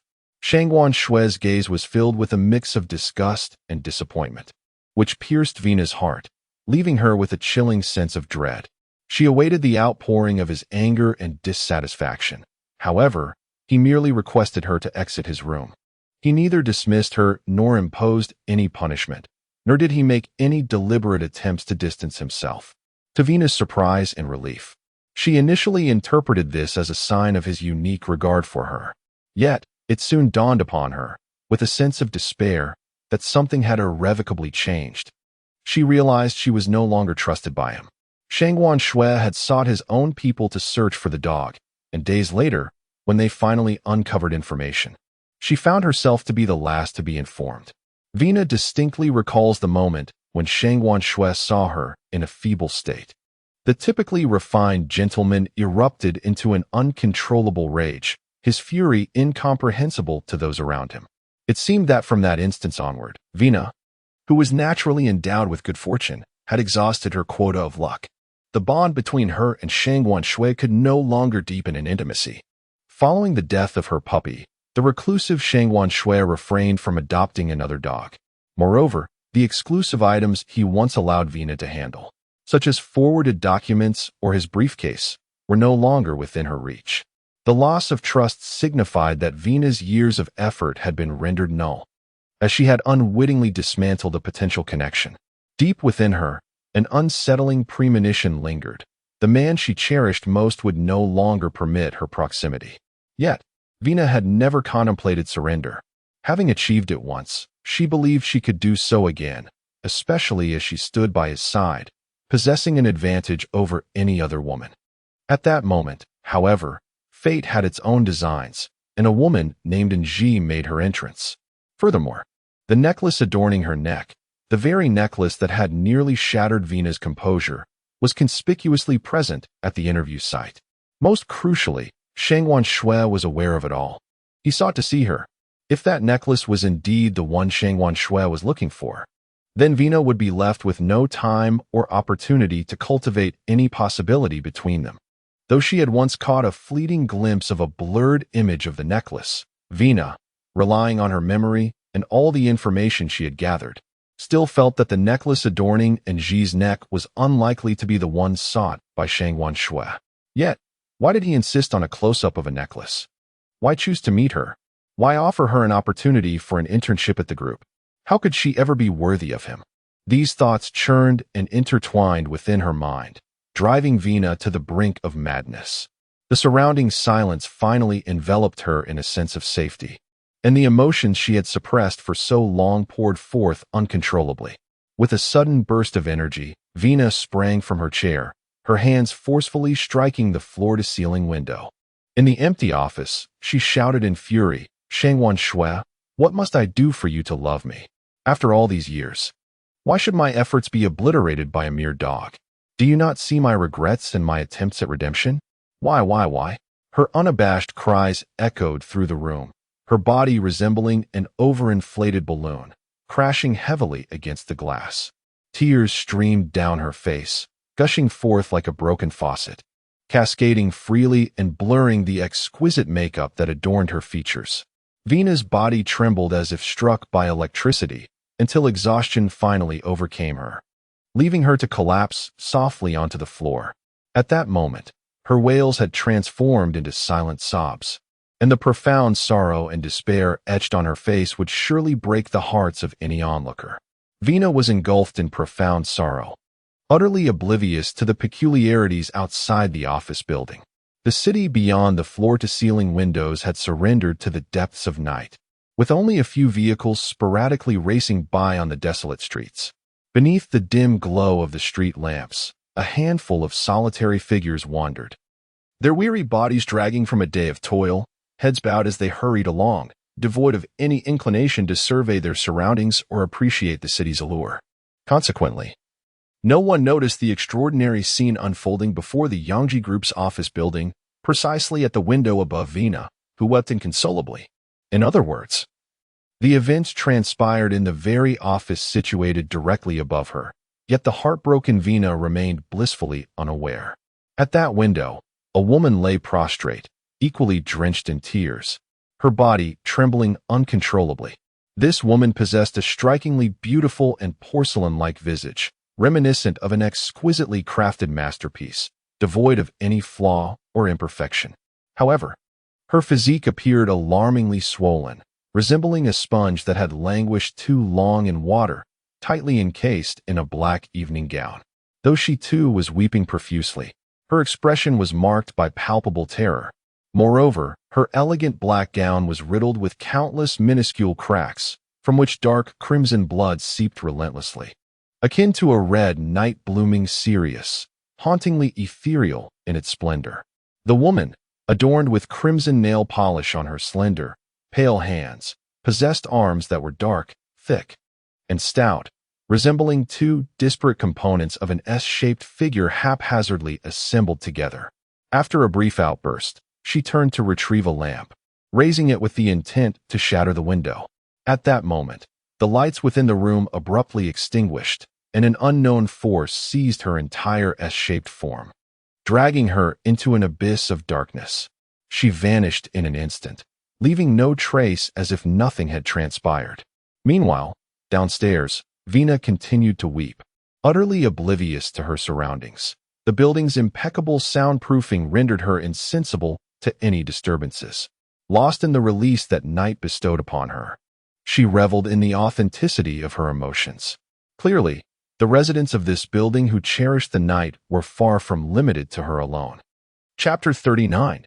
Ning Chao. On that night when Vina was engulfed in sorrow, after a considerable interval, Ning Yi received a phone call. Upon concluding the conversation, he exhaled deeply. He illuminated the room, making his way to the living room on the first floor, just as a man emerged from the bedroom adjacent to the living area. Ning Yi regarded him and remarked, "Another woman may go missing from Yangji Group." The man who stepped out was none other than Ning Chao, the driver who had gone to the scene of the accident, and also the bodyguard who had accompanied Ning Yi since childhood. An orphan with a unique bond to the Ning family, Ning Chao had been adopted by Ning Yi's father at a tender age, serving as both a companion and protector to Ning Yi.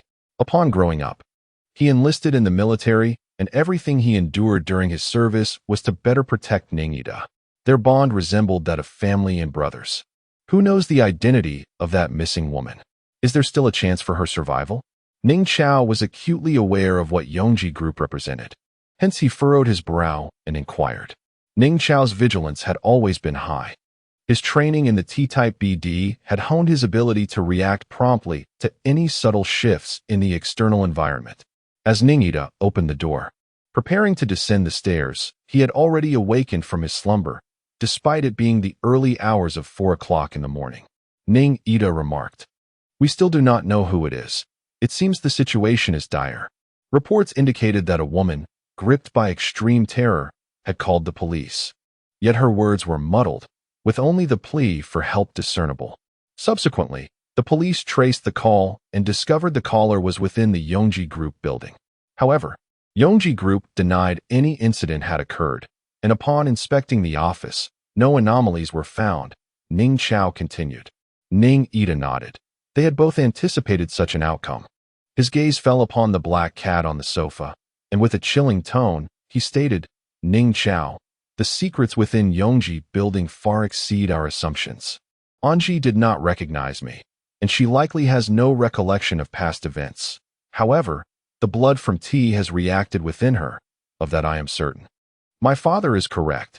Those individuals have not relinquished their pursuit of the blood source and will eventually find us in tea. We must act preemptively to uncover the truth. As for her, should we allow her to intern at Yongji building? Can she manage it? We cannot allow her to become a burden to you." Ning Chao cautiously inquired about his impressions of Nji, which remained anchored at the scene of the accident. Typically, to avoid drawing attention, Ning Yi would not shadow her every step while she was at an university.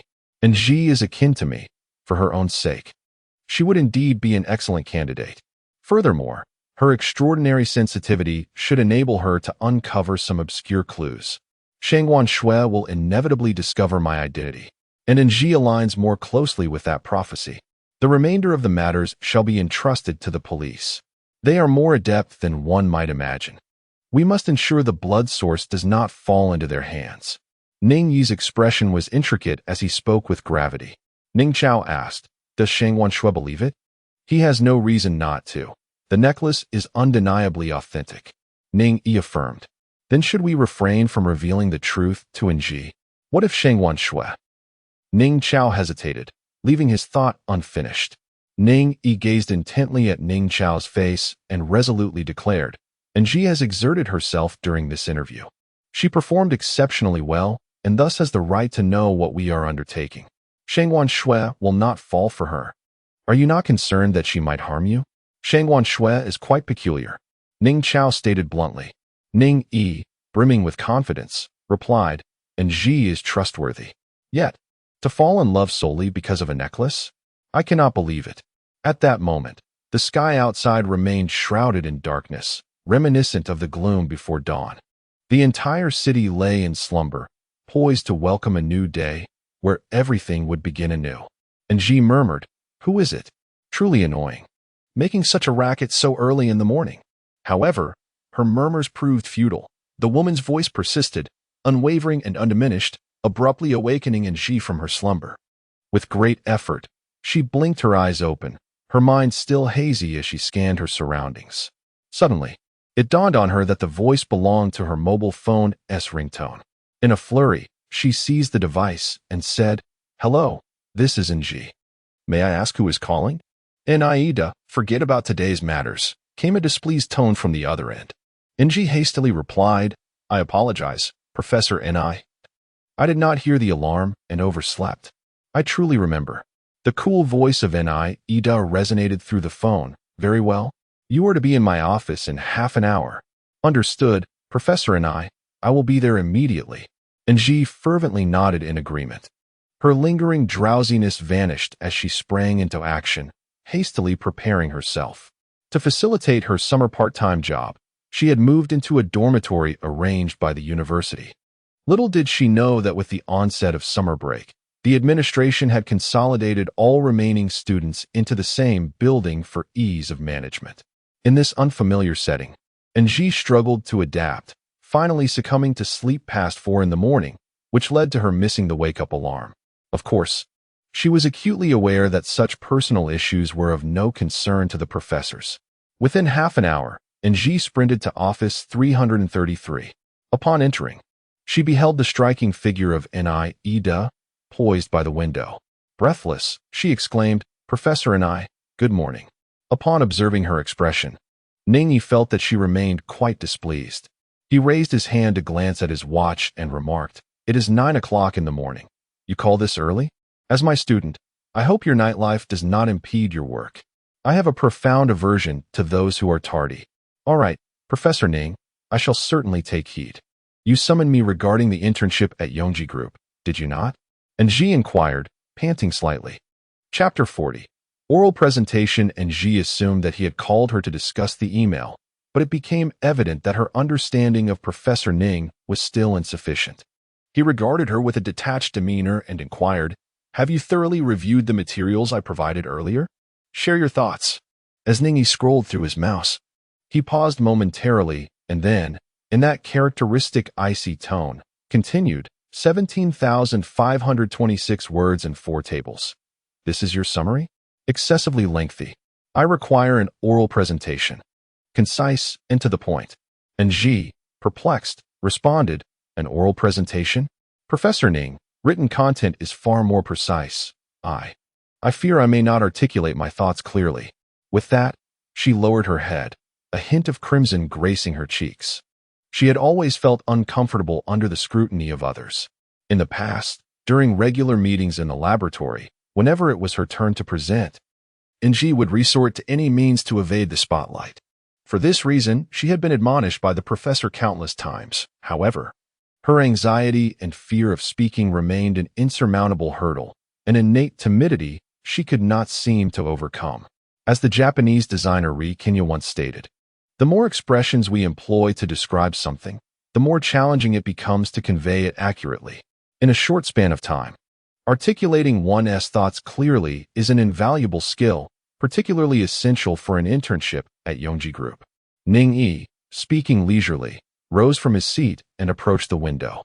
At that moment, the sunlight outside was just right, pouring through the large window and casting a soft, even glow upon him, as if he were adorned with a halo of golden light, rendering him remarkably radiant. This scene possessed an almost sacred beauty, causing Ji to momentarily lose her focus. After a brief pause, Ning Yi cleared his throat and continued in a calm tone. "If your previous teachers did not instruct you on how to express your thoughts precisely, I can offer you some guidance. Simply convey your ideas according to the formula of conclusion, reason, measure, and suggestion. It's quite straightforward, wouldn't you agree? Simple indeed. The formula of conclusion, reason, measure, and suggestion is utterly daunting." And Ji muttered inwardly, acknowledging the gravity of what she had just heard. It became evident that Ning Yi's purpose for seeking her out today was to evaluate her abilities. The manner and content of this assessment proved far more challenging than she had anticipated, and perhaps the ultimate outcome would be even more embarrassing than she had feared. She began to lose confidence. Accustomed to freedom, she was unlike the ambitious elites at Inali, each harboring fervent aspirations or lifelong pursuits. Thus, Ngs' expectations of herself had always been modest. As long as her actions did not harm others and she found joy, that sufficed. Regarding whether others comprehended her thoughts or misconstrued her intentions, she had rarely given it much consideration. However, Ning Yi's request was for her to articulate her thoughts accurately and concisely, with conclusions, reasons, measures, and suggestions. Anji felt a severe headache. Is it really that difficult? Just express your thoughts as you see fit. Ning Yi said impatiently. Anji, apprehensive about offending him, nodded quickly, swallowed hard, and began. "Professor Ning, shall I proceed?" Ning Ida nodded. Anji continued. "Firstly, according to the data, the 4 missing girls did not know each other, and their graduation dates and majors varied significantly, encompassing the sciences, humanities, and public affairs. This indicates that the perpetrator has been operating for an extended period and has no preference for a particular field of study. Secondly, they were all exemplary individuals lacking any distinctiveness, akin to being cast from the same mold, representing ordinary excellence among the exceptional." Go on," Ning Ida observed Anji, who seemed somewhat hesitant and spoke in a measured tone. "Although it is said that students who enter Yongji Group are all exceptionally talented individuals from a university, these 4 girls do not align with the culture of Yongji Group or the rumors surrounding its recruitment, as they do not exhibit a defining characteristic, namely, the pronounced individuality of its employees. Ning Ida raised an eyebrow slightly and inquired, "Oh, characteristics? Are there such rumors?" Anji replied, "Indeed, Professor Ning. There are numerous posts on campus offering guidance for securing job offers, containing various strategies for successfully interviewing at Yonji Group. Among them, some seasoned professionals have mentioned that to pass the interview smoothly and gain entry into Yonji Group, it is crucial to possess a distinctive and pronounced personality.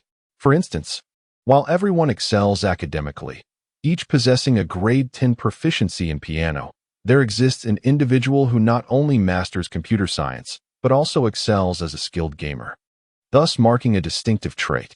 Upon hearing this, Ning Ida's face revealed a hint of curiosity as he gently nodded.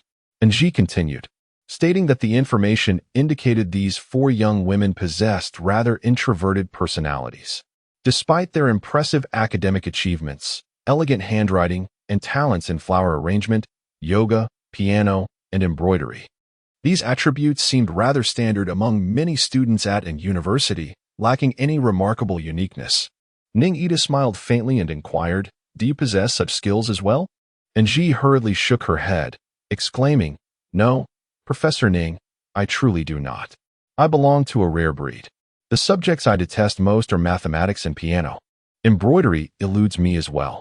My mention of this is not born out of envy.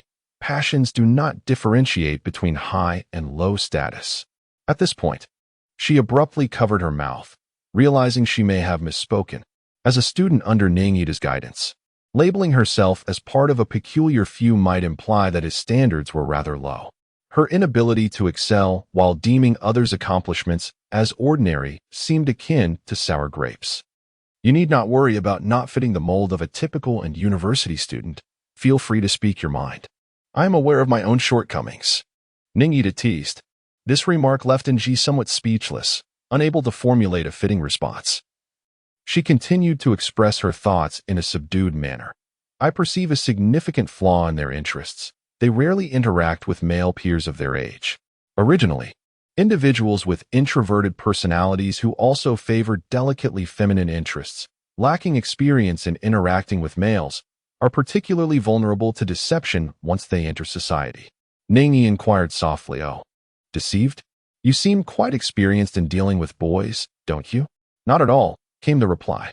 "The Campus Gender Forum has analyzed this extensively, and you must have heard about the recent incident involving that girl from an university who committed suicide due to her boyfriend. It garnered significant attention, with many seniors from the psychology department posting lengthy analyses, specifically highlighting that the most susceptible girls to deception are precisely those like her." Chapter 41. The Pursuit of Beauty. Ning Yi asked, "And what about you? Do you belong to that easily deceived group?" "Me? I have friends like Zhao Tao, who is a guy, and my older brother, as well as several senior and junior colleagues. I do interact with males."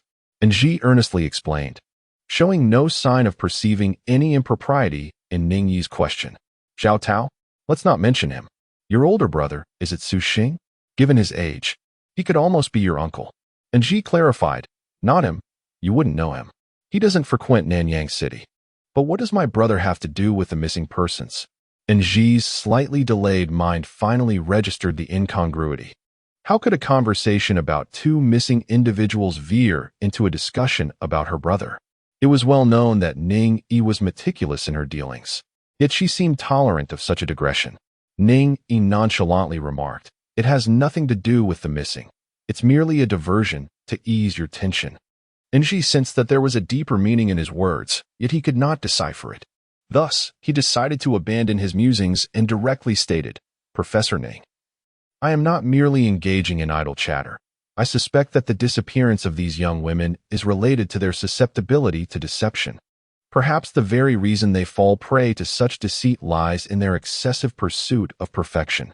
Ning Ida gently suppressed the mirth in his eyes and replied, "Is your premise based on their impeccably flawless resumes?" And Ji pondered for a moment and responded, "Not entirely. Recently, I have inquired with senior students about those 4 young women, and they are notoriously known for their obsession with perfection." "An obsession with perfection? Are you suggesting that there is something amiss with my aesthetic judgment? Do they truly merit the title of perfection?"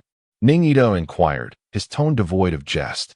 The sharpness in his words had become familiar to Ng.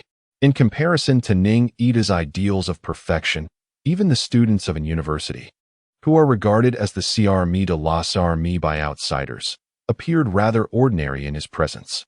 It seemed he had little understanding of the average person, perhaps lacking any genuine interest in comprehending them. However, the dilemma at hand involved ordinary individuals, and in this respect, Ng, being an ordinary person himself, held a greater authority to speak. Ng rubbed his nose and said, "Professor Ning, the concept of perfection among ordinary individuals may differ somewhat from your interpretation. It is not solely those who embody perfection who are entitled to pursue it. Rather, it is precisely because they perceive themselves as inadequate that they strive fervently for perfection." Are you implying that they are seekers of beauty in their quest for perfection? Ning Ida questioned. Ng nodded in affirmation. Indeed, they are relentless in their pursuit of beauty, tirelessly and persistently seeking it. Ning Yi, with a hint of disbelief, inquired, Why? Why is perfection so significant to them? Ng sighed, his tone bearing a weighty gravity as he replied, Professor Ning, ordinary individuals often believe that one is loved for their excellence. And excellence is synonymous with perfection, free from mistakes, devoid of negative emotions, and utterly lacking in flaws. Only such individuals are deemed worthy of receiving unconditional love from others. Ning snorted softly, a subtle smirk gracing her face as she disdainfully retorted, Even the Venus de Milo, despite its missing arms, is not considered imperfect. Good and bad are integral components of a person. Can love truly be so mercenary? Perhaps it was her own ordinariness that made her reluctant to embrace such notions. In her youth, her friendships with Zhao Tao and Li Ming were not predicated upon their excellence, but rather their kindness towards her, and certainly not due to her own merits. Throughout the years, the bond among the three, the elder brother's kindness, and all the love she had experienced could not reconcile her with that belief. Yet, from high school to her time at and university, many around her incessantly showcased that only the exceptional are worthy of love. The idea that love is reserved for the exceptional had become an undeniable truth for many, a notion she found herself powerless to contest. She could only be grateful for the unconditional love she received. Noticing her silence, Ning Yi continued, If the extent of love one receives is contingent upon one's excellence, then the degree of excellence equates to one's value, ultimately shaping the manner in which we treat one another. According to this notion, if you excel, I will draw near and acknowledge you. Conversely, if you falter, I will distance myself and belittle you. Is this truly love? This is nothing short of emotional abuse. His words stirred a sense of agitation within Ng. Indeed, this was precisely her sentiment. Yes, I too believe this is not genuine love, but rather a utilitarian aesthetic. Professor Ning, are you aware? At Ondai, many individuals struggle to find satisfaction within themselves and their surroundings, perpetually feeling inadequate. After exerting considerable effort, yet failing to attain the excellence they desire, they become ensnared by a profound sense of despair and fear, unable to escape. Hence, the emergence of unexpected incidents among students. Ning Ida remarked, and Ng nodded fervently. Under his probing questions, her previously scattered thoughts began to crystallize. She stated, Yes, these four girls are notoriously perfectionistic, and conversely, they may harbor an even greater lack of love, yearning instead for stable affection and warmth. Ning Ida responded, Such individuals are more susceptible to deception. And Ng gazed at him with admiration, inquiring, Professor Ning, do you also follow the campus gossip? And Ng continued, Recently, a girl faced a mishap due to a breakup, prompting many on campus to compose analytical posts, particularly highlighting that the girls most prone to being deceived are precisely those perfectionists who lack love within. They possess an unclear self-awareness and fail to comprehend their emotional needs. Ning Ida nodded in agreement, stating, Indeed, if an individual feels compelled to showcase their excellence in order to attract love, it is highly likely that they have never experienced pure affection. The existence of an individual inherently possesses value, qualifying them for love. If one loves another solely for their excellence, that individual becomes objectified, not regarded as a person in their own right. Ning stated, Professor Ning, even the esteemed psychologist at our university echoes this sentiment.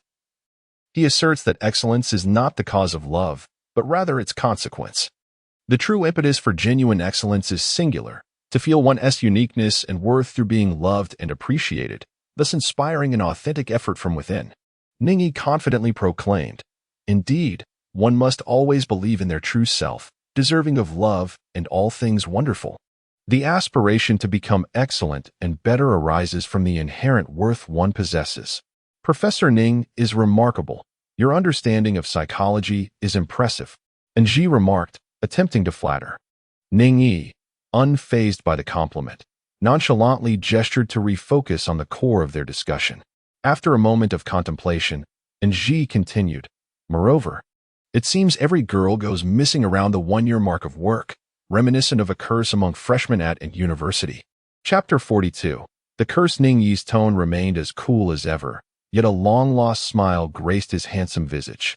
"Oh, the freshman curse? That sounds intriguing. I am in no hurry. Please elaborate." His gaze towards Ji retained its rebellious spark, while his captivating eyes shimmered with curiosity.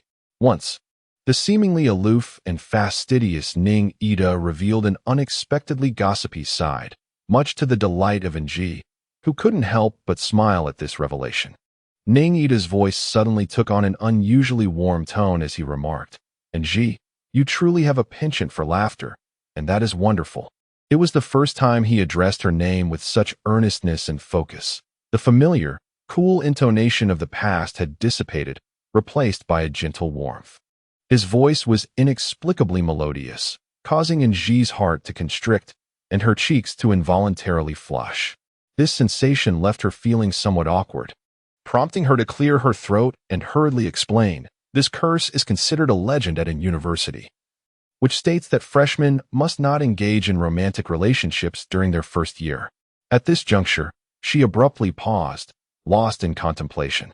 Ji pondered whether to elaborate to Ning, but soon dismissed the thought, deeming it unnecessary to elaborate. While her mind wandered on how to articulate her thoughts, she was interrupted by Ning's voice.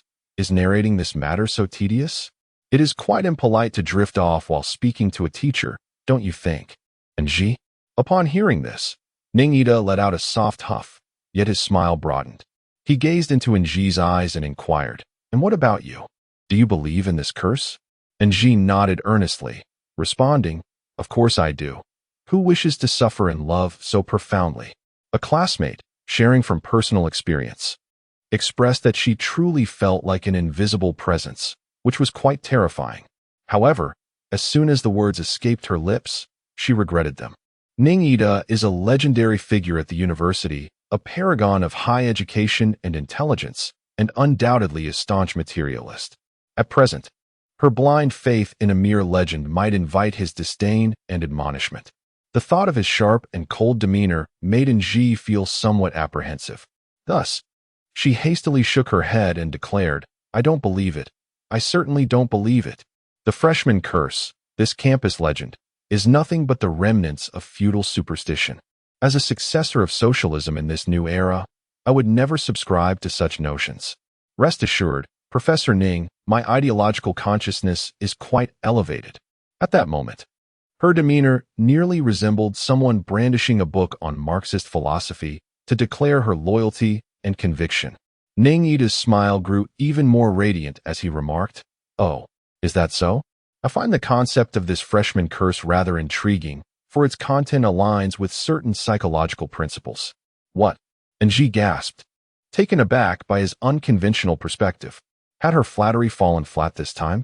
Ning continued, "When a student enters a new school, if they become preoccupied with romance, they are bound to neglect the essential tasks that should be undertaken during their freshman period. Ultimately, they will miss out on some opportunities that can only be grasped during this critical time. Furthermore, when they finally lift their heads from their romantic entanglements, they will inevitably find themselves surrounded by unfamiliarity and apprehension. Thus, the logic of the freshman curse is sound. It is a rational and substantiated assertion, one with which I wholeheartedly concur." Upon hearing his explanation, Ji's eyes brightened as she said, "Professor Ning, Do you also believe that there might be some connection between the freshman curse and the cases of missing persons? She continued, consider the details of the investigation. If the other members of the Youngji group have no recollection of the missing girls and have had no private interactions with them, what could account for their existence being so transparent? It's implausible that the Youngji group would admit students who are excessively introverted and struggle with social interactions. Ningyi paused, and Nji nodded in agreement, gazing at him with anticipation.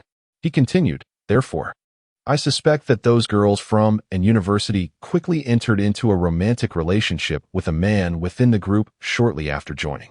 This could explain why they were overlooked by others. Nji pondered, saying, you raise a valid point. Has the police investigated their personal relationships? Did they find no signs of romantic involvement or any suspicious men? Ningyi furrowed his brow and replied, no, the police initially examined their personal relationships, but they found no suspicious leads and thus ruled out any romantic factors as a cause for their disappearance. Yet, I have always found it peculiar. Your mention of the freshman curse has sparked new thoughts in me. His words suddenly reminded Nji of the strict prohibitions against early romantic relationships in high school. After a brief moment of contemplation, she organized her thoughts and finally spoke. Professor Ning, are you aware of the phenomenon of early romantic relationships in schools? The children engaged in their activities clandestinely. If such phenomena exist within the confines of a school, could similar situations also prevail in the workplace? Anji reminisced about her high school days, where the students would secretly write love letters and pass notes, their efforts at discretion akin to a grassroots version of 007. Until graduation, there were clandestine romances unknown to teachers, parents, and classmates alike. Reflecting on this, she continued, if a man were indeed a suspect in a crime, he would undoubtedly conceal his actions, using romance as a guise for murder. Perhaps this hidden motive is the reason behind the disappearance of the girls. Anji's words further solidified Ningyi's previous thoughts. Indeed, even the early romances deemed unacceptable in high school could persist in secrecy. In university, numerous relationships, strongly opposed by the administration, still found steadfast supporters. Fortunately, he maintained an open mindset towards the world, firmly believing that it does not conform to a singular pattern, much like the experiences he and Anji encountered. Following this line of reasoning, the missing persons case within the Youngji group could very well possess unique characteristics.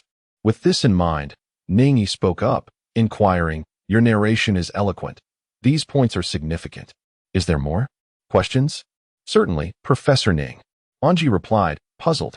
Ningyi, adopting an unusually serious tone, asked, Anji, what is your secret? That which you cannot disclose to others. My secret? What? What secret? His words left Nji utterly astounded. Her eyes widened, and she found it hard to believe her ears. Ningyi would actually inquire about such a matter. Just then, a series of knocks echoed from outside the door. Ningyi approached and opened it, revealing the tall and imposing Ning Chao. Upon spotting Nji, Ning Chao appeared taken aback and exclaimed, is this Nji? Has she grown so much? Do I know you? Nji, perplexed, inquired. Ning Chao replied, come now. Haven't you informed her yet? Ningyi nodded silently and extended a hand. Ning Chao's expression was one of surprise, yet he refrained from further questioning, instead retrieving an envelope from his pocket and handing it to her. Ningyi opened the envelope and extracted a stack of photographs, which she then presented to the bewildered Nji. As Nji received the photographs, she examined them closely, feeling an increasing sense of dread. Is this me? From before? She gasped in shock. The girl in the photographs appeared dark and emaciated, sporting a pair of oversized glasses, her head bowed, listlessly standing amidst her classmates.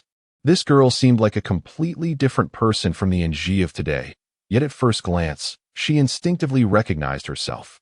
Memories of dreams she once had flooded back. Dreams filled with feelings of humiliation, exclusion, bullying, and unease from the outside world, causing her heart to ache anew. It dawned on her that these were not merely dreams. They represented the life she had once lived. Why had she forgotten everything? How did you come by these photographs? What on earth transpired in my life? The sorrowful emotions seemed to transcend through the photograph, reaching her, as Nji's voice trembled with inquiry. Ningida was not surprised by her reaction. He gazed into her eyes earnestly and said, Nji, in truth, we have met before, during that fateful car accident. I am aware of your memories, your survival, and the secrets that reside within you. We are kindred spirits. As his words entered her ears, her mind reverberated with a sudden explosion of disbelief. Why? Why had we encountered one another during the accident? Why did you not reveal the truth to me sooner? Why is it that I cannot recall anything from the past? What exactly transpired within me? Nji's voice was filled with both anger and urgency as she pressed for answers. Just as she was about to continue her questioning, Ningida finally spoke. His revelations only deepened her confusion, rendering her feelings surreal, as though trapped in a dream she knew to be illusory. She yearned to awaken immediately, but found herself powerless, subject to the whims of fate. Memories from her time in the hospital flooded her mind. Thoughts she had never shared with anyone, those disconcerting changes that felt so alien to her. Thus, in a tone reminiscent of sleepwalking, she inquired, why? How can the blood of a cat unlock such potential within a body? This time, it was not Ningida who responded, but Ning Chao, who began to recount a rather lengthy tale for Nji. The essence of the story was as follows. Many years ago, in the realm of bioinformatics, there existed a brilliant female doctoral candidate whose primary research focused on gene recombination. All of her endeavors were aimed at enhancing the perfection of humankind. Perhaps due to years of immersion in the laboratory and prolonged exposure to toxic substances after her marriage, she became pregnant and gave birth to a premature child with congenital defects. As a novice mother, the female PhD was unwilling to watch her child succumb to an early demise. Consequently, she chose to align herself with a certain organization. Behind closed doors, she was responsible for a shocking and inhumane scientific project aimed at perfecting her child, ensuring their survival. After enduring immense misunderstanding, disdain, and repeated failures from her family, she ultimately succeeded in developing a serum. They captured a group of so-called volunteers, forcibly conducting clinical trials in an attempt to create perfect soldiers, thereby exerting control over humanity and the world. As the experiments progressed, the research took a grim turn. The volunteers began to exhibit unforeseen and horrifying transformations, leading to their tragic demise. This turmoil weighed heavily on the conscience of the brilliant female scientist, leaving her restless and tormented. Unable to bear such malevolence any longer, she orchestrated a tragic scientific accident to uphold her morals and professional integrity. She clandestinely injected the latest serum into her pet cat, named T, and arranged for her husband to escape with their daughter and the cat. To protect her family and thwart the organization's nefarious plans to use the serum to dominate humanity, she locked herself, along with all her research findings, data, and 2 corpses disguised as family members, in the laboratory. In the end, she fabricated a fire's origin, successfully igniting a blaze that consumed herself and everything she had worked for. Chapter 44, Bloodstained Regrettably. The female doctor who perished in the conflagration did not secure the safety of her family. The organization continued to unearth suspicious clues from the meticulously orchestrated inferno, intensifying their belief that this was a deliberate accident. The senior management was incensed and vowed to uncover the truth at any cost. Consequently, the doctor's husband, accompanied by their daughter, had not ventured far when they were discovered by their pursuers. At that moment, the inherently flawed daughter fell ill. In a desperate bid to safeguard his child, ensuring her escape and a chance at a healthy life, the doctor's husband took a perilous risk, injecting the experimental serum into his ailing daughter. He then concealed her within a secluded cave, while he chose to drive towards the precipice, diverting the pursuers and providing cover for her escape, allowing her to survive. Ultimately, the serum proved effective, and the girl miraculously lived on. Accompanied by a cat, she navigated through numerous challenges and reached a place of safety, embarking on a new life. Unbeknownst to those pursuing her, during the blaze, the female doctor had achieved a groundbreaking research milestone. Among her discoveries was the revelation that injecting the latest serum into specific animals could render them extraordinarily unique, transforming them into guardians for those injected. In essence, the cat named T, which the girl carried, was the selected animal. The serum's reaction within the cat's body initially manifested as an extension of its lifespan, reaching approximately 40 years. Furthermore, the serum emits a remedy-like essence through the cat's dander, fur, scent, and excrement, which serves to mitigate the adverse effects associated with the serum. This remedy bestows upon the girl who received the serum a protective and alleviating influence. The cat, named T, is no ordinary feline. It is a rare species known as the snowpaw cat, characterized by its lustrous black fur and forepaws as white as snow, resembling footprints in fresh snow. Hence its name. Within the cat's body, the female doctor discovered genes capable of suppressing porphyria, and after numerous experiments, it was confirmed as a suitable subject for serum experimentation. The cat was named T because the doctor chose to rename it Blood Treader, hoping it would help eradicate the serum's side effects entirely. Having narrowly escaped the calamity, the girl felt disillusioned with the people and events around her. She initially desired to remain aloof from worldly affairs and live out her life in tranquility, leading her to assume a new identity in a foreign land. However, the side effects of the serum on her body proved to be far more potent than the doctor had anticipated. Despite the protective presence of T, the inexplicable side effects continued to manifest intermittently. In her quest to better understand herself and to gain control over these irregularities, the girl chose to work at a private hospital.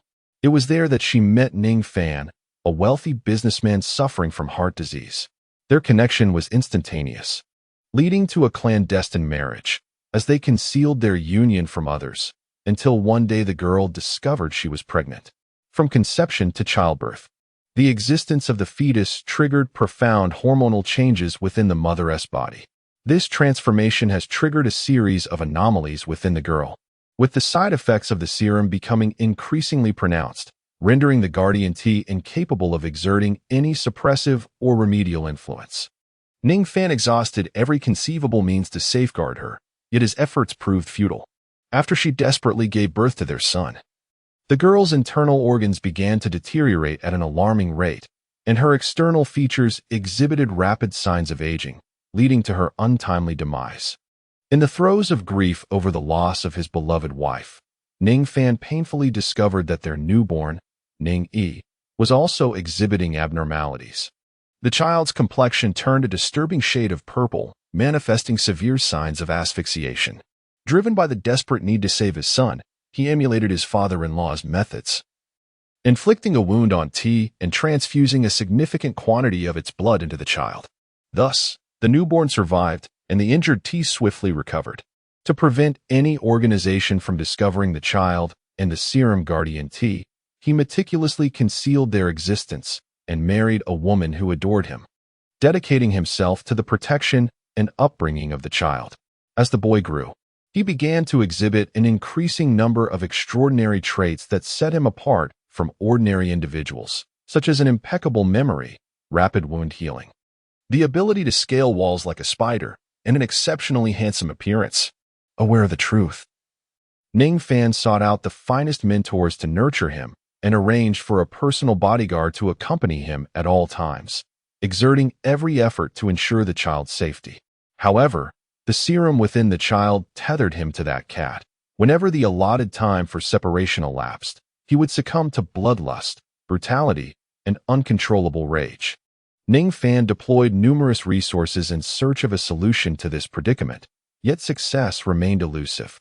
In the event of a brief separation between the child and the cat, he could only rely on certain medications to delay the onset of adverse effects.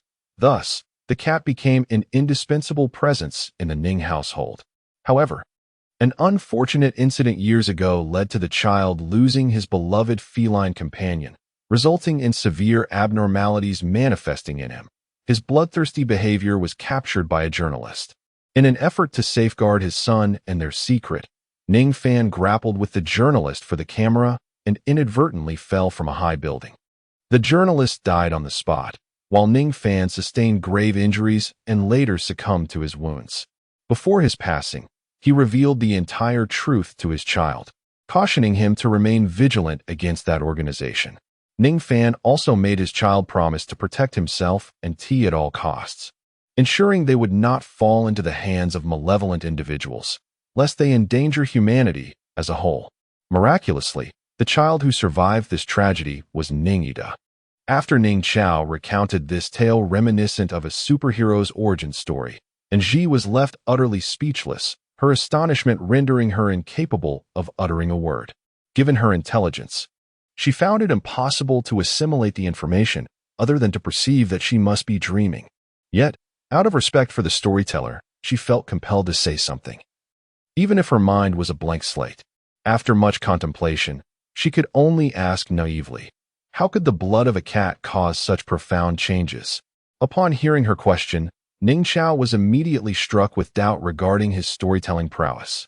Fortunately, Ning Ida did not disdain her simplicity. He explained, because it is not an ordinary cat, it is a unique serum capable of altering human genetics. Ning Yi paused momentarily before continuing. We are all aware that humans utilize merely 6 to 10 of their brain's potential. Even the most brilliant scientist in history, Einstein, only tapped into 18 of his cerebral capabilities. The serum developed by my grandmother has the potential to significantly enhance brain function, thereby transforming human genetics and achieving a form of genetic perfection. Ning Chao nodded, reluctantly adding, originally, the serum was devised to aid those with congenital defects. It can assist humanity in maximizing brain function, leading to profound transformations in the human body. Chapter 45. Unveiling Secrets. Ning Yi continued. However, the serum researched by my mother poses numerous dangers. Her findings are quite immature, caught between ethical considerations and human judgment. Thus, the serum cannot undergo relevant human trials. Had it not been for an accident, we would not have become the subjects of injection. Nevertheless, some individuals remain undeterred, eager to pursue this research further, aiming to turn others into slaves of the serum. And Ji, still in shock, cautiously inquired, is the danger related to those physical abnormalities? But slaves? In this modern society, how can there still be slaves? And Ji anxiously asked, Professor Ning, are you implying that the life-threatening physical abnormalities are manifestations of backlash? Am I on the brink of death? At that moment, the unfolding events seemed overwhelmingly catastrophic to her, leaving her heart brimming with questions and confusion. She was eager to know the answer. Being so young, she did not wish to face death. This urgency for life caused her to forget to address Ning Ida with respect, and Ji nodded sadly. Her expression of helplessness and shock reminiscent of the animated character Mike the Wolf, who had lost his eyes. She continued to inquire. My body will experience brief periods of aging, which ultimately means I will die of old age, correct? Ning Ida replied, based on my mother's condition. The abnormalities in the body reflect the manner of one's future demise. My symptoms manifest as uncontrollable rage and bloodlust, though medication can temper it. Your symptoms, however, are characterized by rapid aging and organ failure. As long as that cat remains by your side, we need not tap into our potential, and all will be well, correct? And Ji questioned, but it was its blood that saved both you and me. Wasn't that newborn you? I was on the brink of death during that incident, wasn't I? And Ji lamented. She recalled a dream where she was bullied and beaten, enduring excruciating pain, until suddenly her mouth was pried open, and a hot, metallic liquid poured into her. It was then that someone inadvertently harmed T yet saved her life. For an ordinary person, its blood could be life-saving, but it would also render one a dependent slave. My mother was a test subject for the serum. Surviving was indeed aided by the cat's blood. However, the frequency of abnormal episodes has increased significantly, and I have not tapped into my potential for many years. You must refrain from using such potential as well. As Ning Ida spoke, a profound sorrow manifested upon his countenance, and his tone bore a hint of despondency. Ning Chao interjected, stating, and Ji, you are already aware of this matter, and as of now, we have yet to locate the antidote. Our primary objective in coming to an university is to discover the serum's remedy, and we require your assistance." At this juncture, Ji could only nod fervently, for she was reluctant to face the prospect of an untimely demise. Observing her response, Ning Ida also nodded in agreement and instructed Ning Chao to present further materials to Ji.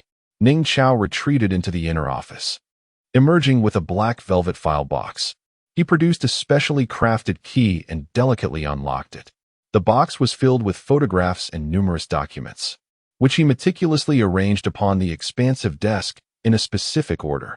Ji scrutinized the contents, realizing that these documents constituted 3 pivotal reports.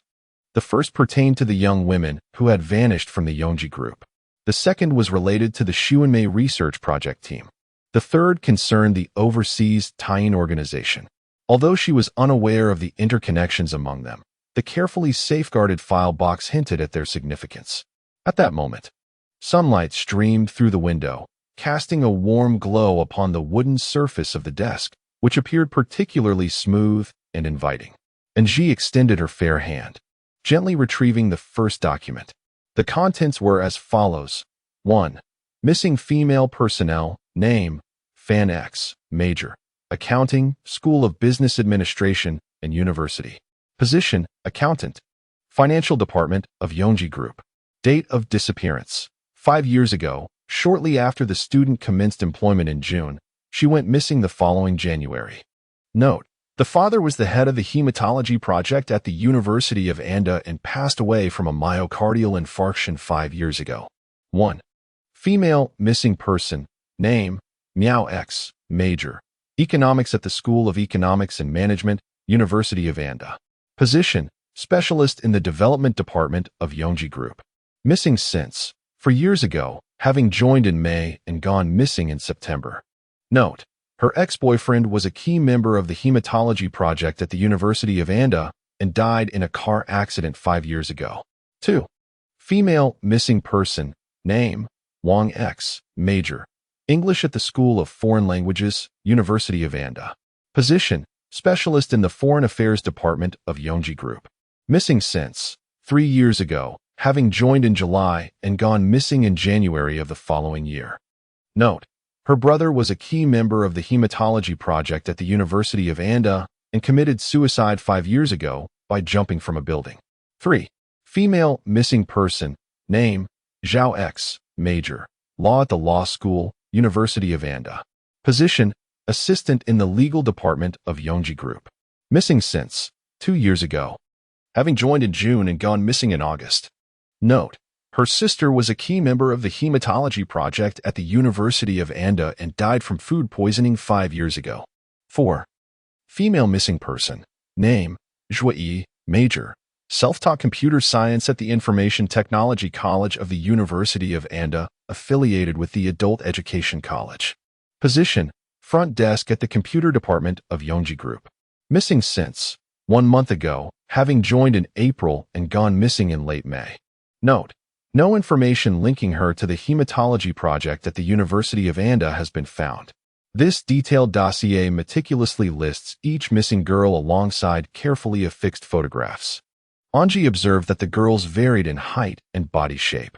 Some girls are strikingly beautiful, while others are rather ordinary, and there is even one girl who, it must be regrettably stated, appears somewhat awkward. This illustrates that the missing girls share no commonality in their appearance. Chapter 46. The peculiar Ji picked up the second set of documents, which contained detailed information about the Seeking Beauty Research Project team. This is the same project group mentioned in the information regarding the missing persons, specifically the University Blood Project team. 6 years ago, an university's foremost hematology department recruited an esteemed doctoral advisor named Zhang Nan through a talent introduction program. His outstanding achievements in hematological research led to the establishment of a research team called Seeking Beauty under his guidance. The objective of this research endeavor is to enhance human genetics through blood, thereby enabling humanity to become more beautiful and better. According to Zhang Nan's original vision, the results of this research could be applied in medical aesthetics, immune system reconstruction, and the treatment of complex diseases, promising remarkable scientific significance and commercial prospects. Consequently, The scientific progress of this group has been remarkably swift, with research data that is astonishing. It can be confidently asserted that they are on the verge of replicating the achievements of some genius female doctoral candidates from years past. However, due to the constraints of international and domestic laws, moral considerations, and ethical standards, as well as the requirements for experimental venues and specialized equipment, transformative blood experiments have been persistently delayed. Even feasible animal experiments have struggled to find suitable environments and equipment to collect data for successful validation.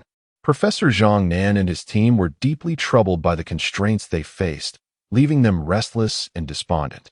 Even the astute principal found himself at a loss, unable to devise a solution. The atmosphere among the project group was one of gloom, as none were willing to relinquish their research so easily. It was at this critical juncture that Professor Zhang unexpectedly received a phone call. Reportedly, upon answering, he became exceedingly agitated, as if embroiled in a heated argument with the caller. In the collective memory of those around him, Professor Zhang was a soft-spoken, mild-mannered, middle-aged man. His southern accent gentle and soothing, rarely raising his voice, let alone engaging in a quarrel. What was even more perplexing was that just an hour after this telephone conversation, Professor Zhang announced his abrupt departure from the project team and his immediate resignation from the university. This shocking decision left everyone astounded, with principal vociferously berating him in the medical school's lobby for his imminent departure. However, this was merely the beginning of a series of unsettling events. Barely 500 meters from the campus, Professor Zhang was suddenly struck by a car with malfunctioning brakes, resulting in his instantaneous demise.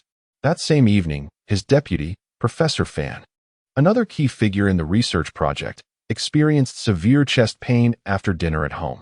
Within 10 minutes of arriving at the hospital, despite attempts to resuscitate him, he was pronounced dead, the cause diagnosed as a myocardial infarction.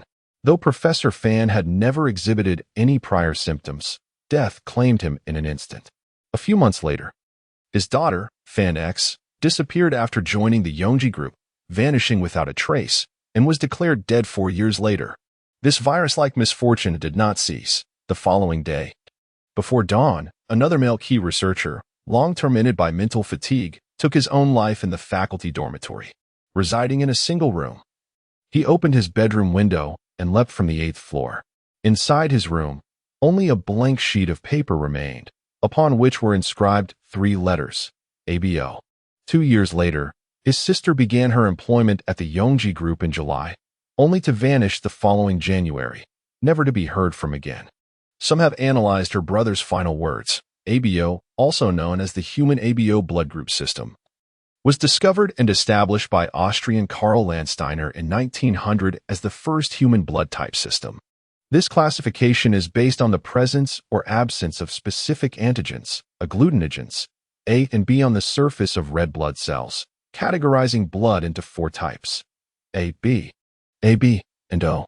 In the biosynthesis of ABO antigens, 3 alleles, ABO and H, control the formation of antigens A and B. Human blood types exhibit hereditary characteristics, with the blood group antigens, specifically agglutinogens A and B and their precursor H, being regulated by the 3 ABO alleles. Consequently, some speculate that this final message hinted at the project team's discovery of results that could not be revealed.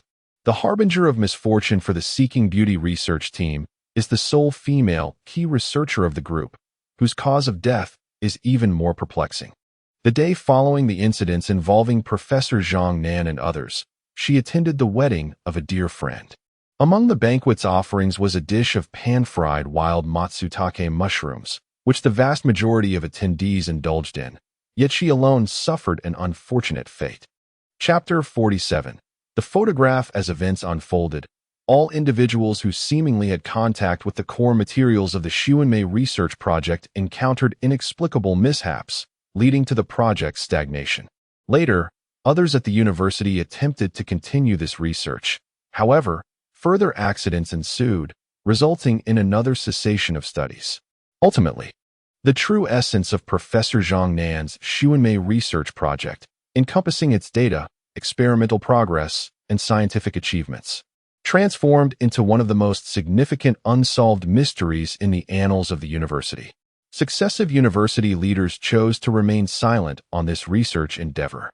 With the passage of time, discussions surrounding this project morphed into a taboo within the institution's scientific history. Among the materials presented by Ning Chao, the only information concerning the Xuanmei research team that Ng could access was as described above.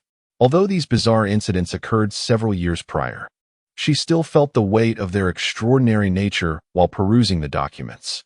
Ng picked up the final set of materials on the table, the third dossier, which pertained to an organization known as Tying. This document was quite thin, encompassing merely 2 A4 pages. Just as she prepared to delve into its contents, Ning Yi, present in the room, interjected with words of his own. At this juncture, he paused, a hint of inexplicable sorrow etched upon his visage. Ng gazed intently, a wave of melancholy washing over her, prompting her to inquire hastily, "Professor Ning, when you mentioned originally, does that imply there will be a but to follow? The project team you referenced is not Professor Zhang Nan's Xuanmei research project team, is it?" Even Ng, with her limited insight, discerned the underlying implications in Ning Yi's words. The progression of events was undoubtedly not as smooth as one might hope. A few years prior, the Xuanmei research project team had encountered a calamity, a fact well known among the people of an university. Why, then, did anyone persist in this line of research?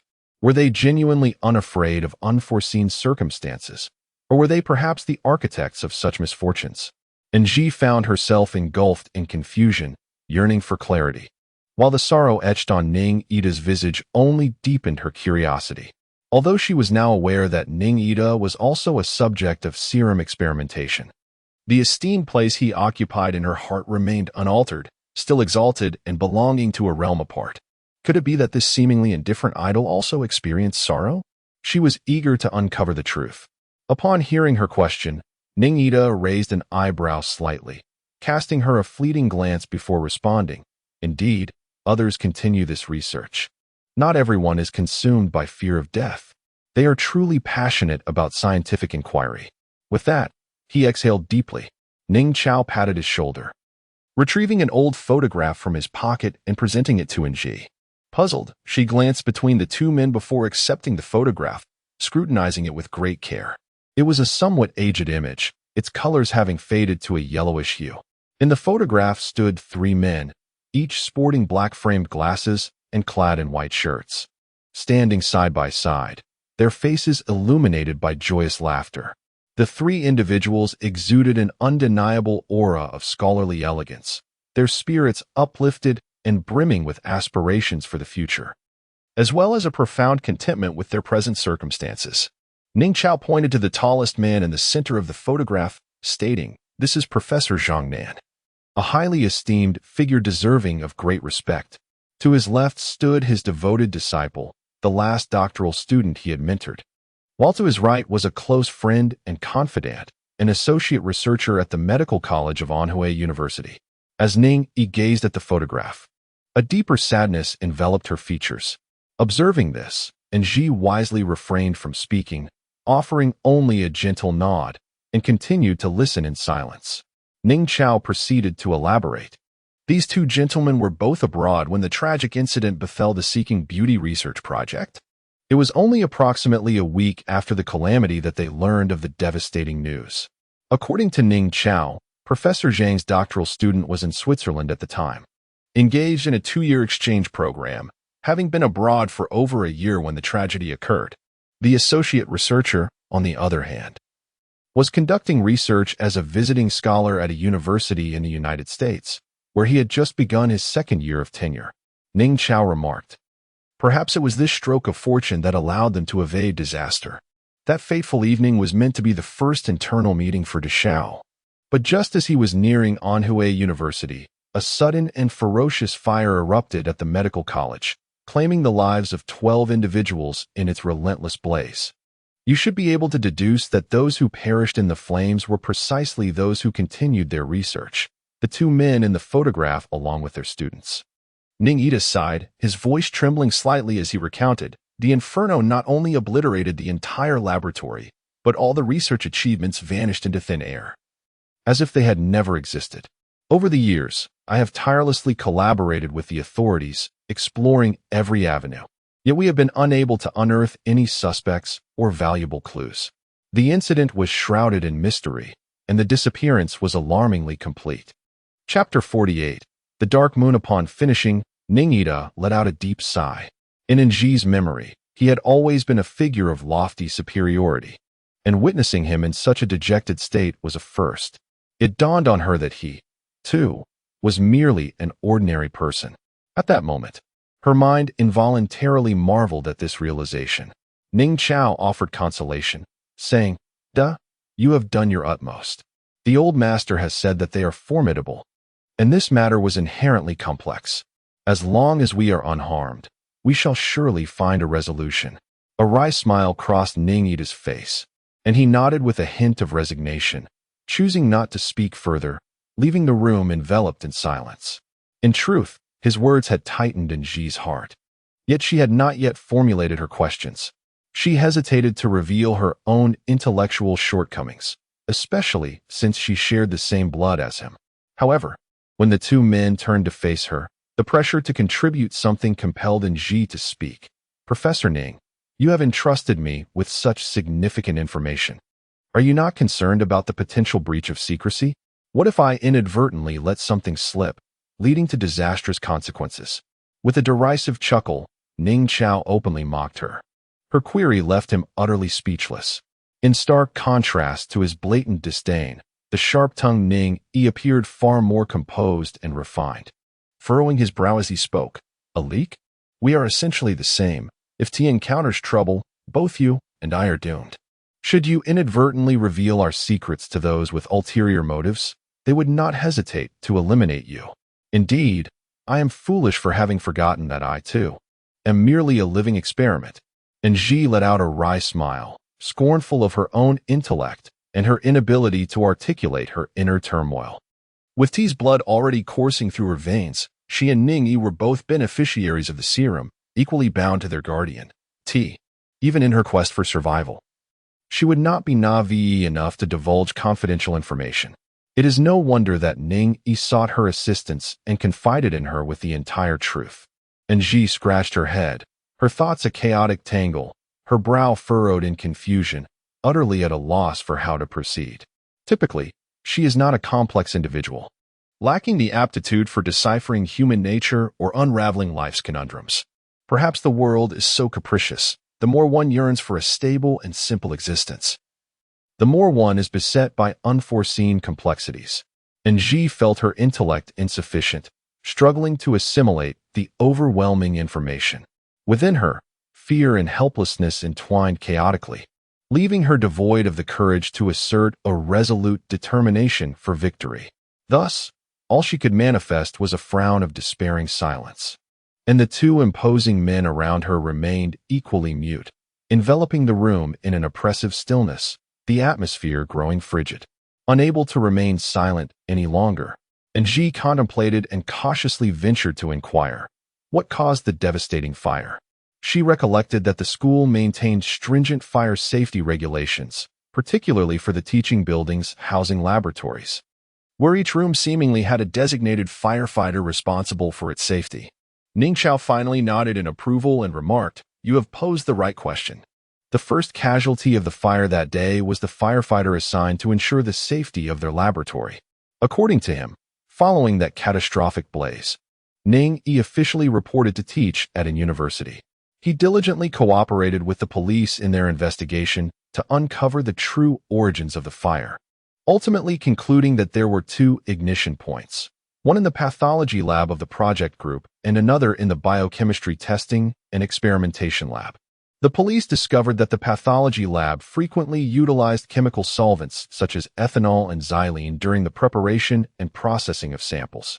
These samples were particularly susceptible to ignition during the drying process, and on that fateful day, a freshman, new to the project group and unfamiliar with many procedural protocols, inadvertently triggered the blaze amidst a flurry of activity. The second cause of the conflagration stemmed from the biochemistry lab, where students routinely handled various chemical reagents. sometimes employing open flames from alcohol lamps and gas burners, along with electric stoves and ovens. On that day, an unfortunate lapse in caution led to the outbreak of fire. The proximity of the two ignition points resulted in a rapid escalation of the flames, compounded by the presence of a significant quantity of flammable, explosive materials and radioactive substances stored within the Project Group's pharmacy and formulation room. Due to the myriad of types and complex nature of the substances involved, the requirements for extinguishing the fire varied significantly, rendering the blaze exceedingly difficult to control and manage. At that moment, the teachers and students of the group were convened in one of the laboratories, awaiting Ning Yi's arrival for an academic presentation. Upon discovering the fire, they found that the specially designed door of the laboratory had warped due to the flames, making it nearly impossible to exit through it. Situated on the 20th floor of the medical school, escape by jumping out of the window was out of the question, leaving them helplessly waiting for rescue. When the firefighters finally arrived, they were confronted with the intricate array of items within the laboratory, many of which could not be extinguished with water. They were compelled to formulate a firefighting plan with utmost urgency. By this time, certain chemical substances had already ignited, causing the temperature within the laboratory to soar. The project's fire safety administrator, relying on his limited firefighting experience, attempted to navigate through the laboratory's ventilation duct to rescue everyone, tragically succumbing to the flames in the formulation room. Ultimately, the presence of various flammable materials and chemicals rendered the inferno entirely uncontrollable. By the time the firefighters managed to enter the laboratory, all members of the project team had perished in the fire. And Jiwen inquired, "Professor Ning, what exactly is the organization known as Tying? Is it truly the shadowy force behind these events? Why hasn't the police investigated it?" Ning Yi gazed intently into her eyes and replied, "As of now, we only know that it is an underground institution called Tying, engaged in clandestine advanced scientific research. However, its location remains unknown. The police, in conjunction with Interpol, have been unable to uncover any specific information regarding it. Nevertheless, I am certain that the misfortune of the university's research team is inextricably linked to them." And Ji remarked, "Perhaps within the confines of the Yin family, there may exist individuals associated with this organization." Both Ning Ida and Ning Chao nodded in agreement, their expressions betraying a mix of complexity and concern. The situation was far more intricate and alarming than she had initially perceived, ushering in a newfound urgency to uncover the truth. Suddenly, Ji comprehended that Ning Ida's arrangement for her to intern at Yongji Group was likely connected to the mysterious disappearance of female students, possibly involving Tying as well. Ning Ida extended her hand, gently patting Ji's shoulder in a gesture of reassurance. "Fear not. We shall safeguard you. You will come to no harm." Just yesterday, another girl vanished from Yongji Group, bringing the total to 6. Time was of the essence, and Ji nodded, placing her trust in Ning Ida. Although the path ahead appeared fraught with challenges and obstacles, the presence of those around her instilled a sense of confidence. What unifying factors might the innocent missing girls possess, aside from their intricate ties to the Xuanmei project group, that would render them targets? Who was the perpetrator? What motives lay behind these heinous acts? These questions would become pressing enigmas that she would need to unravel upon her internship at Yongji Group. End of Volume 1. Chapter 49. The necklace. Following an in-depth discussion in Ning Yi's office, Ji resolutely embarked on the quest for the serum antidote.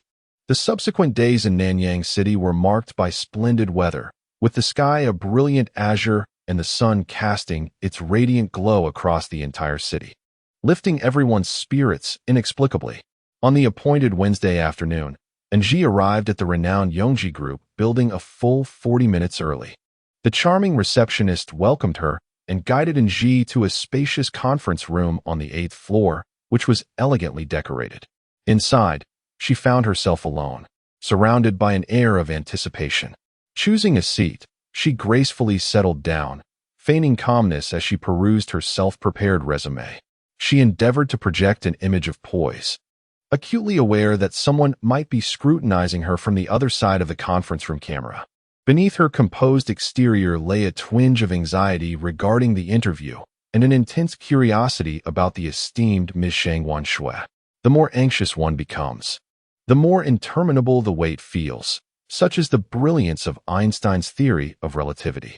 After enduring a seemingly endless passage of time, Angie found herself staring at the clock, which read 2:30 in the afternoon, yet no one had entered the room. The grand conference hall remained desolate. With patience wearing thin, she reassured herself to wait a while longer, only to find that when the clock struck 3:30, she was still met with silence. Growing increasingly anxious, she rose and opened the conference room door, hoping to inquire with the staff, only to discover the corridor of the building was equally deserted. Reluctantly, she wandered around, only to find that all the other rooms on this floor were locked conference rooms, leaving her utterly bewildered. Prior to arriving at Yongji Building, Ningyi had imparted wisdom on how to tackle potential issues she might encounter, and Angie had envisioned countless interview scenarios in her mind. Yet she had never anticipated this particular predicament. Departing immediately would be inappropriate, while remaining felt exceedingly awkward. What was she to do? Angie's heart raced with anxiety and trepidation. Her phone had been temporarily secured by the receptionist before entering the conference room, leaving her with nothing but her own resolve in this moment of uncertainty. In her past, she had grown accustomed to harnessing the power of prophetic dreams to glimpse the future. She had never truly experienced the disorientation and dread that accompany the unknown. However, now, due to Ning Ida's ominous warning, she found herself fearful of the peculiar reactions her body exhibited. Since that fateful day at the recruitment fair in Ondai, she had refrained from utilizing her prophetic dreams. Consequently, as she relinquished her former mastery over the unknown, her heart became laden with the insecurities that besiege ordinary individuals. This unfamiliar sense of vulnerability allowed a myriad of negative thoughts to slither through her mind like restless serpents, weaving a tapestry of confusion, anxiety, and fear. What am I to do? Angie silently pondered. Suddenly, she recalled Ning Ida's cool, composed voice, his unwavering calmness in the face of challenges, and the lessons he had imparted to her. Remarkably, her restless emotions began to subside. Angie reflected, if she were in his shoes, how would he respond? She endeavored to adopt his perspective, and gradually, her composure returned. With an impassive expression, he stated, "Hello, you're Angie, correct?" The man nodded, glancing at his watch, and continued, "Exit here, turn left, and take the elevator to the 20th floor. At the end of the corridor on the 20th floor, you will find an office with a large red wooden door. General Shangwan is awaiting your arrival there. You must arrive within 5 minutes. He is exceedingly busy and never waits for anyone." After delivering this message, she seized the resume folder from the table and hurried out to catch the elevator. Although she had yet to meet the highly acclaimed Shangwan Shui, it must be said that, at this moment, Angie harbored a rather unfavorable impression of this man. Though the time had been agreed upon in advance, there was no communication, and the delay persisted, leaving her alone on the 8th floor, completely disregarded. Such a man, or perhaps a boss, evidently possesses no sense of time, exhibits profound disrespect for others, and displays an exceedingly arrogant demeanor. It is likely that such an individual is challenging to engage with, both professionally and personally. Yet, astonishingly, many women are inexplicably drawn to him, clinging to him with fervor. It seems that wealth indeed has the power to blind the senses. As Angie pondered these thoughts, she stepped out of the elevator. Her gaze immediately met by a blinding expanse of white. She soon realized that this brilliance emanated from the walls of the corridor, which were illuminated by exceptional lighting, rendering the white even more striking. Conversely, the carpet beneath her feet was an oppressive shade of black, creating an uncomfortable juxtaposition of stark contrasts. Shaking her head, she murmured softly, "The taste of the affluent is indeed peculiar. Such garish aesthetics, Shangwan Shui must be quite a character." With a quiet grumble, Angie cautiously approached the grand redwood door. She gently knocked, only to be met with a chilling voice from within, commanding, "Enter." Angie pushed the door open and stepped inside, where the light was even more overwhelming, momentarily disorienting her. Once her eyes adjusted to the brightness of the room, she observed a remarkably pristine office, even more immaculate than that of the fastidious Ning Yi, surpassing it in cleanliness and simplicity. A square black desk stood resolutely, accompanied by a set of angular white bookshelves. The stark black leather office chair and the matching black leather sofa complemented the snow-white carpet, creating a scene of striking minimalism. The pencil holder, the folders, and even the rather conventional telephone on the desk are all rendered in stark monochrome. Every book on the shelf is enveloped in pristine white covers, with the titles inscribed in black ink along the spines. The room is devoid of any greenery or superfluous decor. This monochromatic office mirrors the stark black and white corridor outside, provoking the thought, does the owner of this office perceive the world in similarly rigid terms? Angie's gaze traverses the office, yet she has yet to spot a single living soul within. Suddenly, a man's icy voice pierces the silence, chilling her to the core as if doused in frigid water. The voice intones, "Are you Angie? What about the necklace you wore that day?" Chapter 50. The unborn. The hand that reaches out feels as frigid as the voice that accompanied it, sending shivers down her spine. Could this truly belong to a living person? Instinctively, Angie recoils, her body jerking back as she lets out a startled scream. In that instant, her petite frame collides with something substantial. More accurately, it seems to have struck a soft object. In her state of alarm, she whips around to discover that this soft object is, in fact, a tall man of remarkable proportions. Alongside this startling revelation, her lips betray her as they emit a flurry of startled exclamations. The panic experienced during an interview is undoubtedly an unfavorable circumstance, even when vying for an internship position.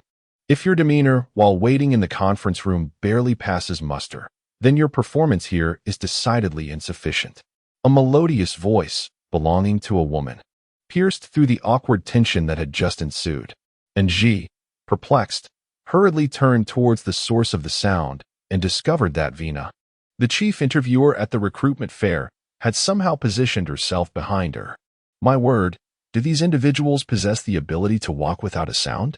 Angie silently lamented, her lips refusing to voice any retort. She could only awkwardly utter, "Good day, Teacher Vina. I apologize. I was unaware that your esteemed company's interviews also assess one's courage." As soon as her words fell, a man, whose voice and hands were chillingly cold, tilted his head and remarked, "You displayed considerable courage at the university recruitment fair. Why then, do you lack it now?" The man, his expression inscrutable, cast a fleeting glance at Vina, disregarding her subtle prompt, and persisted obstinately in questioning her. "Why have you lost your courage now?" Angie scrutinized this peculiar man, astounded to find that his appearance and physique were breathtakingly beautiful. He evoked memories of a well-worn fairy tale. It is said that long ago, a queen became pregnant. On a snowy day, as she embroidered, she pricked her finger and bled. In that moment, she made a silent wish. "Oh, how I long for a daughter, with skin as white as snow, lips as red as blood, and hair as dark as ebony." The daughter in this fairy tale is none other than the legendary Snow White, an epitome of perfection cherished by many men. It is evident that the flawless Snow White truly exists, as the queen's wish for a child has, astonishingly, been realized in the presence of this man. If Zhao Tao possesses a feminine allure, and Ningyi embodies a rugged masculinity, then this gentleman exudes a strikingly androgynous charm. He is a vision of beauty that is neither overly effeminate nor overtly masculine, possessing an innate grace that is both ethereal and subtly mysterious. His strikingly dark hair and brows, coupled with his flawless, snow-white skin and naturally alluring crimson lips, create a strikingly handsome figure. As Angie gazes into his clear, handsome eyes, an inexplicable sensation arises within her. The man before her feels strikingly familiar. It evokes the sentiment expressed by Jiao Baoyu in Dream of the Red Chamber upon first encountering Lin Daiyu. This sister I have seen before. Angie experiences a similar sentiment, as if she and he have known each other for ages. A complex feeling washes over her mind, and she suddenly feels an irresistible urge to embrace him. Fortunately, her reason prevails. Though her heart races and her gaze remains captivated, her body remains still. This captivating man, seemingly unfazed by Angie's intense scrutiny, meets her gaze with a serious and inquisitive expression. It is not that he is unaccustomed to being gazed at by infatuated women. Nji's reaction is, in fact, a common occurrence, given his striking appearance and affluent background, which attract admirers from all walks of life. Nji is not the first woman to harbor such infatuation, nor will she be the last. He has long grown accustomed to the unabashed admiration directed towards him. However, in her presence, he experiences an unprecedented sensation. It is not solely due to the necklace, which holds extraordinary significance for him, but also the unique aura she exudes upon her arrival. Soon enough, upon noticing the necklace adorning her neck, his heart begins to race fervently. He recalls the words of Master Shang Shan, "Treasure, you share a karmic bond with this person. When she appears, you will surely feel the connection." Indeed. That night he dreamed once more of the old dream that revealed his true self. Could she be that person? Today, as he prepares to meet her in the flesh for the first time, he hesitates for a long while regarding their impulsive arrangement, fearing that his emotions might cloud his judgment. To exercise caution, he meditates and clears his mind for an extended period, only deciding to meet her once he is certain he is not acting on a whim. His prudence and maturity are well known in the industry, yet his stubbornness remains an insurmountable limitation, much like the quest for that necklace. When he discovers she is not wearing it, he feels a mix of disappointment and joy. The disappointment stems from the realization that she may not value it, perhaps indicating she is not the one he seeks. Conversely, he is elated that her attraction and curiosity towards him have not waned in the absence of the necklace. Rather, they seem to intensify. As her voice resonates outside his office door, the usually composed man finds himself gripped by a moment of disarray. In that instant, the image that surfaces in his mind is of the fabled scene from their past life when they first met. Does the karmic bond spoken of by his master truly exist? The first time he encountered this term was during a period when he was frequently plagued by that dream. His mentor, with profound sincerity, interpreted the dream and repeatedly mentioned this term. Consequently, he delved into extensive research, discovering that the online explanations were generally as follows. The legendary karmic womb refers to two souls that die or reincarnate simultaneously, or it signifies the connection of bones between the two parties. The superstitious interpretation suggests that karma represents karmic forces, while womb denotes birth.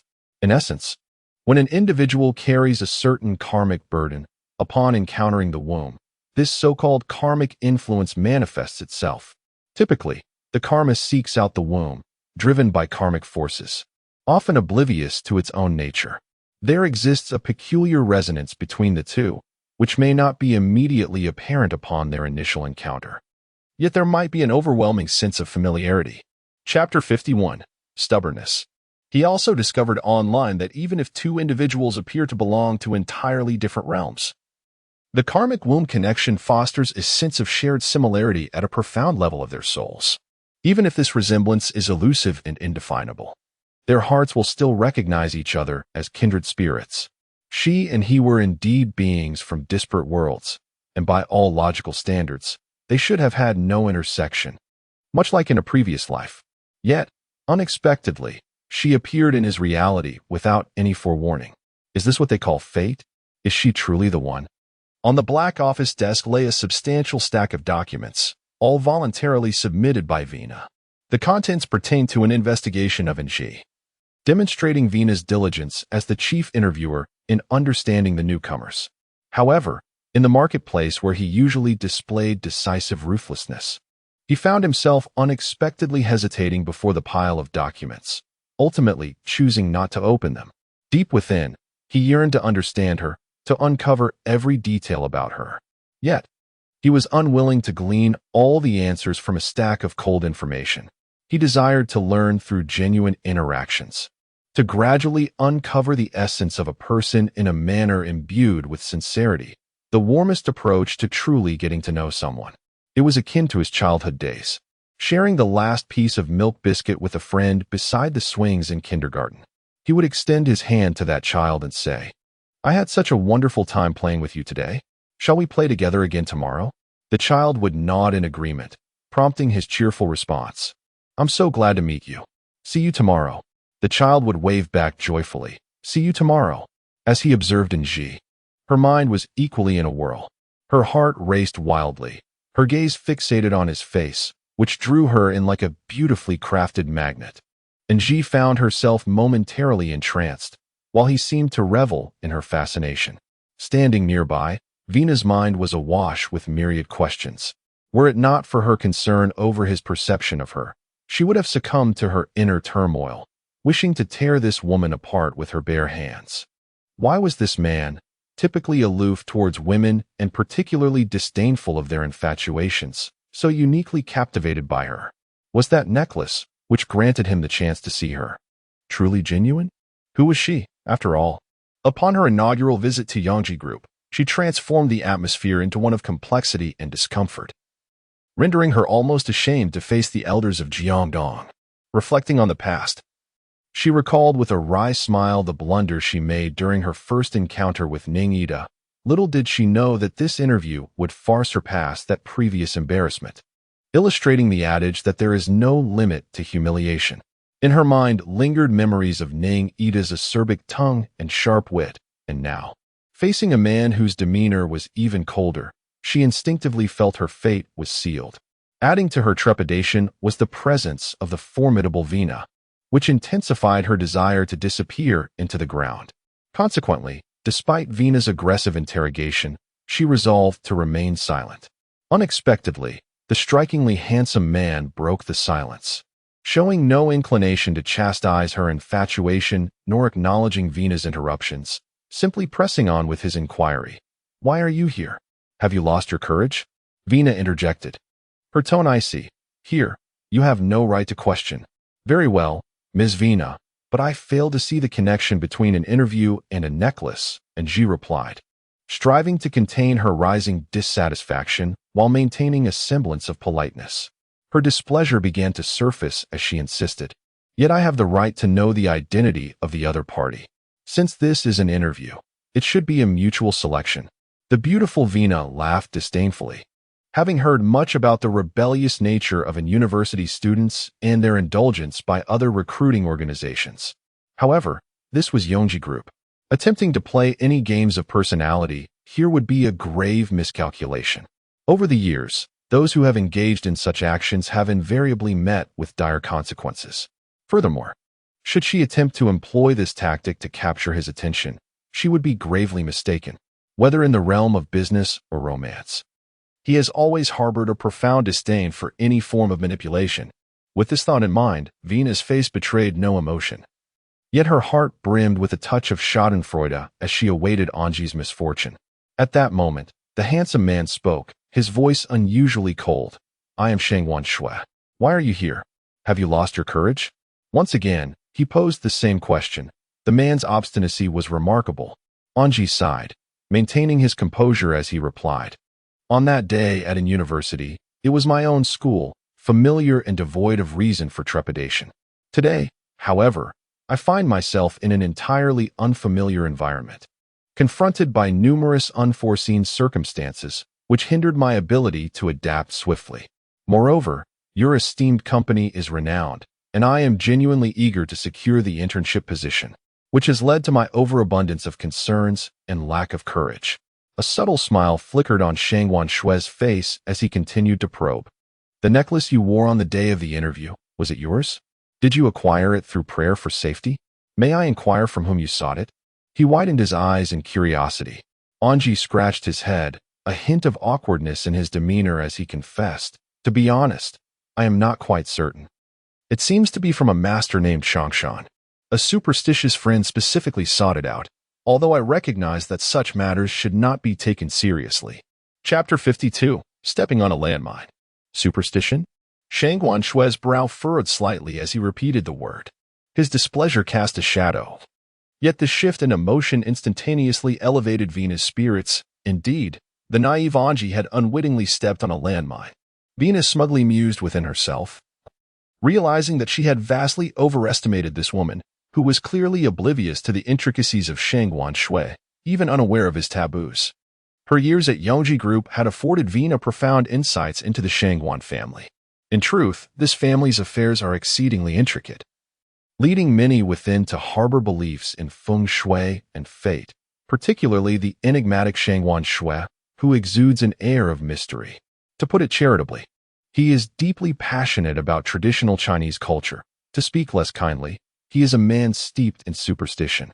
Moreover, his upbringing diverges significantly from others, rendering him particularly sensitive about certain matters, especially regarding any insinuations of his credulity. Within the upper echelons of Yongji group, the term superstition is seldom uttered. He harbors a strong aversion to infatuated women and cunning schemers. When confronted by women who are enamored or who boldly seek his contact, FENG Shui invariably recoils, often departing with a disdainful remark, as if concealing his inner contempt were a matter of moral rectitude. Thus, approaching this man is no small feat. Many years ago, an inexperienced Vina had suffered greatly at his hands. Witnessing Anji's impending misfortune brought a delightful lightness to her heart. Vina understood FENG Shui well. His propensity to humiliate would surely bring Anji to tears. With this thought, a subtle smile graced her lips. After a brief pause, Anji replied, "Yes, indeed, Mr. Shangwan.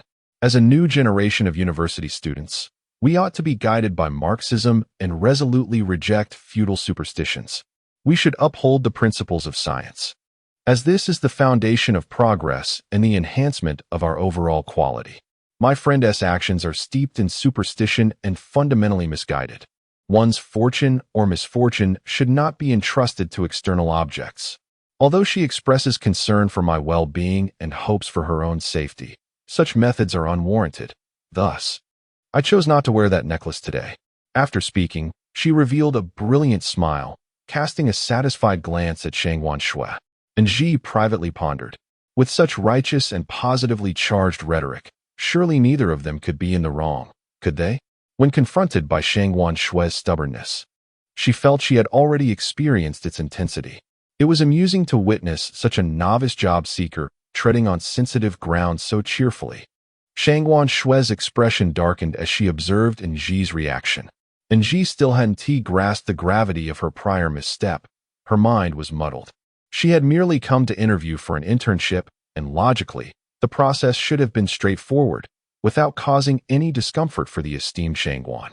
Moreover, Ningyi had mentioned that the necklace held great significance for FENG Shui, being a relic of a deceased acquaintance. Everything should have proceeded smoothly. Why then? Did the current situation seem so fraught with difficulty? What secrets lay hidden behind the necklace?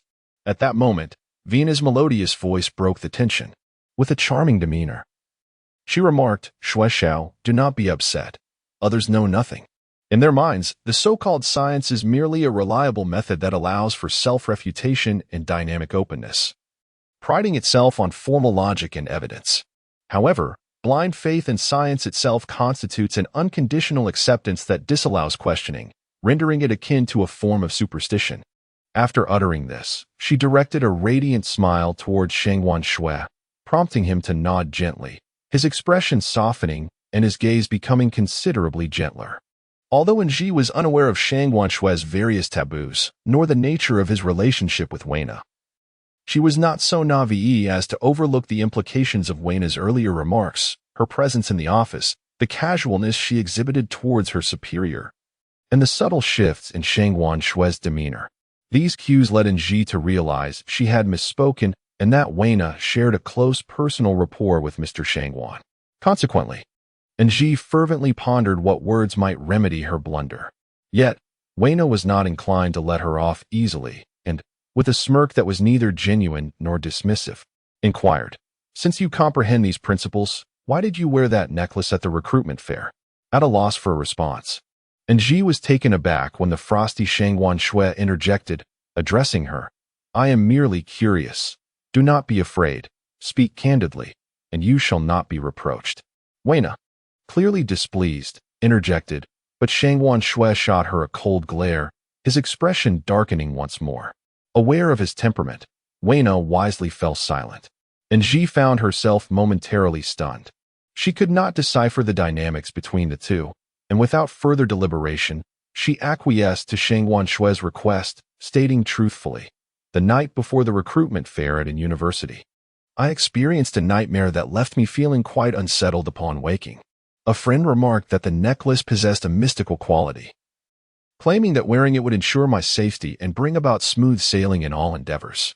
Trusting my friend implicitly, I adorned myself with the necklace on the day of the job fair. Shang Shui raised an eyebrow and inquired, protection? What dreadful dream did you have the night before the fair? I recounted a haunting vision of the roof collapsing in a corner of the conference hall, narrowly missing the interviewer with falling debris. Indeed, Anji spoke the truth. The night prior to the interview, she had invoked her latent abilities, this being the last occasion she wielded such power. Upon hearing this, Vina became exceedingly agitated, exclaiming, "You are lying. No one can foresee the future. Leave." Abruptly, Shang Shui, clad in a sleek black suit, turned and fixed Vina with an icy gaze, his voice chillingly cold as he commanded, "Leave." Vina's lovely visage clouded with distress, her expression teetering on the brink of tears as she stammered, "Shui, I."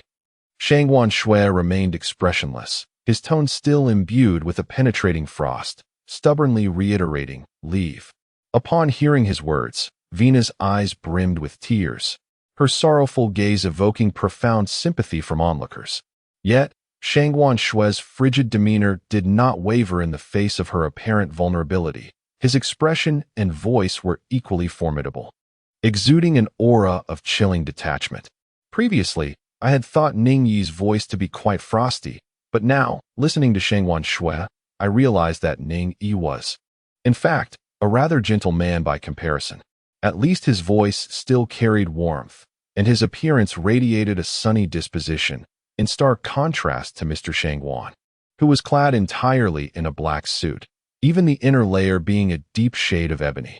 Fortunately, Shang Shui possessed flawlessly fair skin, otherwise, she would have truly embodied the legendary figure of the Black Wu Chang, instantly evoking a surreal sense of entering the underworld.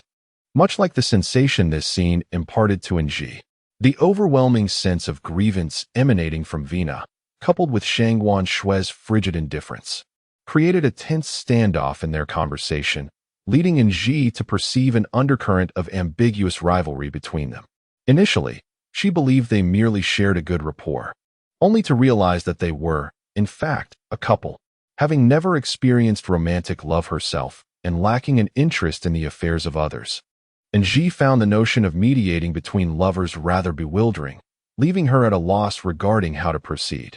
She was reluctant to attract unwarranted animosity in her future endeavors for reasons that were baseless, thus she felt compelled to take some action. With the intent of avoiding any misunderstandings, Anji hastily interjected, "Mr. Shangwan, Teacher Vina, the matter of dreams becoming reality indeed sounds bizarre, and I share that sentiment. However, I assure you, there is no falsehood here. Please believe me, if you would." She endeavored to clarify, thinking she had provided a means for Vina to extricate herself from the situation. But as soon as her words left her lips, Shang Shui seemed to read her thoughts. And that chilling voice resonated once more. "You need not explain anything to her. We are not a couple. Vina is merely the chief interviewer responsible for recruitment, and her involvement in this matter is non-existent." Shang Shui's voice remained icily piercing, carrying an air of authority that brooked no negotiation. Recognizing his genuine anger, Vina succumbed to tears, unable to contain herself any longer. She trembled as she spoke. "Shang Shui, why must you treat me this way? Anji is merely a stranger." For the first time, Vina addressed him directly before others, as if to declare her distinctiveness. Shang Shui regarded her with an expressionless countenance, his demeanor cold and unyielding, as though he had not heard her query. Once again, he obstinately commanded, "Leave. There is no work for you in this office." His words were unequivocal, imbued with the imperious authority of a superior that brooked no defiance. Vina felt a wave of humiliation wash over her, and the last vestige of hope within her was shattered. In despair, she turned away, her delicate hands covering her face in an expression of bitter resentment, and she ran out in tears. In truth, over the years, Shang Shui was well aware of Vina's affections. However, he prioritized his own feelings above all. Her fondness for him was merely a byproduct of the Shangwan family's prestige. Her intense obsession stemmed from her enjoyment of being the center of attention. Her stubborn persistence was driven by a refusal to be outdone by others. These emotions bore no relation to him as an individual. If he were not Shang Wanshui, would she truly love him? Her affections were directed towards the figment of her imagination, indifferent to his true self. He held no affection for such a woman and could not even entertain the notion of love. He permitted her presence solely because of her competence, loyalty, and intelligence, qualities that rendered her an excellent subordinate and collaborator. He had once attempted to place his trust in Vina, yet her performance and abilities had proven disappointing. Shang Wanshui, ever adept at seizing opportunities, had rightfully earned his status as a financial magnate, rather than a person's intentionality. He places greater trust in her genuine affection for him and her reliability in action. The pivotal opportunities in life are few and far between.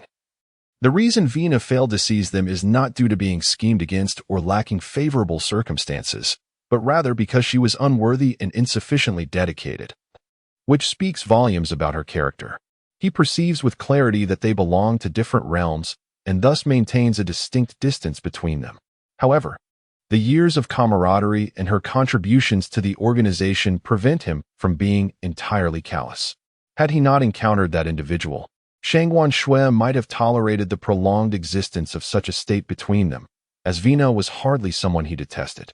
Yet, the dynamics have shifted with the arrival of a girl named Nji. Even though Shang Wanshui is uncertain if she is the one, the instinct to protect Nji stirs within him, compelling him to ensure she faces no injustice or harm. He recognizes that in the intricate web of human manipulation, Nji is utterly defenseless, prompting him to confront Vina without hesitation. Once he has set his sights on someone or something, he will not allow any interference. His approach is marked by a certain ruthlessness and decisiveness, a fact Vina is acutely aware of, which is why she fled in heartbreak. A sudden bang interrupted Nji's thoughts as Vina slammed the door to Shang Wanshui's office. The sound was neither too loud nor too soft, perfectly modulated by Vina's hand. Shang Wanshui mattered too much to her. Even in her emotional turmoil, Vina dared not sever ties completely, nor did she wish to become the subject of ridicule in front of others. Nji continued to glance at the door, her mind swirling with chaotic thoughts. In contrast, Shang Wanshui remained composed, seemingly unfazed by the sound of the closing door. She proceeded to inquire, during the job fair, when you discovered your dreams had come to fruition, were you frightened? After a moment's reflection, Nji replied, initially, I was certainly afraid, but now I am all right. All right now? Have you been experiencing such dreams for a long time? Shang Wanshui's keen intellect led her to uncover a new line of inquiry. Her cheeks flushed slightly, and her words stumbled forth, prompting a faint smile from Shang Wanshui. Having witnessed the intrigues of sharp minds in competition, she could discern without a doubt that Nji was not being entirely truthful. The girl struggled to mask her emotions. How could such an innocent soul navigate the complexities of the world?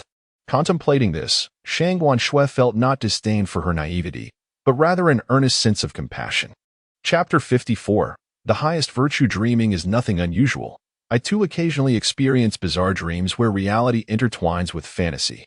Master Shangshan once mentioned that dreams may be remnants of past lives or reflections of our subconscious thoughts.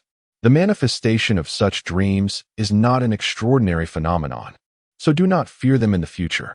Shang Wanshui spoke softly.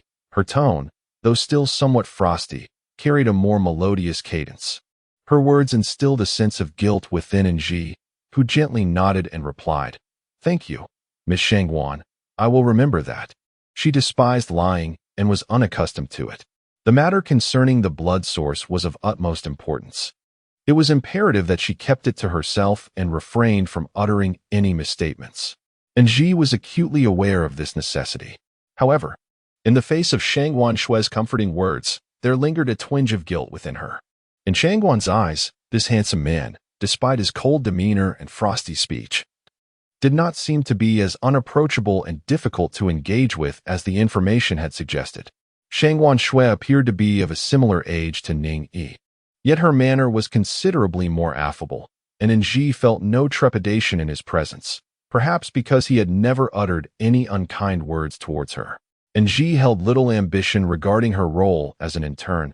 Her sole objective was to glean information about the disappearances and the serum. With no aspirations or desires for the yet uncharted territory of the workplace, she regarded the company executives and the mentors in the laboratory as equals. Although both were her employers who compensated her, conversing with them did not evoke excessive concern or hesitation. Thus, in the presence of FENG SHUI, whom everyone feared within the corporation, and Ji felt remarkably at ease. This led her to recall the hasty departure of Vina, prompting her to inquire directly, "Mr. FENG, is there any concern regarding Ms. Wei? Should we check on her?" FENG SHUI narrowed his eyes slightly and replied, "And Ji, shouldn't you be more focused on your interview?" And Ji was taken aback, her face flushing crimson. His words struck a chord, and unfortunately, they were indeed true. The interview was far from over. And the other party was the head of the corporation. It was hardly her place to contemplate Vina's situation. She realized that her priority was to approach the interview with diligence and strive for the opportunity to become an intern. With this thought in mind, she nodded in agreement, exhibiting a profound sense of realization and remorse. As a student at the University of Alberta, who often finds herself distracted from her studies, and she has developed the advantage of reflecting on her boss's criticisms and guidance almost instinctively. However, mere repentance is insufficient. She must also take action to convey to her boss that she has found her way back. It is imperative that she articulates her thoughts. And Ji pondered seriously and suddenly recalled that FENG SHUI had mentioned a certain individual, one whom Ning Ida had also spoken of. She promptly interjected, "I apologize. General Manager FENG, I understand my mistake. You just mentioned your master. Is he also referred to as Master Shangshan?" FENG SHUI nodded, albeit with a hint of confusion. "Yes, indeed. What is it?" And Ji continued, "The person who gifted my friend a necklace is also named Master Shangshan. Though he is a reclusive monk living in the mountains and likely would not know you. My friend mentioned that this master is elusive, rarely interacting with others, and it is quite a challenge to meet him. Moreover, when he speaks, his words are often cryptic and difficult for others to comprehend. By the way, he instructed that the necklace be passed on to someone fated to receive it, and he also uttered some rather peculiar phrases. A reclusive monk in the mountains? Peculiar phrases? What did he say?" FENG SHUI pressed further, and Ji furrowed her brow, carefully recalling what Ning Ida had shared. He had mentioned that there was something of great importance that needed to be conveyed to FENG SHUI through a woman, requiring a close connection to uncover the clues. Later, when Ji beheld that significant object, she felt a twinge of surprise, for it was merely a somewhat unique necklace. The necklace comprises two components. One is the chain, crafted from pure silver with exquisite and meticulous workmanship. The other is the pendant, which is in the shape of a droplet made of amber, containing a circular white fibrous substance. And Ji, curious, inquired of Ning Ida about the nature of this peculiar fibrous material. Strangely, at that moment, an elderly woman, the grandmother of the little girl, approached him from the entrance of the hospital, clasped his leg, and fervently bowed her head in supplication. Typically indifferent to the affairs of others, Ning Ida's heart softened, and he generously covered all of the girl's medical expenses, earning the family's profound gratitude.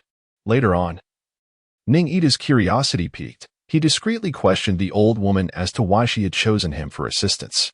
The grandmother replied that someone had informed her that if she were to see a tall young man of strikingly handsome appearance, dressed in a gray suit and black leather shoes, to implore him, he would surely fulfill her wishes. Ning Ida was taken aback, suspecting that someone might have discovered his whereabouts, and pressed for further details. It is not particularly challenging for someone adept at alleviating others' troubles, provided they possess sufficient psychological knowledge. Anyone could assume the role of a folk psychologist. However, for an ordinary person to foresee the future is nearly impossible. Ning Ida's initial reaction was to contemplate the possibility that the old woman harbored some latent potential, perhaps even linked to the serum developed by his mother. Thus, he exerted considerable effort in pursuit of this elusive elder. However, the elderly man steadfastly refused to meet him, instead entrusting him with a necklace. He spoke of the transient nature of existence, where dreams and clouds obscure the celestial stairway, and he urged him to pass the necklace to a fated individual who would guide him to the answers he truly sought. Just as Ning Ida was about to inquire further, he learned of the old man's passing, and thus the necklace became an enigma, its destined recipient remaining a mystery. It was not until he began investigating the case of Yongji Building that Ning Ida discovered the deep connection between Master Shangshan and Shengwan Shui, who had nearly persuaded her to embrace a monastic life. Consequently, he incurred the ire of the Shengwan family and was banished from Nanyang City. Simultaneously, Ning Ida uncovered that Shengwan Shui had been searching for a necklace worn by a certain woman for years. This made him recall the necklace handed to him by Master Shangshan, prompting him to have Nji wear it. Nji conveyed all that Ning Ida wished, excluding any mention of the serum, directly to Shengwan Shui. Upon hearing these words, Shengwan Shui broke into a radiant smile, one filled with genuine joy. Chapter 55, Treasures. In the ebb and flow of life, where dreams and reality intertwine, Nji was indeed the one. This understanding was shared solely between him and Master Shangshan. To pass the necklace to another, allowing fate to determine its true owner, was a notion only Master Shangshan could conceive. With this thought, his smile grew even more luminous, akin to the warm sun in the depths of winter, a beauty that left Nji momentarily dizzy. Nji suddenly realized that when Shengwan Shui smiled, he appeared exceptionally attractive. The phrases often used to describe a gentleman's gentle demeanor and refined nature must have been referring to men like him. In truth, Ning Ida was also quite handsome, yet there lingered an inexplicable sense of distance and pressure in his charm. Perhaps it was simply because he held a lofty position as a distinguished professor, accustomed to wearing a stern expression while reprimanding and scrutinizing others. Whenever Nji encountered him, a feeling of discomfort arose within her, contrasting sharply with the ease and lack of wariness she felt in the presence of Shengwan Shui. As Nji momentarily lost her thoughts, the icy tone in Shengwan Shui's voice vanished entirely. He gently inquired, "Do you know how Master Shangshan is faring these days? Where has he gone to wander?" It seemed Ning Ida's words were indeed accurate. Shengwan Shui shared a deep bond with Master Shangshan. Nji rubbed her nose, hesitating before replying. "My friend mentioned that he has passed away shortly after entrusting a necklace to him." She was unaware of the specific circumstances surrounding Master Shangshan's passing, as her friend had not divulged that information. Shengwan Shui's expression darkened instantly as he repeated, "Master Shangshan has passed away? Where did your friend encounter him?"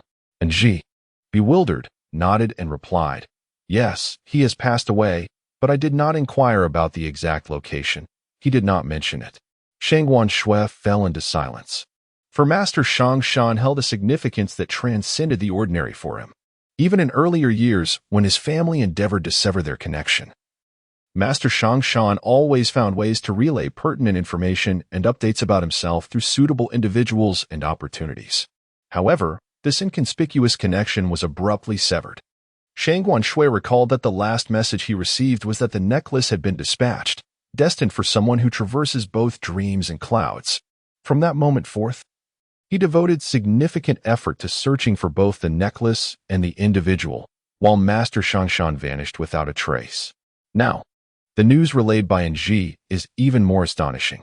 Shengwan Shui could scarcely believe that Master Shangshan had passed away, forgiven their bond.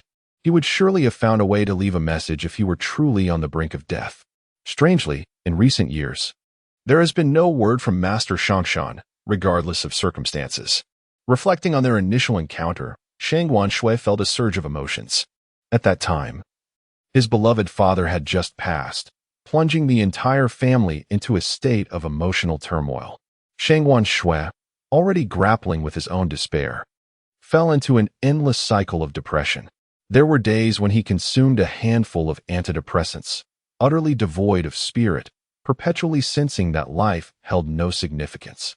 Just when his existence felt like a mere shadow of life, devoid of hope, he traveled to a distant locale to represent the group at a conference. In a luxurious resort, he encountered the renowned Master Shangshan. They clicked instantly, forming a bond that transcended age. with Master Shangshan gradually becoming akin to a surrogate father to FENG SHUI. Eventually, he bestowed upon FENG SHUI the name Treasure.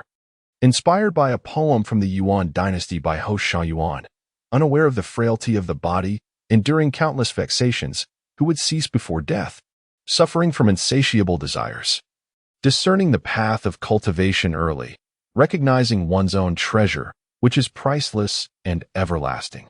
FENG SHUI once inquired about the meaning of Shangshan Master, to which the master replied that she would naturally comprehend the significance of this name upon encountering a certain individual. The person the master referred to is the woman whom FENG SHUI perpetually glimpses in her dreams, or more accurately, the silhouette of a woman whose face remains perpetually obscured. Nevertheless, FENG SHUI feels an uncanny familiarity within the dream's entirety. Despite the ancient setting being utterly foreign, she still perceives herself as belonging there. This woman is adorned in garments reminiscent of antiquity, engaging in activities such as writing, dancing, or admiring flowers. The only discernible object is the necklace she wears, featuring a uniquely exquisite amber teardrop pendant. Furthermore, he remarked that contemporary individuals place greater faith in science, deeming it more persuasive. Psychologists assert that dreams embody the subconscious desires of the human mind. While awake, one's inner yearnings are suppressed, but during deep slumber, the brain is liberated from stringent control, allowing these desires to surface. Consequently, American scientist Stevenson dedicated nearly 4 decades to investigating 3,000 children who claimed to possess memories of past lives.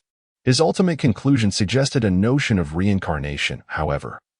This finding bears no connection to religion and does not advocate superstitions. This international research indicates the existence of a peculiar gene within the human body, referred to as the past life memory gene. In essence, every individual harbors a segment of genes and blood that resonates with that of a certain ancestor, thereby enabling a subconscious sharing of memories with that ancestor. FENG SHUI once inquired of Master Shangshan how one might discern to whom the memories of dreams truly belong. Are they the ancestral memories of previous lives, or rather, the echoes of one's genetic inheritance?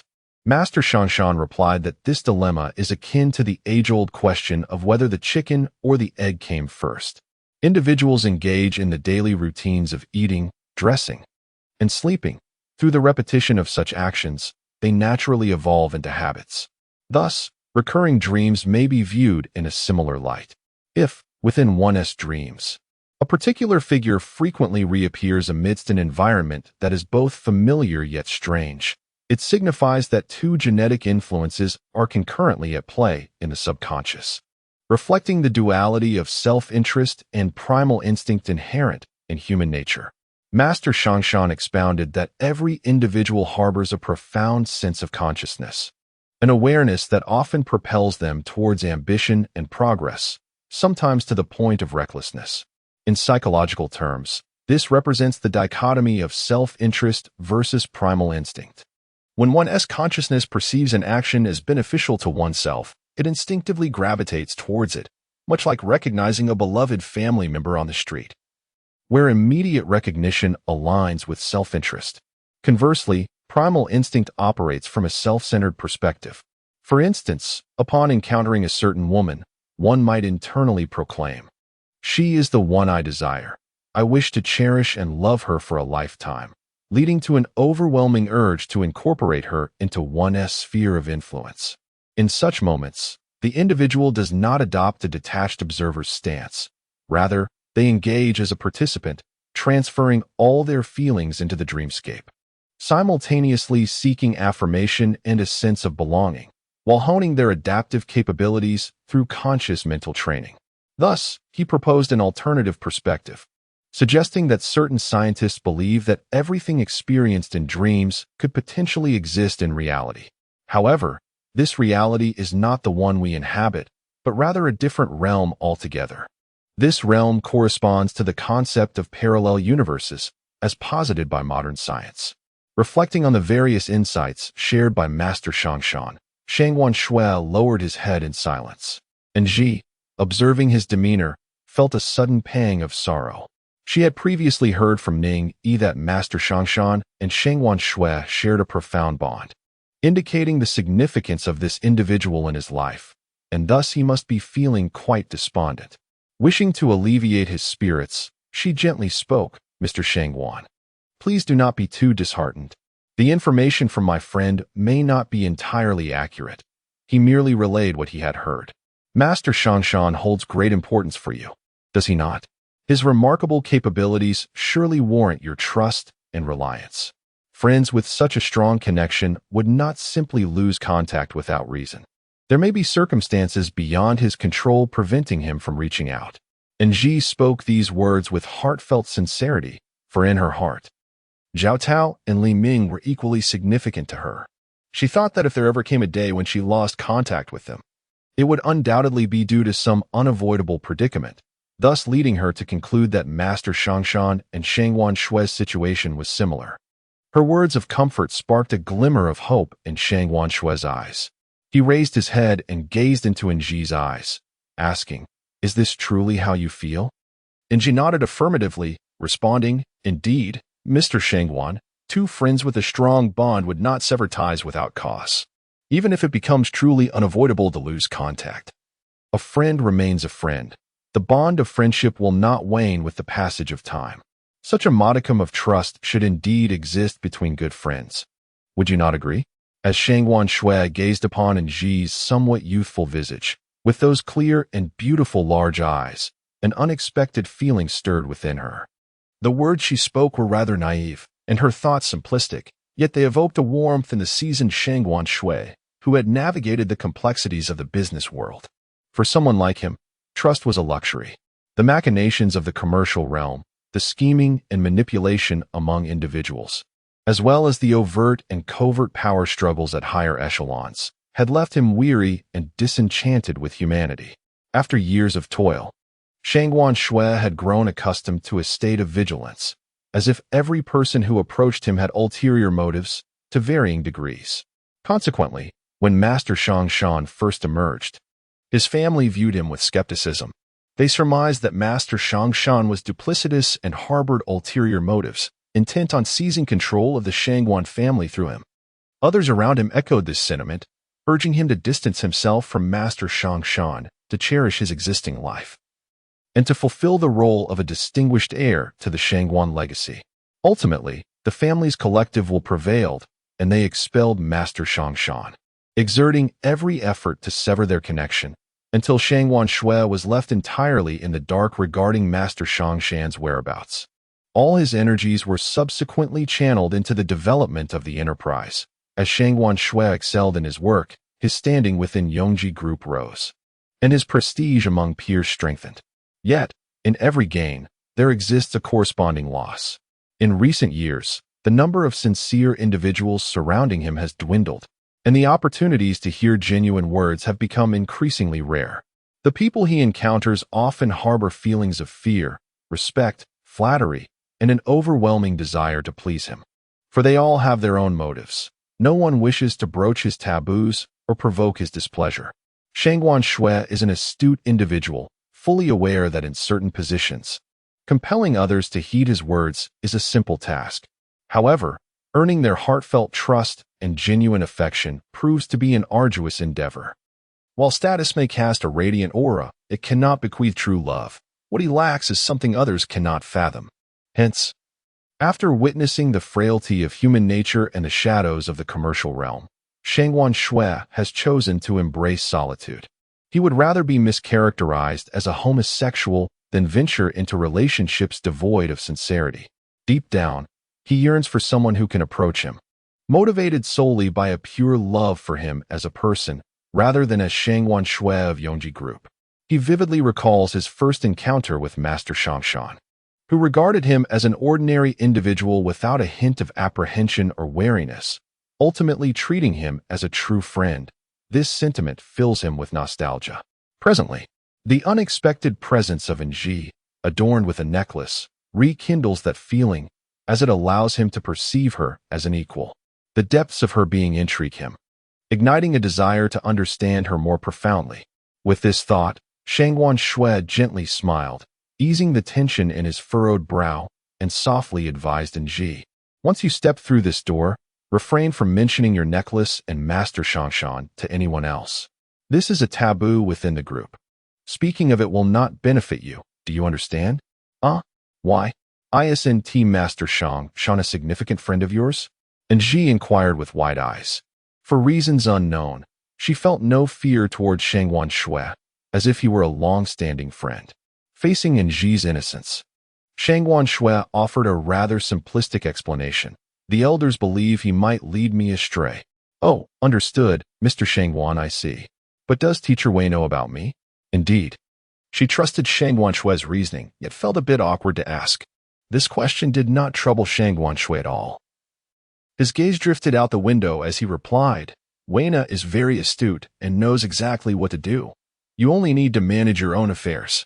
In the future at the group, your work will not require socializing, so there is no need for concern. And Ji nodded, pondering whether this implied an agreement to accept her. However, Shangwan Shui's actions indicated that he had not finished speaking. He removed a translucent yellow crystal bracelet from his left wrist, taking a step closer to Nji, and offered it to her. Wear this. When you begin working at Yongji Group, you must wear this bracelet every day. Shortly, I will have someone take you to complete your onboarding procedures. His words came as a surprise, leaving Nji somewhat bewildered. She gazed at the bracelet being offered, but did not immediately extend her hand. Instead, she awkwardly asked Mr. Shangwan, why are you giving me this bracelet? Because the bracelet signifies that you belong to me. Weina has a strong competitive spirit. Without this bracelet, will your days at the group be bearable? I do not wish to clean up after you and Weina every day, Shangwan Shui said earnestly to her. And her reasoning sounded quite reasonable, leaving Anji with no way to refuse. Reflecting on Weina's competence and excellence, and recalling her tearful escape, Anji hurriedly extended her hands to accept the bracelet. She was aware of her inability to confront Weina, having inadvertently offended her. This realization was not lost on her, as she did not desire a humiliating downfall. Recognizing the wisdom in adapting to circumstances, Anji resolved to obediently heed Shangwan Shui's advice, wearing the bracelet each day. Each bead of the yellow crystal bracelet was perfectly rounded and smooth, radiating a gentle warmth upon touch. It became apparent to her that Shangwan Shui's body was not as frigid as his fingers. As she pondered this, she gently adorned her left wrist with the bracelet, lost in thought and oblivious to her wandering mind. Regrettably, Shangwan Shui chose not to interrupt this moment. He calmly remarked, Anji, you truly have a penchant for daydreaming. Do you not revel in whimsical thoughts? As a candidate, your appropriate response at this juncture would be to express gratitude for your acceptance to the position. She lamented her habitual stammering when nervous. Yet, Shangwan Shui found himself in high spirits, observing her flustered demeanor. He continued, expressions of gratitude should extend beyond mere words.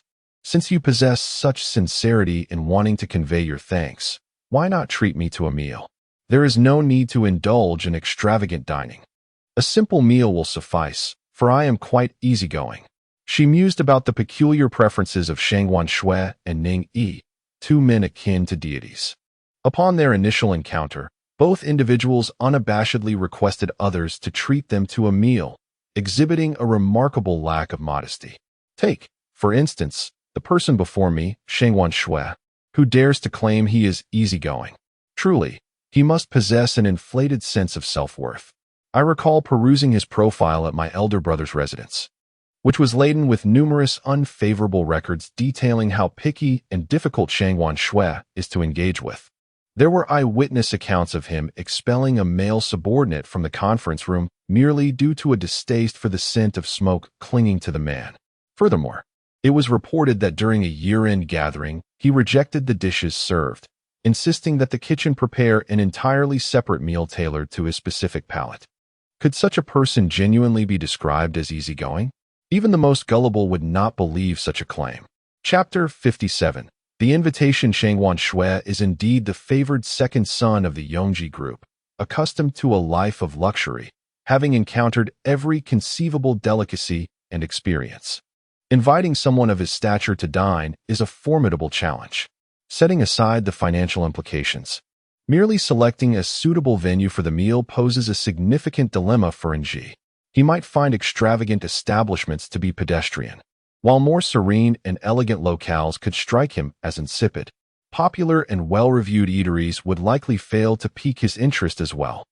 The thought of suggesting a quaint little restaurant in a hidden corner is utterly daunting.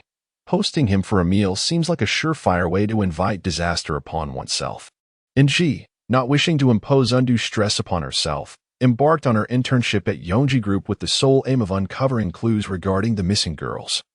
Never intending to make this her long-term pursuit, she remains uncertain about her future career path or the kind of person she aspires to become. For now, she finds contentment in her current existence, with the pursuit of simple joy as her guiding principle, never contemplating leveraging her experience at Yongji Group to achieve fame or to become a high-ranking professional earning a six-figure salary. Why would she subject herself to such torment? Spending a fortune to treat Shangwan Shui to a meal? However, it seemed that Shangwan Shui could perceive NG's innermost thoughts. Narrowing his eyes, he leisurely remarked, "NG, do you genuinely wish to remain in the corporation? Your current attitude is unacceptable. Opportunities to ingratiate oneself with the boss are not afforded to everyone. You must contemplate this carefully."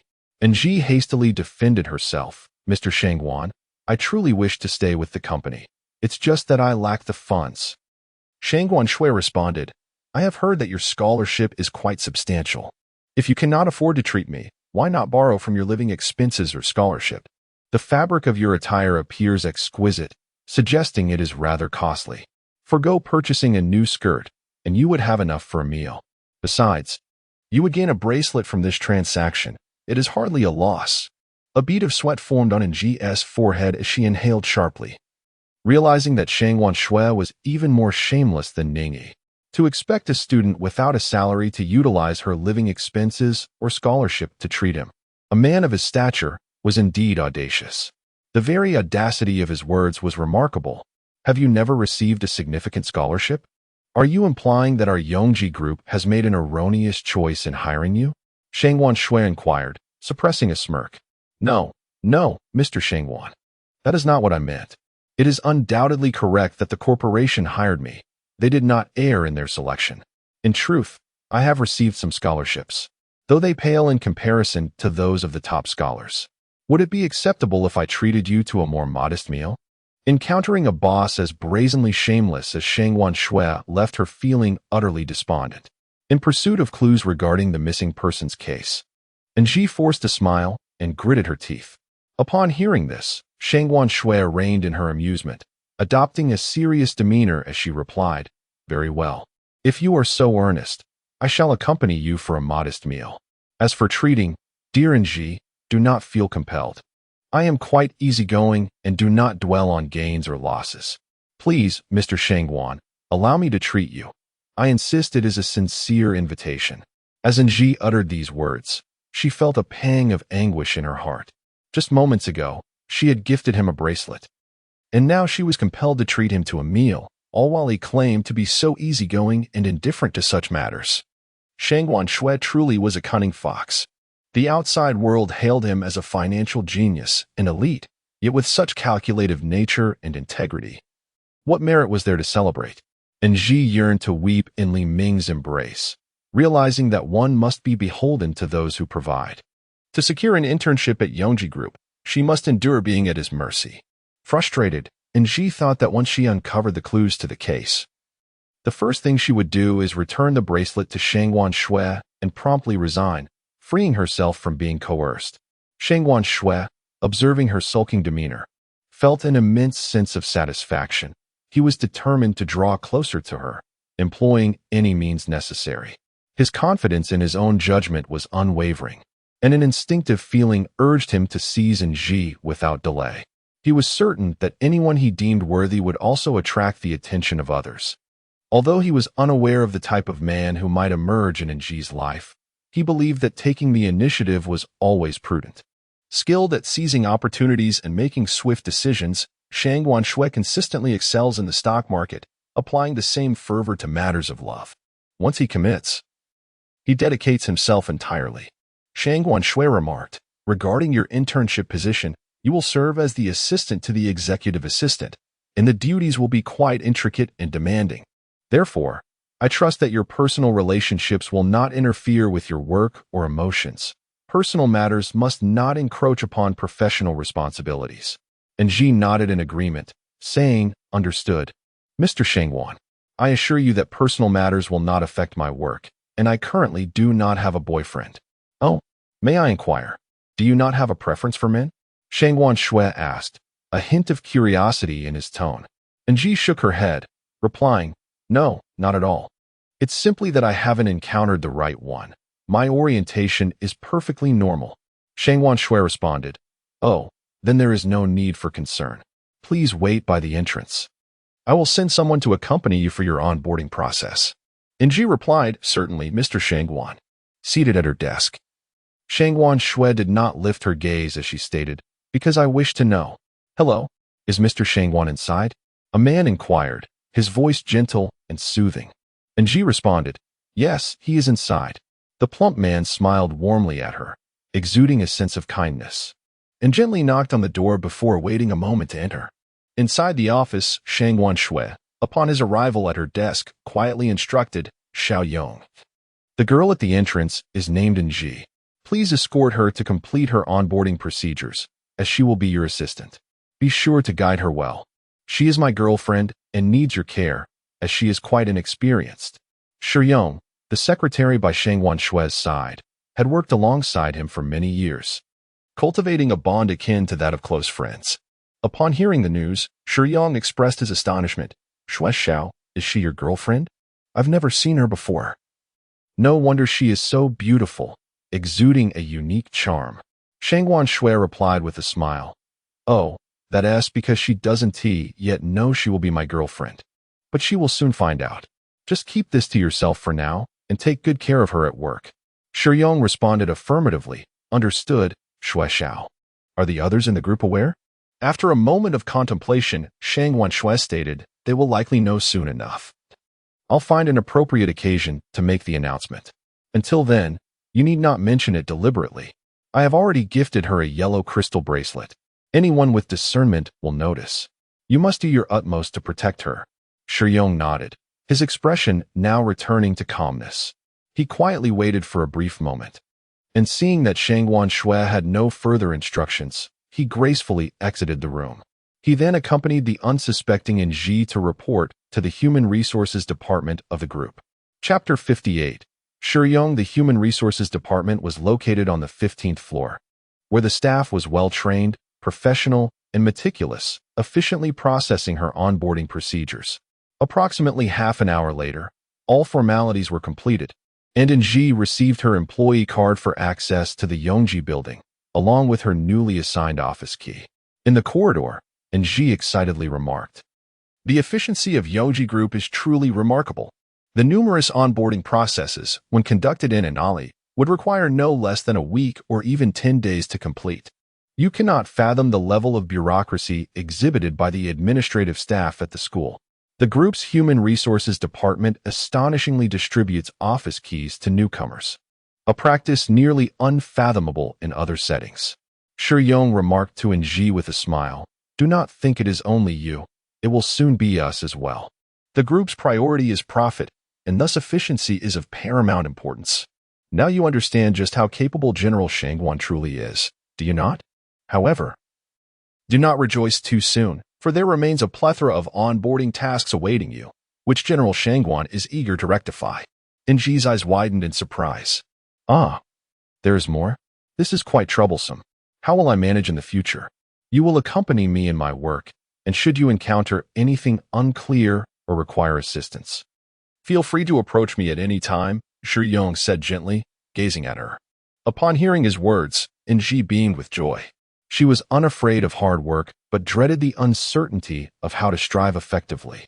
Now that someone was willing to guide her, she felt a deep sense of gratitude. "All right, thank you. I will certainly learn diligently and not disappoint you. Ji, please refrain from such formality. I am only a few years older than you. In the future, let us be less distant. Simply call me Brother Shi. By the way, here is a document titled Internship Guidelines for you to peruse thoroughly. I hope it proves beneficial."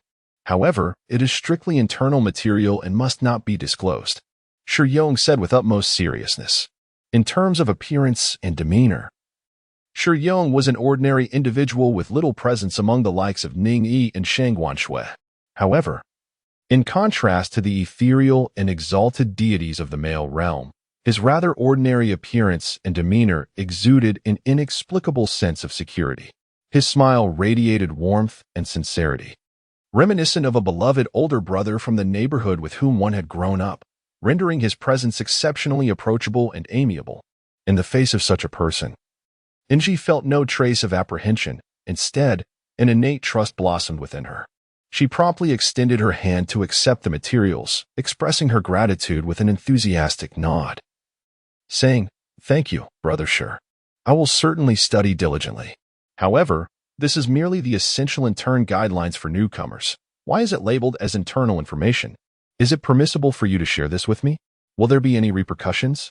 Shi Yong, with a childlike simplicity, replied, "Because this is not the official material distributed to everyone. It is my own version of the intern guidelines, hence it is classified as internal information. The content is still undergoing revisions, and I wish to avoid any misunderstandings with my colleagues regarding my intentions to monopolize the training department's role. It is specifically tailored as a guide for my new assistant." And Ji inquired, "Brother Shi, did you already know you would be getting a new assistant?" With a gentle smile, Shi Yong responded, "The group appointed me an assistant. Do you think I was unaware? Additionally, I sometimes assist HR with training new employees, which inspired me to create this intern guidelines. Consider yourself fortunate to have the opportunity to trial it first and provide your invaluable feedback." "I understand, Brother Shi. Such a precious guide. I shall thoroughly examine it and learn meticulously," and Ji remarked as she bent down to peruse the intern guidelines. Only after she meticulously perused the internship guidelines did she realize that Shi Yong was an exceptionally attentive and considerate individual. The document was replete with annotations that were exceedingly beneficial to women, such as the location of the female lounge within Zhangji Building, the women's health clinic, the women's activity room, and the nearest shopping center to the building. Moreover, the language he employed for the annotations was not only vivid and humorous, but also effortlessly engaging and remarkably entertaining. "Shirgu, you are so meticulous and talented. This internship guidelines is excellently crafted, incredibly convenient, and clear. I must give it a resounding thumbs up." And she exclaimed, genuinely appreciating Shi Yong. She felt deep admiration for him. Shi Yong's face flushed slightly as he replied softly, "It's my first time being praised by such a beautiful girl. I'm quite thrilled." After saying this, he shyly chuckled to himself. His somewhat dazed expression amused Ji, causing her to laugh as well, finding him endearing. Just as the two were basking in their cheerful moment, a cold and scornful voice pierced the air. "And Ji, don't get too complacent. Do you truly know him? You'll be the one crying." To their astonishment, these words only fueled Vina's agitation. With a derisive smirk, she stepped forward, seizing Ji's wrist, her expression rife with disbelief. To everyone's surprise, a lustrous yellow crystal bracelet shimmered prominently on Ji's wrist. Vina was taken aback, shaking her head and repeatedly muttering, "I don't believe it, I don't believe it. This bracelet cannot possibly belong to him. You are all deceiving me. You are all deceiving me." Observing her unusual reaction, Shi Yong chose silence, stepping forward to gently nudge Ji's arm. The sunlight streaming through the corridor's window fell perfectly upon Ji's wrist, bathing the delicate yellow bracelet in a radiant glow. At this moment, Vina felt as though her heart was being torn asunder. She recognized all too well that the bracelet adorning Ji was none other than the intimate piece once belonging to Shang Shui. This was Shang Shui's way of signaling, a clear warning to others, proclaiming that Ji was his. Vina understood the implications of this assertion, yet she was unwilling to accept it. Why should Shang Shui choose someone as inconspicuous as Ji? Her suppressed fury bubbled to the surface as she exclaimed, "Shi Yong, even you are swaying with the winds of fortune. Very well, Vina, those who recognize the times are truly wise. I remain acutely aware of my station, so do not make it difficult for me as your subordinate. This Yongji group belongs to the Shangwan family, and we both understand this. do we not? Shi Yong responded. Neither servile nor arrogant. In the midst of this tit-for-tat exchange, Ji, the novice, stood bewildered, uncertain of how to proceed. Vina's voice turned icy. Her once beautiful visage now clouded with gloom. Ultimately, as a seasoned elite who had weathered many storms, she took a moment to suppress all her emotions, sneering coldly. Very well. I shall remember my position. And Ji, I advise you to remember yours as well. Shi Yong politely nodded in her direction, seemingly unperturbed by her words. Before turning to Ji and saying, let us depart. I will take you to the office where there is much work to be done. Anxiously, and with trepidation, she murmured, oh, all right, brother Shi. Thus, Shi Yong, with an air of composure, passed by Vina as though she were an inconsequential specter in the corridor. And Ji attempted to emulate his calmness, lowering her head and hastily following him. Unfortunately, she could not match Shi Yong's serenity. The presence of Vina loomed behind her, igniting a profound sense of unease. FENG Shui harbored disdain for Vina and ought to confront her instead of entangling Ji in her troubles. Ji felt compelled to clarify certain matters, yet she also sensed that such thoughts were merely self-indulgent, as she lacked the standing to clarify anything at all. The intricacies of interpersonal relationships and emotional dilemmas overwhelmed her, leaving her devoid of viable solutions. Consequently, she resolved to avoid Vina within the confines of the corporation. As she trailed behind Shi Yong, her mind was a tempest of thoughts. She pondered whether FENG Shui might discern her true purpose for joining the company. What did that necklace truly signify? Were the missing girls in any way connected to FENG Shui? What had transpired before their disappearance? What actions could she undertake to uncover clues regarding the investigation? The multitude of questions swelled within her mind. Upon reaching the office, her light conversation with Shi Yong dissipated, and she quickly realized that personal time for contemplation was a luxury she could not afford. Instead, she was greeted by a mountain of paperwork requiring completion, various systems and documents for the newcomers to learn, and a 2-week orientation for new employees. After assigning her tasks, Shi Yong plunged into his own responsibilities, leaving Ji at her workstation. As she gazed at the monumental tasks before her, she had no choice but to immediately embark on a relentless flurry of activity, feverishly filling out various forms and information. After finally completing these initial preparations, much to her dismay, the workday had long since ended, and the surroundings had grown eerily quiet. After exchanging pleasantries with the still busy Shi Yong, she proceeded to clock out. While waiting for the elevator in the corridor, Ji noticed that the sky outside had turned completely dark. Chapter 59. The elevator with a soft ding. The elevator arrived. Ji stepped inside alone, watching as the silver doors closed slowly, allowing her to feel a profound sense of relaxation wash over her. She leaned gently against the elevator wall, reflecting on the day's events. The unexpectedly challenging interview questions posed by FENG Shui, Vina's abrupt departure, the colleagues and leaders she would soon follow, and the astonishingly smooth onboarding process. In this moment, Ji found herself nostalgic for her school days, despite the occasional annoyance from the Su couple. She had her closest friends by her side and the freedom to pursue her true passions, which brought her immense joy. However, one must grow up. Even in the absence of Serum and Ning-yi, there would come a day when she would have to leave school and confront all responsibilities and pressures alone. Life was undeniably challenging. Standing in the solitary elevator, Ji let out a deep sigh. The future would surely improve. After all, if others could achieve it, there was no reason she could not.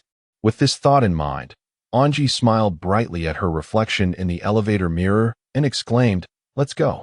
Then, feeling quite pleased with herself, she nodded without realizing that the elevator's camera was capturing this moment. On the other end of the lens, a pair of sinister eyes remained fixed and motionless, observing intently. Once Ji adjusted her demeanor, she retrieved a sealed envelope from her bag, which contained the mobile phone that had been isolated prior to her interview. The efficiency of Yongji Group was remarkable during her onboarding process. The HR staff had instructed a receptionist to return her phone to her. Unfortunately, she had been exceedingly busy since then, leaving no time to power it on. Finally, after work, she found a moment to turn on her phone, and fortunately, the elevator had strong mobile signal, ensuring uninterrupted communication. Indeed, within a minute of powering it on, her phone vibrated, and several text messages popped up on the screen. Anida's message read, "NG, be cautious in everything. Contact me immediately if anything arises. Rest assured, you are safe and performing excellently. There will be no issues." Zhao Tao's message stated, "Gigi, when are you free? Let us go out for a meal. Remember, you are the finest woman at an university. Believe in yourself and good luck with the interview." Li Ming's message said, "Gigi, we are all well. How about you? I believe you are the best girl. Go for it, dear Gigi. We await your good news." The sincere and succinct exchanges among friends filled Nji with joy. It also made her reflect on the sentiment that even without parents or relatives, she would not feel lonely or helpless in this bustling city. The fatigue, unease, and pessimism that had weighed upon her before the end of the workday dissipated in an instant, leaving her seemingly renewed with confidence in both her future and herself. Suddenly, the lights within the elevator flickered, as if heralding an impending catastrophe. This unexpected turn of events sent Nji into a state of panic. She extended her delicate, pale hands, frantically pressing every floor button in a desperate attempt to find a solution before the elevator completely malfunctioned and left her trapped inside. A pair of sinister eyes, observing her reaction through the elevator's camera, smiled with satisfaction. In a startling moment, those eyes fixated on the bracelet adorning Nji's wrist, a string of lustrous yellow crystals. The sinister gaze widened in shock, reminiscent of a legendary demon confronted by a talisman meant to ward off evil, left with no choice but to flee in terror. In an instant, the elevator returned to normalcy, and the oblivious Nji sighed with relief, even humorously chiding herself for being overly tense. Just then, with a chime, the elevator arrived at the lobby floor, and the doors slid open as Nji stepped outside.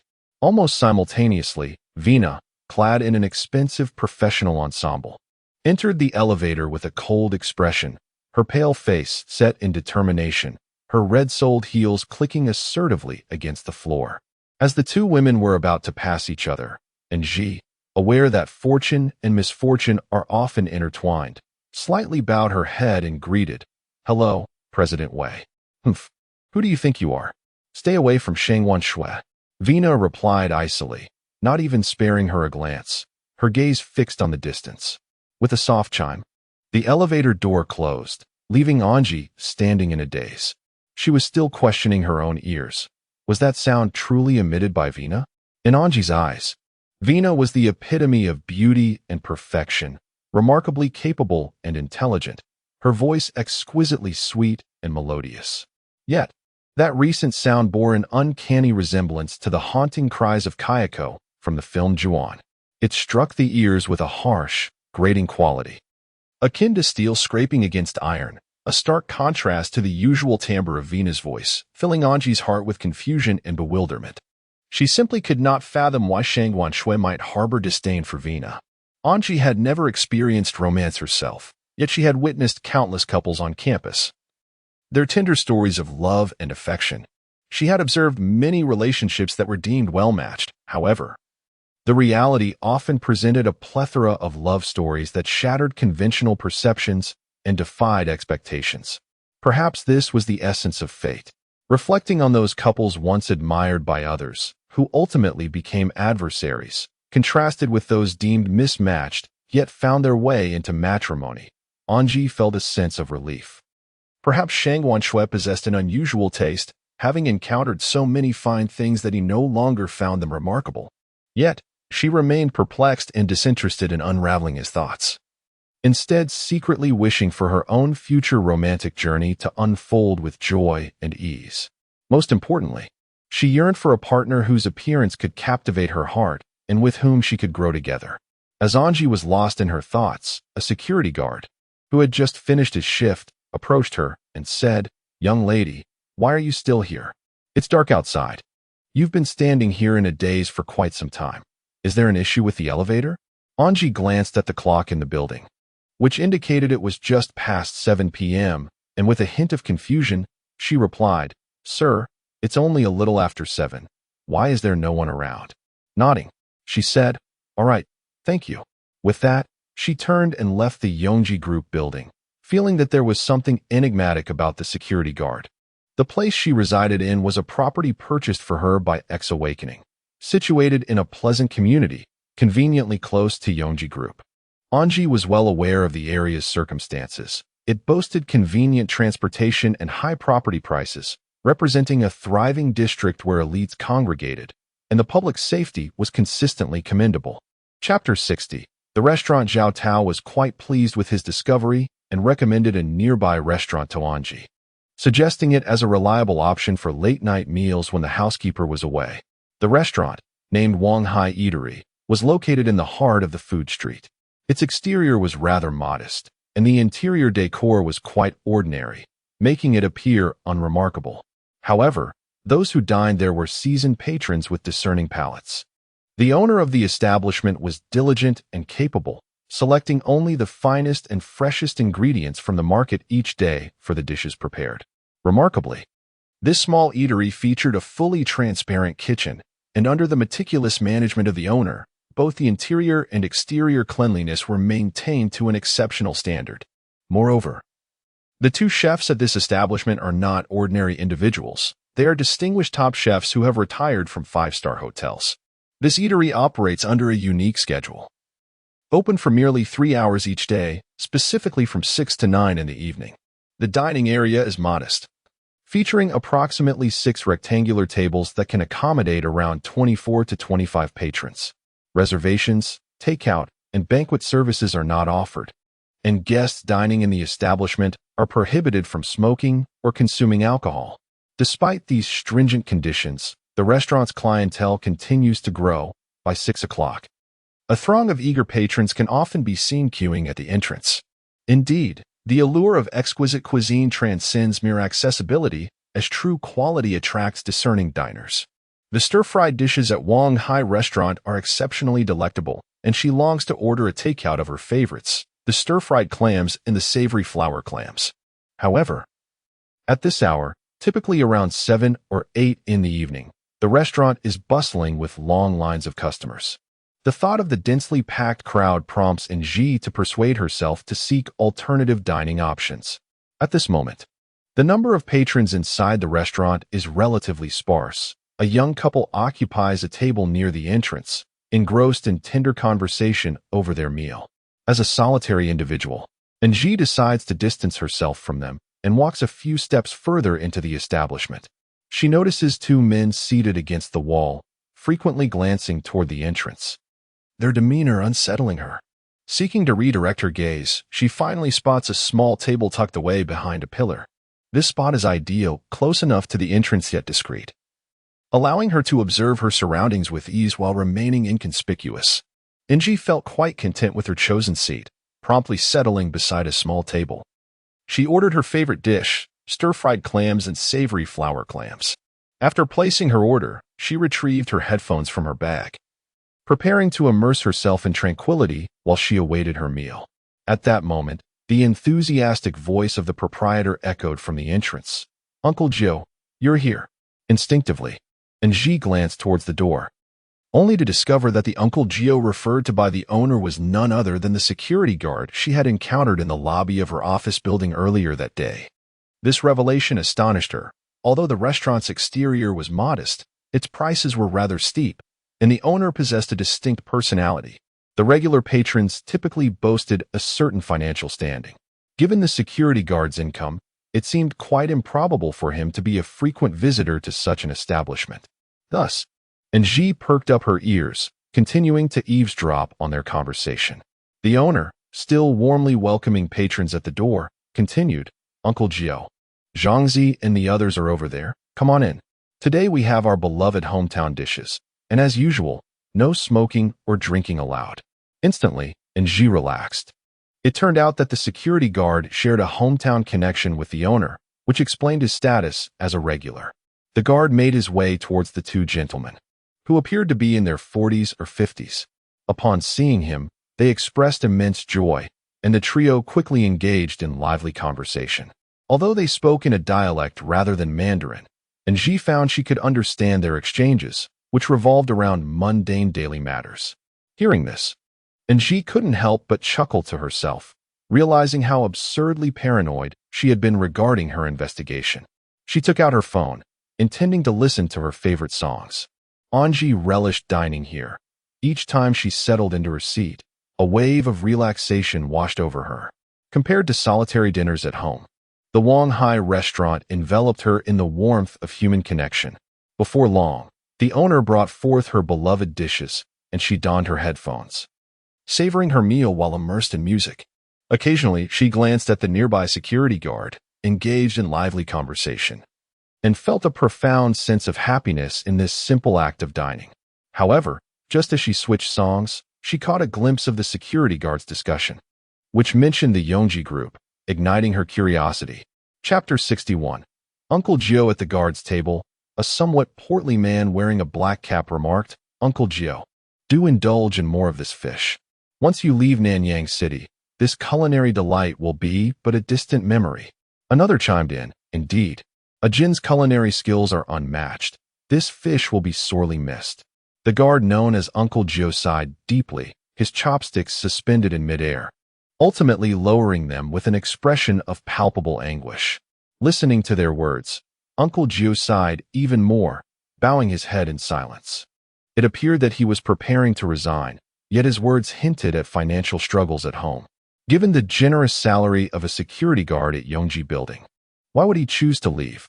Was it possible that, within the Yongji group, there were not only the mysterious disappearances of female students, but also other undisclosed secrets? Their conversation piqued Ji's curiosity, prompting her to quietly close the playlist on her phone and attentively eavesdrop. At that moment, the street was nearly deserted, and even fewer patrons occupied the shop. Aside from Uncle Gio and Ji's two tables, a young couple at the entrance had finished their meal and were preparing to settle the bill. Uncle Gio glanced around, his demeanor noticeably more relaxed, as the position they occupied shielded Ji from their view. Thus, Uncle Gio and his companions presumed that there were no other customers in the establishment. Subsequently, Uncle Gio's voice grew considerably louder than before, and the content of his speech became far more straightforward. The security guard let out a deep sigh, abruptly tilting his head back to gulp down a mouthful of tea before finally speaking in a somber tone. "I am aware of everything you are discussing, but alas, I find myself with no alternative. You cannot possibly understand. I, too, am compelled to leave." The portly man wearing a black cap inquired, "Uncle Gio, what on earth is happening? It's been so long, and yet you remain silent. Is it that the owner is treating you unfairly?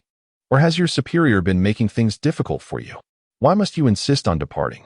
The lean man chimed in, "Uncle Gio, my brother must be mistaken, right? I recall that not long ago, your employer awarded you a substantial bonus, which you even celebrated with us. Did they not commend you for your diligent work? What, then, could be the reason for your imminent departure?" With a heavy heart, Uncle Gio replied, "No, it is not the owner who wishes to rid themselves of me. Rather, it is that there are unsettling matters within the premises of Yongji Group's building." When Uncle Gio reached this point, he deliberately lowered his voice and glanced around, clearly wishing to keep his conversation from the shopkeeper and his staff. However, the two men at the dining table erupted into laughter upon hearing his words. The stout man, while removing his hat, chuckled heartily, exclaiming, "Ha! Is Yongji Building not clean? Uncle Gio, you Haven't even had a drink tonight, yet you speak such nonsense. What era is this? Promoting feudal superstition? Such things are not to be believed." The slender man added with a smile, "Uncle Gio, my brother is right. Those things cannot be trusted. Look at the countless people in Yongji Building, with lights and surveillance cameras everywhere. How could there be anything unclean? You must have stayed too long in your family's coffin shop back home to believe in such things. We are in Nanyang City, a bustling metropolis. Right in the heart of the city. How could anything unclean exist here?" Uncle Gio surveyed the surroundings once more and cautiously remarked, "Do not dismiss it. If I tell you, it would truly frighten you." He then took a large sip of tea, his expression one of lingering shock. The slender man, his mouth agape, inquired, "What happened? What sort of incident? I haven't seen any news reports. The stout man raised his hand and playfully tapped the other man's head, saying, An incident means someone has died, you fool. Can such matters be reported? Hasn't Uncle Gio said that only acquaintances or those who have worked here for a long time would know? These are called urban legends of horror, right, Uncle Gio? Uncle Gio nodded slightly and lowered his voice, saying, Please refrain from discussing this matter with others. It is a significant taboo for Yonji Group. Any employee who speaks of it indiscriminately will be dismissed. Sighing, he continued, Uncle Gio, you have been with Yonji Group for several years. Why is it now that you regard this incident with such caution? Why wait until today to resign? The stout man's mind was evidently quite sharp, and his inquiry was precisely what he wished to know.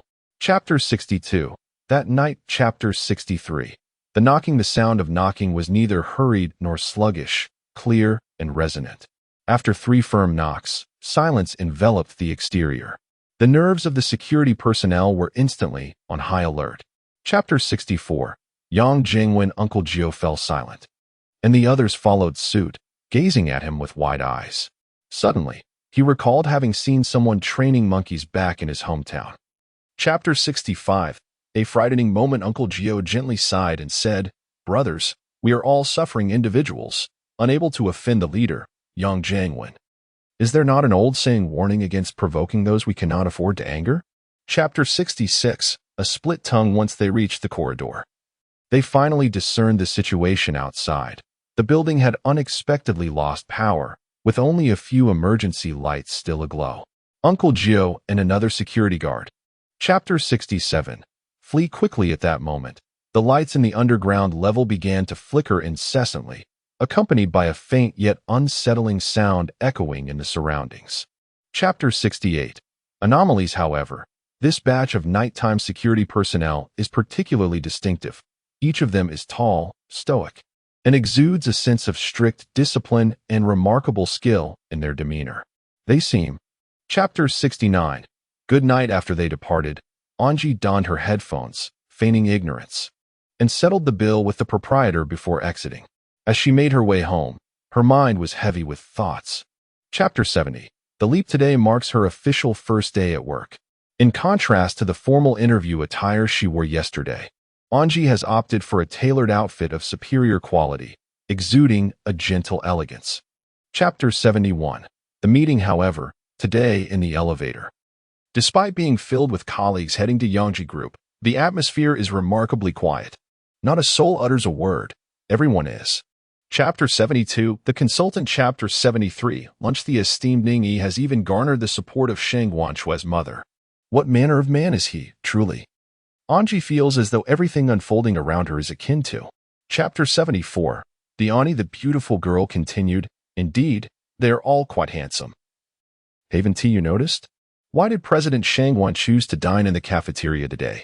Heard that he can hardly tolerate the cafeteria. Chapter 75. Investigation. On the way to the employee dormitory, Ning Yi informed Nji that Yonji Group, in consideration of its reputation and stock price, had opted not to report the security incident to the authorities. They chose. Chapter 76. Room. The doorkeeper lowered her voice and whispered, Shoo. Young lady, please do not speak so loudly. If others hear, they might think I am spreading rumors. Chapter 77. Quarrel. While everyone gathered to witness the spectacle, no one anticipated that Vina's assistant would remain calm and collected. She not only obediently arranged for a room change for others. Chapter 78. Fright. The doorkeeper glanced nervously at Ning Yi and Nji. Ning Yi smiled faintly and reassured her, There's no need to be anxious. There is no one else here. Rest assured, we haven't heard anything. Chapter 79. Shameless. The man let out a cold laugh, puffing out his belly, his small eyes darting around on his greasy face as he said, Contract? What contract? The contract is. Chapter 80. Joke. Observing the other's slightly flustered demeanor, Ning Yi raised an eyebrow and smiled brightly, saying, You were indeed correct this time. With that, the doorkeeper turned and exited the room. It is evident that after Yang Wen's terrifying intimidation, the elderly woman's insatiable curiosity has ebbed away like the receding tide. Chapter 82. Shedding hair. The scene depicts a dark and stormy night. Suddenly, a series of urgent knocks resound at the door of this room. The girl hastily closes her notebook, glancing around in a flurry. Chapter 83. Y&G, feeling a bit embarrassed, sticks out her tongue and, with a smile, says, "Oh, it seems that Teacher Ning is indeed remarkable. What is this celebrity's catchphrase? I am unfamiliar with this star." Chapter 84. The old building. Upon hearing this, Y&G involuntarily remarked, "She is so unfortunate. Why must all her money go to her mother?" Ning-yi responded, "I am unaware of the reasons, but I have heard." Chapter 85. The narrative. The orientation of the old building is somewhat askew, leaning towards the southwest. The hallway lacks an elevator and motion sensor lights. So as they entered the building, they were met with an enveloping darkness. Chapter 86. Hysteria. At this point, he recounted his previous experiences in detail, including the mysterious disappearance of several security guards. After narrating his harrowing night, he... Chapter 87. The resort. Due to the sensitivity of the girl, she always sensed that Uncle Gio had a certain fondness for Sister Wang. Thus, some unfavorable matters regarding each other might have remained unspoken or were simply overlooked. Chapter 88. The corpse. When they arrived at the scene, the surrounding woods had already been cordoned off with red warning tape. Y&G followed behind others, making her way to the scene of the incident. Because this area... Chapter 89. Forensic. Dr. Ning-yi, after finishing the story, remarked with a smile, "This tale lacks originality, but the absence of a haunting specter renders it a different form of life's gain." Chapter 90. Terminology. The forensic expert nodded, affirming, "You are correct, and there are also suspected bruises on her knee." This detail not only substantiates that Zhui was pressured in a submissive position. Chapter 91. Lily. Chapter 92. Elementary school. A flicker of anxiety crossed Vina's face as she protested. "Did she really die? I had no idea she was attracted to women when I introduced her to the group for employment." Chapter 93. Transformation. That day, Zhui informed Zhao Tao that she had reconnected with her elementary school classmate Vina, and encouraged by her, Zhui ventured to Nanyang City. Recently, Vina conveyed. Chapter 94. Classmates. In the face of Vina's kindness, Zhui felt a surge of excitement, sharing many past experiences with her. At that time, Zhui had no legitimate. Chapter 95. Infatuation. A faint blush appeared on Shang Guanshue's fair face as she remarked, "Y&G, you look truly delightful when you smile, especially in moments of joy or upon seeing something you adore." Chapter 96. Twist. Ha ha ha, simply marvelous. Shang Guanshui, you truly are a genius in the stock market. This performance was superb. Applause is in order for you. Indeed. Ning-yi felt a chill. Chapter 97. Questioning. I concur with your perspective. Your speed in uncovering the truth surpassed my expectations slightly. However, I must add that Y&G is my student, and I do not. Chapter 98. The Tourmaline Valley. Shang Guanshui gazed earnestly at Y&G and remarked, "Utilize? That term carries a rather unpleasant connotation. If you say that, you will surely dislike me. Indeed, I have leveraged many individuals and have been similarly." Chapter 99. Zodiac. I surmise you are an Aquarius, am I correct? Y&G inquired with a smile. Chapter 100. The setting sun. Have you been crying? Shang Guanshui asked, as he retrieved a pack of tissues from behind and offered them to Y&G. The external scenery is exquisite. It is my first time witnessing such a sunset. Chapter 101. Dismemberment. Upon seeing her, Vina furrowed her brow and looked down at her with an air of superiority, stating, feeling quite pleased, "Do you truly understand Shang Guanshui? You comprehend nothing." Y&G. Chapter 102. Discovery. A woman stood amidst a multitude of flowers, her hands covering her face as she screamed in terror. Y&G shuddered, nearly dropping her necklace to the ground. Ning-yi extended her hand to steady her. Chapter 103. Analysis. Ning-yi coldly remarked, witnessing the unusual. Chapter 104. Clue. The phone of the police chief rang. After he concluded the call, he announced, "The DNA results of the corpse are in. The deceased is indeed Vina's assistant." Chapter 105. The past. Zhao Tao, with a voice choked with emotion, recounted the history of Zhuai Yi. Shortly after Zhao Tao's departure, Zhuai Yi heeded the advice of some friends from society and resigned from that factory. Chapter 106. The riddle. As Ningyi read this passage, an exclamation of dismay escaped her lips. This is bad. Ningxiao immediately set off to inform the police to apprehend Yang Wen. I will contact Ji and Shangguan Shui. They will be able to assist. Chapter 107. Transformation. Drifting and ethereal, the chill of winter creeps in, awakening the creatures from their slumber and fear. The autumn wild geese call for their companions, while the orangutans lament under the bright moon. The sounds of the flowing waters are uncertain, as Hu Chu learns the nuances of the Chinese language. Chapter 108. Life and death. Shi Yang's decision to eliminate Zhuai Yi stemmed from the fact that she had first encountered him in a gay bar. Subsequently, during their routine work at Yongji Group, the two found themselves entangled once more. Chapter 109.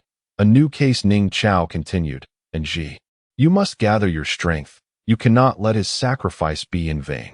Moreover, there is now a new case at hand, and we require your assistance.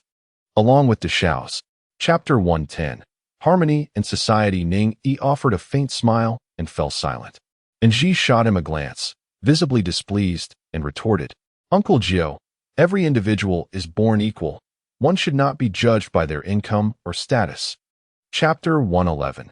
Harmony and ascension. Chapter 112. The fish trap. At that moment, a child at the back of the line suddenly let out a heart-wrenching scream. Others believed he had encountered some ferocious beast, causing a flurry of panic. Chapter 113. The banyan tree. The school attempted to contact his family, yet they were unreachable. In desperation, the school reached out to the village's party secretary, only to discover that Feng and Teng's family were. Chapter 114. Li Xing. Bai Mengming's passion for geomancy was not only evident in his articulate discussions, but also in his active demonstrations for others. For instance, he claimed that every time he... Chapter 115. The letter. In the eyes of teachers and parents, he was a headstrong and rebellious youth, yet among his peers, he held an excellent reputation. Many students regarded him as a true representation of genuine human nature. Chapter 116. Qin Qin. Chapter 117. Not long after, the eloquent Qin Qin, with the support of his in-laws, established an entertainment company, fully immersing himself in the entertainment industry. He excelled at interpersonal relations. Chapter 118. Old Friend. The profile picture was of a giant stingray swimming, with the ID named Mautan, due to the privacy settings of this ID, and Ji. Chapter 119. Sister. When they were very young, the two were inexplicably abandoned by their biological parents and left beneath an overpass on the outskirts of Nanyang City. Fortunately, fate spared the two children, and they encountered. Chapter 120. Rising. Her head still felt heavy, and she appeared bleary-eyed with disheveled hair, completely engulfed in a state of confusion. Upon hearing the familiar yet meddlesome voice outside the door, and Chapter 121. A fortuitous encounter. The day after, elegantly attired Ning Ida, accompanied by the somewhat uncomfortable and formally dressed Ji, visited the Jinan building where Uncle Jiao worked. This building, regardless of. Chapter 122. It is you indeed. Upon hearing Ning Ida's words, the radiant smile on Fan Zichao's face instantly faded. His expression turned profoundly grave as he gazed at Ji, his urgency palpable. Chapter 123. The past. Ji pondered with suspicion, unable to comprehend why her heart had become so conflicted since the incident involving Shangguan Shui. She found herself involuntarily questioning many matters. Chapter 124. Corpse dissection. Ning Ida fixated her gaze on Fan Zichao's eyes and coldly stated, I have just received news that 3 former presidents of the Yin family have been murdered. Their bodies just. Chapter 125. Leech's words amused Ji, and seeing her joyful laughter brought a silly grin to the face of the novice assistant. Perhaps their light-hearted banter was somewhat ill-timed, as the male forensic expert appeared rather. Chapter 126. It is it at that moment, and Ji inquired further, forensic expert, could you tell me where the 3 bodies were discovered, specifically by which city moat? This cannot be the entrance outside the back of an university. Chapter 127, Bamboo Scroll. All these unforeseen events have completely validated the message left by Feng and Tong. This object must never be exposed to light, nor should it be known to any members other than Feng and the club president. Chapter 128, Offering. Feng and Tong read the scroll, gradually comprehending that the ferocious blood-sucking creature wandering in the cave was merely a remnant of a predecessor who had utilized the azure. Chapter 129, Leak. Chapter 130, Reason. In those days, the modestly gifted yet well-liked Qin Qin, upon being elected president of the Feng Shui Society, took deliberate steps to enhance the reputation of his beloved crosstalk club by accepting certain prestigious engagements. Chapter 132, Blood. At this juncture, Fan Zichao's voice trembled even more intensely as he fixated on the door of the hospital room, whispering in a hushed tone, "It is said that ancient creatures have an insatiable thirst for blood." Chapter 133, Lin Mimi. Chapter 134, Weeping. It is rumored that during the election for president, by Meng Ming, Li Xing, Qin Qin, and Fan Zichao were all supported by Lin Mimi, who served as the cheerleader for the advisory team. Chapter 135, Borrowing money during the international mathematics competition, the senior encountered an alumnus from Anong University, who was employed at the local embassy and graduated in the same year. Chapter 136, Huapa Forest. Simultaneously, Ning Chao and other members of the police force had already set up an ambush near the amusement park, waiting for Fan Zichao to appear for apprehension. However, that afternoon, something peculiar occurred. Chapter 137, Pampan. The suspect behind the wheel exhibited remarkable counter-surveillance skills. Not only did he wear a black baseball cap, but he also sported a pair of dark sunglasses while driving. Chapter 138, Chu Wanwan. Due to its network address being subjected to multiple layers of encryption and information concealment, the task of deciphering it was exceedingly challenging, let alone the difficulty faced by individuals attempting to log into the chat rooms. Chapter 139, Autonomy in her daily life. Chu Wanwan resided in a villa on the outskirts of the city, where on days she did not attend school, she spent her time nurturing flowers, plants, and animals, nearly to the point of obsession. Chapter 140. The villa. The reason they retained these memories was due to the difficulty in recognizing a particular character, as there was a lack of consensus on its pronunciation among them. I recall someone stating that the character was pronounced as L. Chapter 141. Zhanzhan Village. Though her height was not remarkable, standing at approximately 1.60 meters, her proportions were exceptionally well defined. She donned a vividly colored long dress, enveloping herself within its fabric, like. Chapter 142. The 35th Girlfriend. Chapter 143. The new account. Everyone was intrigued by his girlfriend, including a female employee who had secretly harbored feelings for Fan Zichao for a long time. They all sought to create opportunities in hopes of catching a glimpse of her. Chapter 144. It is her. When he first arrived in Nanyang City to work, he was employed as a waiter at a small restaurant. One afternoon, a plump middle-aged man entered the establishment to dine, during which he. Chapter 145. Lovers. The female lawyer seated beside her quickly interjected, explaining, "Officer, you are aware of my lady's temperament. She has never favored mingling with outsiders." Chapter 146. Something is amiss. The driver, Ning Chao, from behind. Chapter 147. The living. Who Si Luan Xiang and Ji was taken to Ning Ida's home, where only the presence of the cat named T could mitigate the harm caused by the serum's extraordinary effects on her body. Chapter 148. The big scoop. Upon seeing the evidence, everyone's emotions surged even higher, and female A exclaimed, "Oh my goodness! That doctor I saw at the hospital today is indeed." Chapter 149. The capture. Chapter 150. Transforming into a butterfly. The old man stated that these venomous creatures originated from the dense forests of Southeast Y, and their domestication process was exceedingly brutal. Firstly, there appeared a peculiar giant mother insect, which laid countless. Chapter 151. The Insect Eater. One day, several individuals clad in suits and ties arrived in the village, accompanied by a gaunt, pallid girl. These urbanites sought something within the village, Chapter 152. The Female Disciple. Simultaneously, the seller repeatedly assured her that although there were certain risks associated with consuming this insect, it would not pose a fatal threat to human health or cause. Chapter 153. Insect Breeding. For this reason, Chu Wanwan, who had never properly attended school, decided to take another year off. During this year, she resided at the home of the Grass Lady in Zhanzhan village, engaging in daily. Chapter 154. The Truth. As the celebratory banquet commenced, the previous president brought forth a mysterious bronze artifact, chanting incantations as he submerged it in a large vessel filled with liquor. He circled around. Chapter 155. The Viper.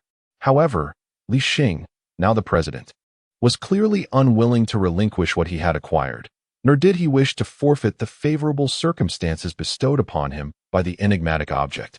He was merely a. Upon discovering the truth, Ji felt profound sorrow in her heart, struggling to comprehend the tragic events that had transpired concerning Lin Mimi.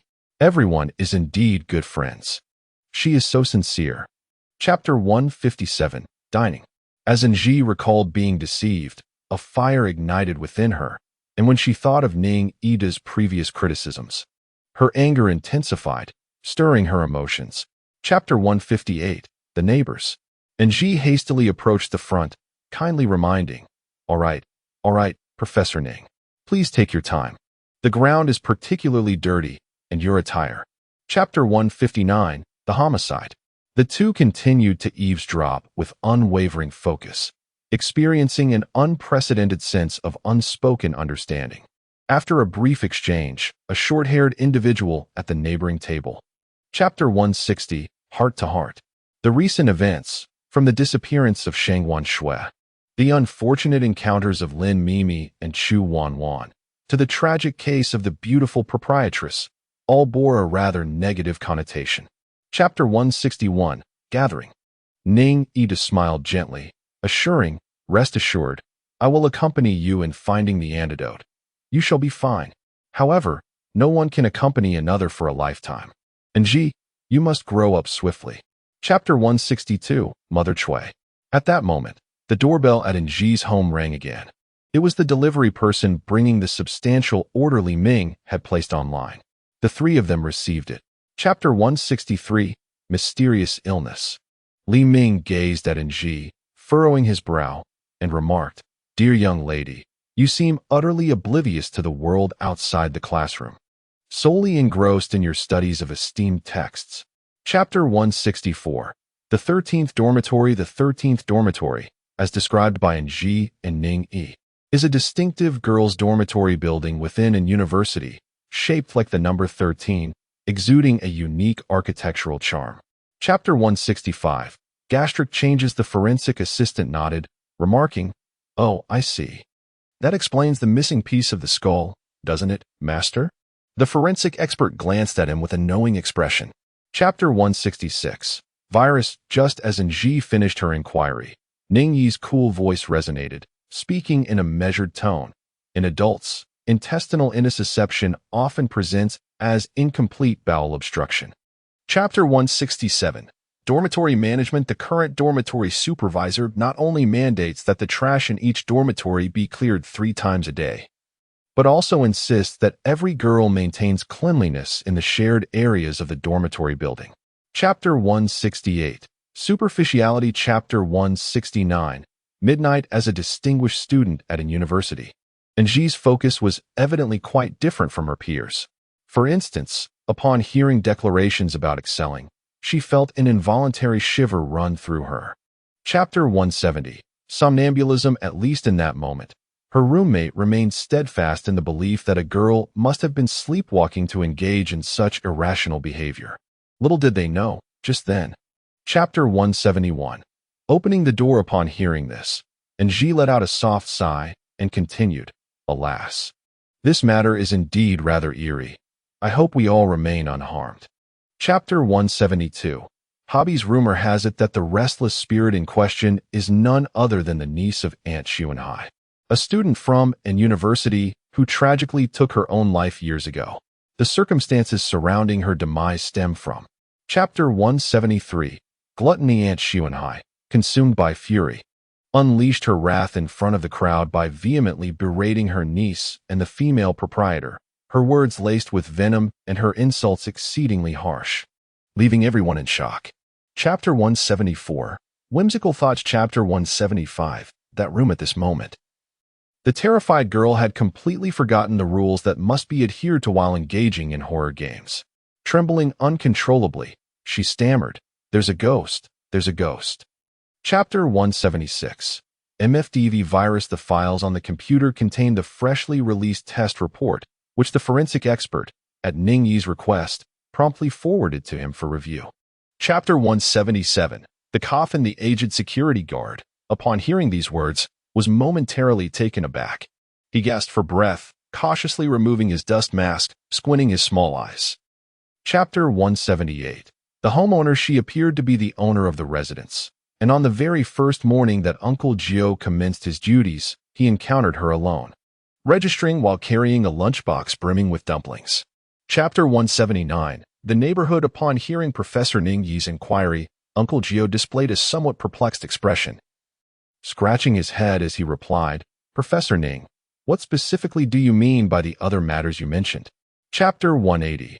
Room 301. Uncle Gio, upon comprehending Ning Yi's words, suddenly enlightened, remarked, "Ah, now I understand.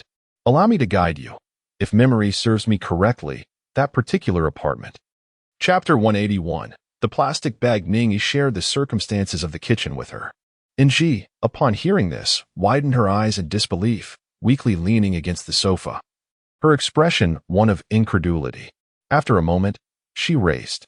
Uncle Gio pondered for a moment, then shook his head, speaking with a tone lacking confidence. "That woman's hair did not seem to be grizzled." "Yes, it was not grizzled, I remember." Chapter 183. The osmanthus blossom. The portly girl's candor and self-deprecation lightened Ji's mood remarkably, and she chuckled softly as she engaged in conversation with her. She is fond of such candid girls, who lead in. Chapter 184. Wishes. The plump girl remained very cautious as she guided Ji to the stairway, stopping at the entrance of a tool room. After ensuring no one was around, she. Chapter 185. The Invisible Woman. The reselection process following the preliminary round proved to be even more stringent, intensifying the pressure on the girls. Even the delectable meals prepared by the renowned chef could not entice them to eat. Because. Chapter 186. Persuasion. Thus, concerning that esteemed chef, the wish-fulfilling sprite, and that sinister horror game, these were secrets that ought to reside within the hearts of the girls. Chapter 187. Deception. Witnessing her unwavering resolve, Duo Hohat felt tears welling up in her eyes as she pleaded, "Ji, you don't understand. To play that horror game, at least 3 girls are needed." Chapter 188. Kidnapping. After all, with her unresponsive limbs, her voiceless mouth, a bumbling teammate's misguided strategy, and that scheming malicious girl, Ji.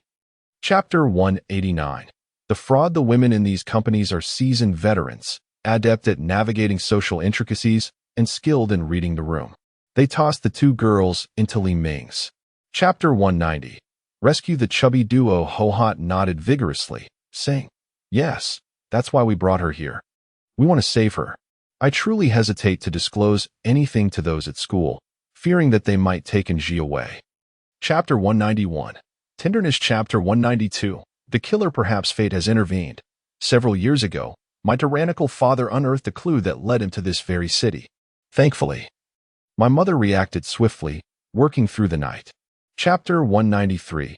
Doubts. After hearing the entire sequence of events surrounding the case, Ji's expression remained clouded with confusion.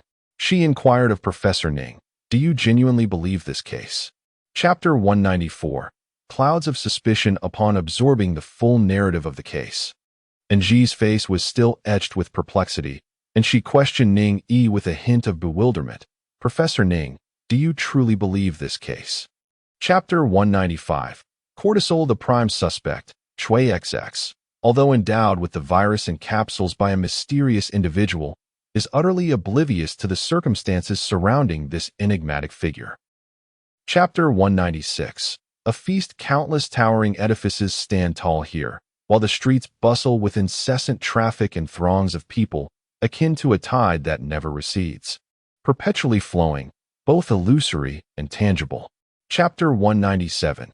It is him the doctor explained that this was merely the body detoxifying itself, assuring her that she could visit the restroom without undue concern. Consequently, Ng's frequency of restroom visits was noticeably greater than that of an ordinary person. Chapter 198. The attack had fixed its large, bell-like black eyes upon the two individuals at the doorway, letting out piercing cries akin to that of a distressed cat. Chapter 199. Illusions. Since that day after dinner, Li Ming has been deeply concerned about Ng's physical condition, fearing that the silhouette she glimpsed by the bathroom door was merely an illusion. Chapter 200. Parents. Li Ming was exceedingly confident in his plan to find a boyfriend for Ng. To this end, he scoured through numerous recent activities at the university, seeking the perfect opportunity. Chapter 201. Lecturer Ng endeavored to persuade herself that such feelings were unfounded, questioning the existence of parents who were not supportive. In an effort to eradicate her biases against them, she recalled a particular year. Chapter 202. Death. However, this time, Ning Yi was utterly unprepared for Ng's unexpected defiance, as she refused to comply with his request to leave. On the contrary, her behavior was strikingly abnormal. Chapter 203. Fistfight. Yet the other vehicle showed no signs of stopping, continuing to advance slowly toward them. Consequently, the man had no choice but to drag his girlfriend from the car and flee. Chapter 204. Confusion. For those not versed in the field, the preceding explanation proved difficult to comprehend, leaving expressions of doubt etched on their faces. Thus, Dr. Zhang, maintaining his serious demeanor, inquired, "Think carefully. Is there anything else you wish to add?" The young forensic expert rubbed his forehead and remarked, "Master still." The receptionist added, "Ng's name remains on the blacklist of Yongji Group. Henceforth, Ng is prohibited from entering, not only within Yongji building." Chapter 207. Blind date. Su Xing's words made Ng feel quite embarrassed. She blushed slightly and replied, "Uncle Su, there is truly no need to trouble yourself with this matter. I am not yet inclined to consider such questions." Chapter 208. Cloud Pavilion. Listening to Yin Baohui's classmates, it was revealed that today was his treat for a meal. Initially, everyone was joyfully enjoying their dishes when suddenly, Yin Baohui exclaimed that he felt unusually hot. Chapter 209. Baohui. The boss, upon hearing the flattery from those unruly youths, smiled contentedly and continued to proclaim loudly, "My dear sister, rest assured. You can play in my establishment. I will look after you." Chapter 210. Change of heart. Subsequently, the money-sensitive Miao Yunj discovered that the seemingly impoverished Yin Baohui was remarkably generous when treating her to a lavish meal. This behavior. Chapter 211. Beauty Salon. In response to Yin Baohui's inquiry, Miao Yunj remained indifferent, her gaze devoid of any turmoil. Calmly, she stated, "Yin Baohui." Chapter 212. Elder Sister. Since departing from that remarkable beauty salon, the transformed Yin Baohui seemed to experience a stroke of luck, as his wishes quickly came to fruition. Chapter 213. The cafeteria. Then he struggled to articulate, "My dear, I have a girlfriend named Miao Yunj. I should not have fallen for you again.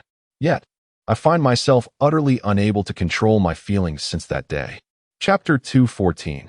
Photographing. As Ng's words fell into silence, the smile on the girl's face vanished entirely. She regarded Ng with caution, her steps frozen in place, her eyes filled with. Chapter 215. A serendipitous encounter. Chapter 216. Plea. Miao Yunj's earnest entreaty, coupled with her incessant tears, appeared especially heartfelt. Had it not been for her prior knowledge of Yin Baohui's situation in the marketplace. Chapter 217. Experiment. Ng replied, "In that case, I shall endeavor to assist you by consulting that friend of mine. However, I cannot assure you of a favorable outcome, so do not harbor excessive hopes." Chapter 218. Inner conflict. In truth, having Zhao Tao intervene to lend this minor assistance posed no issue whatsoever. Yet, within Ng's heart, her sentiments towards Miao Yunj remained unsettlingly ambiguous. Chapter 219. Deception. As she spiraled into her thoughts, Zhao Tao posed another inquiry. He asked, "And Ji, there is still one thing I find perplexing. Why do you choose to offer your help?" Chapter 220.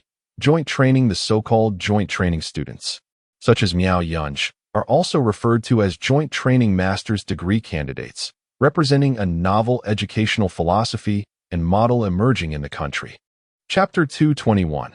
Restoration. Only individuals possessing a higher degree of comprehensive abilities are esteemed in Andanii and are more favored by the opposite sex.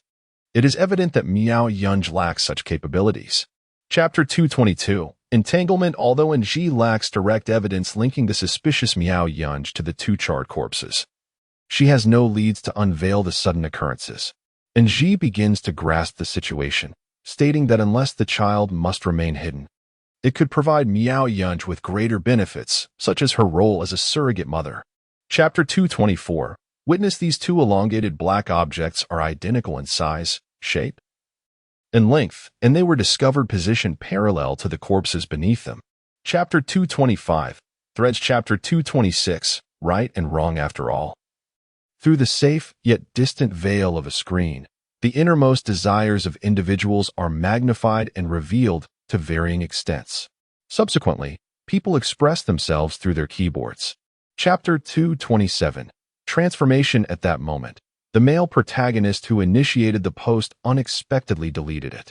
The users on the campus network fell silent, perhaps due to the sudden disappearance of his message. Chapter 228. Medical Aesthetics. Chapter 229. Ghost Market. Chapter 230. Rules. Nji understands that those eerie ghost markets frequently appear in various supernatural legends or horror films. It is often depicted as. Chapter 232. Misunderstanding. In the boundless darkness, Nji suddenly heard a series of eerie laughter, reminiscent of a deranged woman's. Hee hee. Chapter 233. Confession. With this thought, Nji's expression darkened. She said to the boy, "I'm sorry, please wait a moment," and pulled Li Ming aside. Chapter 234. Love. The words spoken by Ning Ida left Nji's emotions tangled and chaotic. She was bewildered as to how things had spiraled into this state. Initially, her visit to Ning Ida was intended to. Chapter 235. Deception. Regarding Ning Ida's supposed affection, Nji felt nothing. He had always treated her normally, without any hint of special regard, apart from her being his sole student. Chapter 236. Ice heart bracelet. After the car door emitted a crisp click and locked tightly, Nji, seated in the back, had just fastened her seatbelt when she caught a whiff of a pungent scent. Chapter 237. The principal character. The sudden turn of events left Miao Yunj as bewildered as Nji. Tearfully, she struggled to confront the man in the BMW, but upon seeing his gloomy countenance. Chapter 238. Cause and effect. Shishi, your eyes are red. Why are you crying? An angel like you should not bear sorrow. As an artist, Vic possesses a sensitivity akin to that of Zhao Tao. Chapter 239. The conclusion. When Sheng Wanshui became aware that Ning Ida was also investigating the matter of the serum, he agreed to allow Ning Ida and Nji to enter Yongji Group to probe into the disappearance case of the female student from a university. In truth,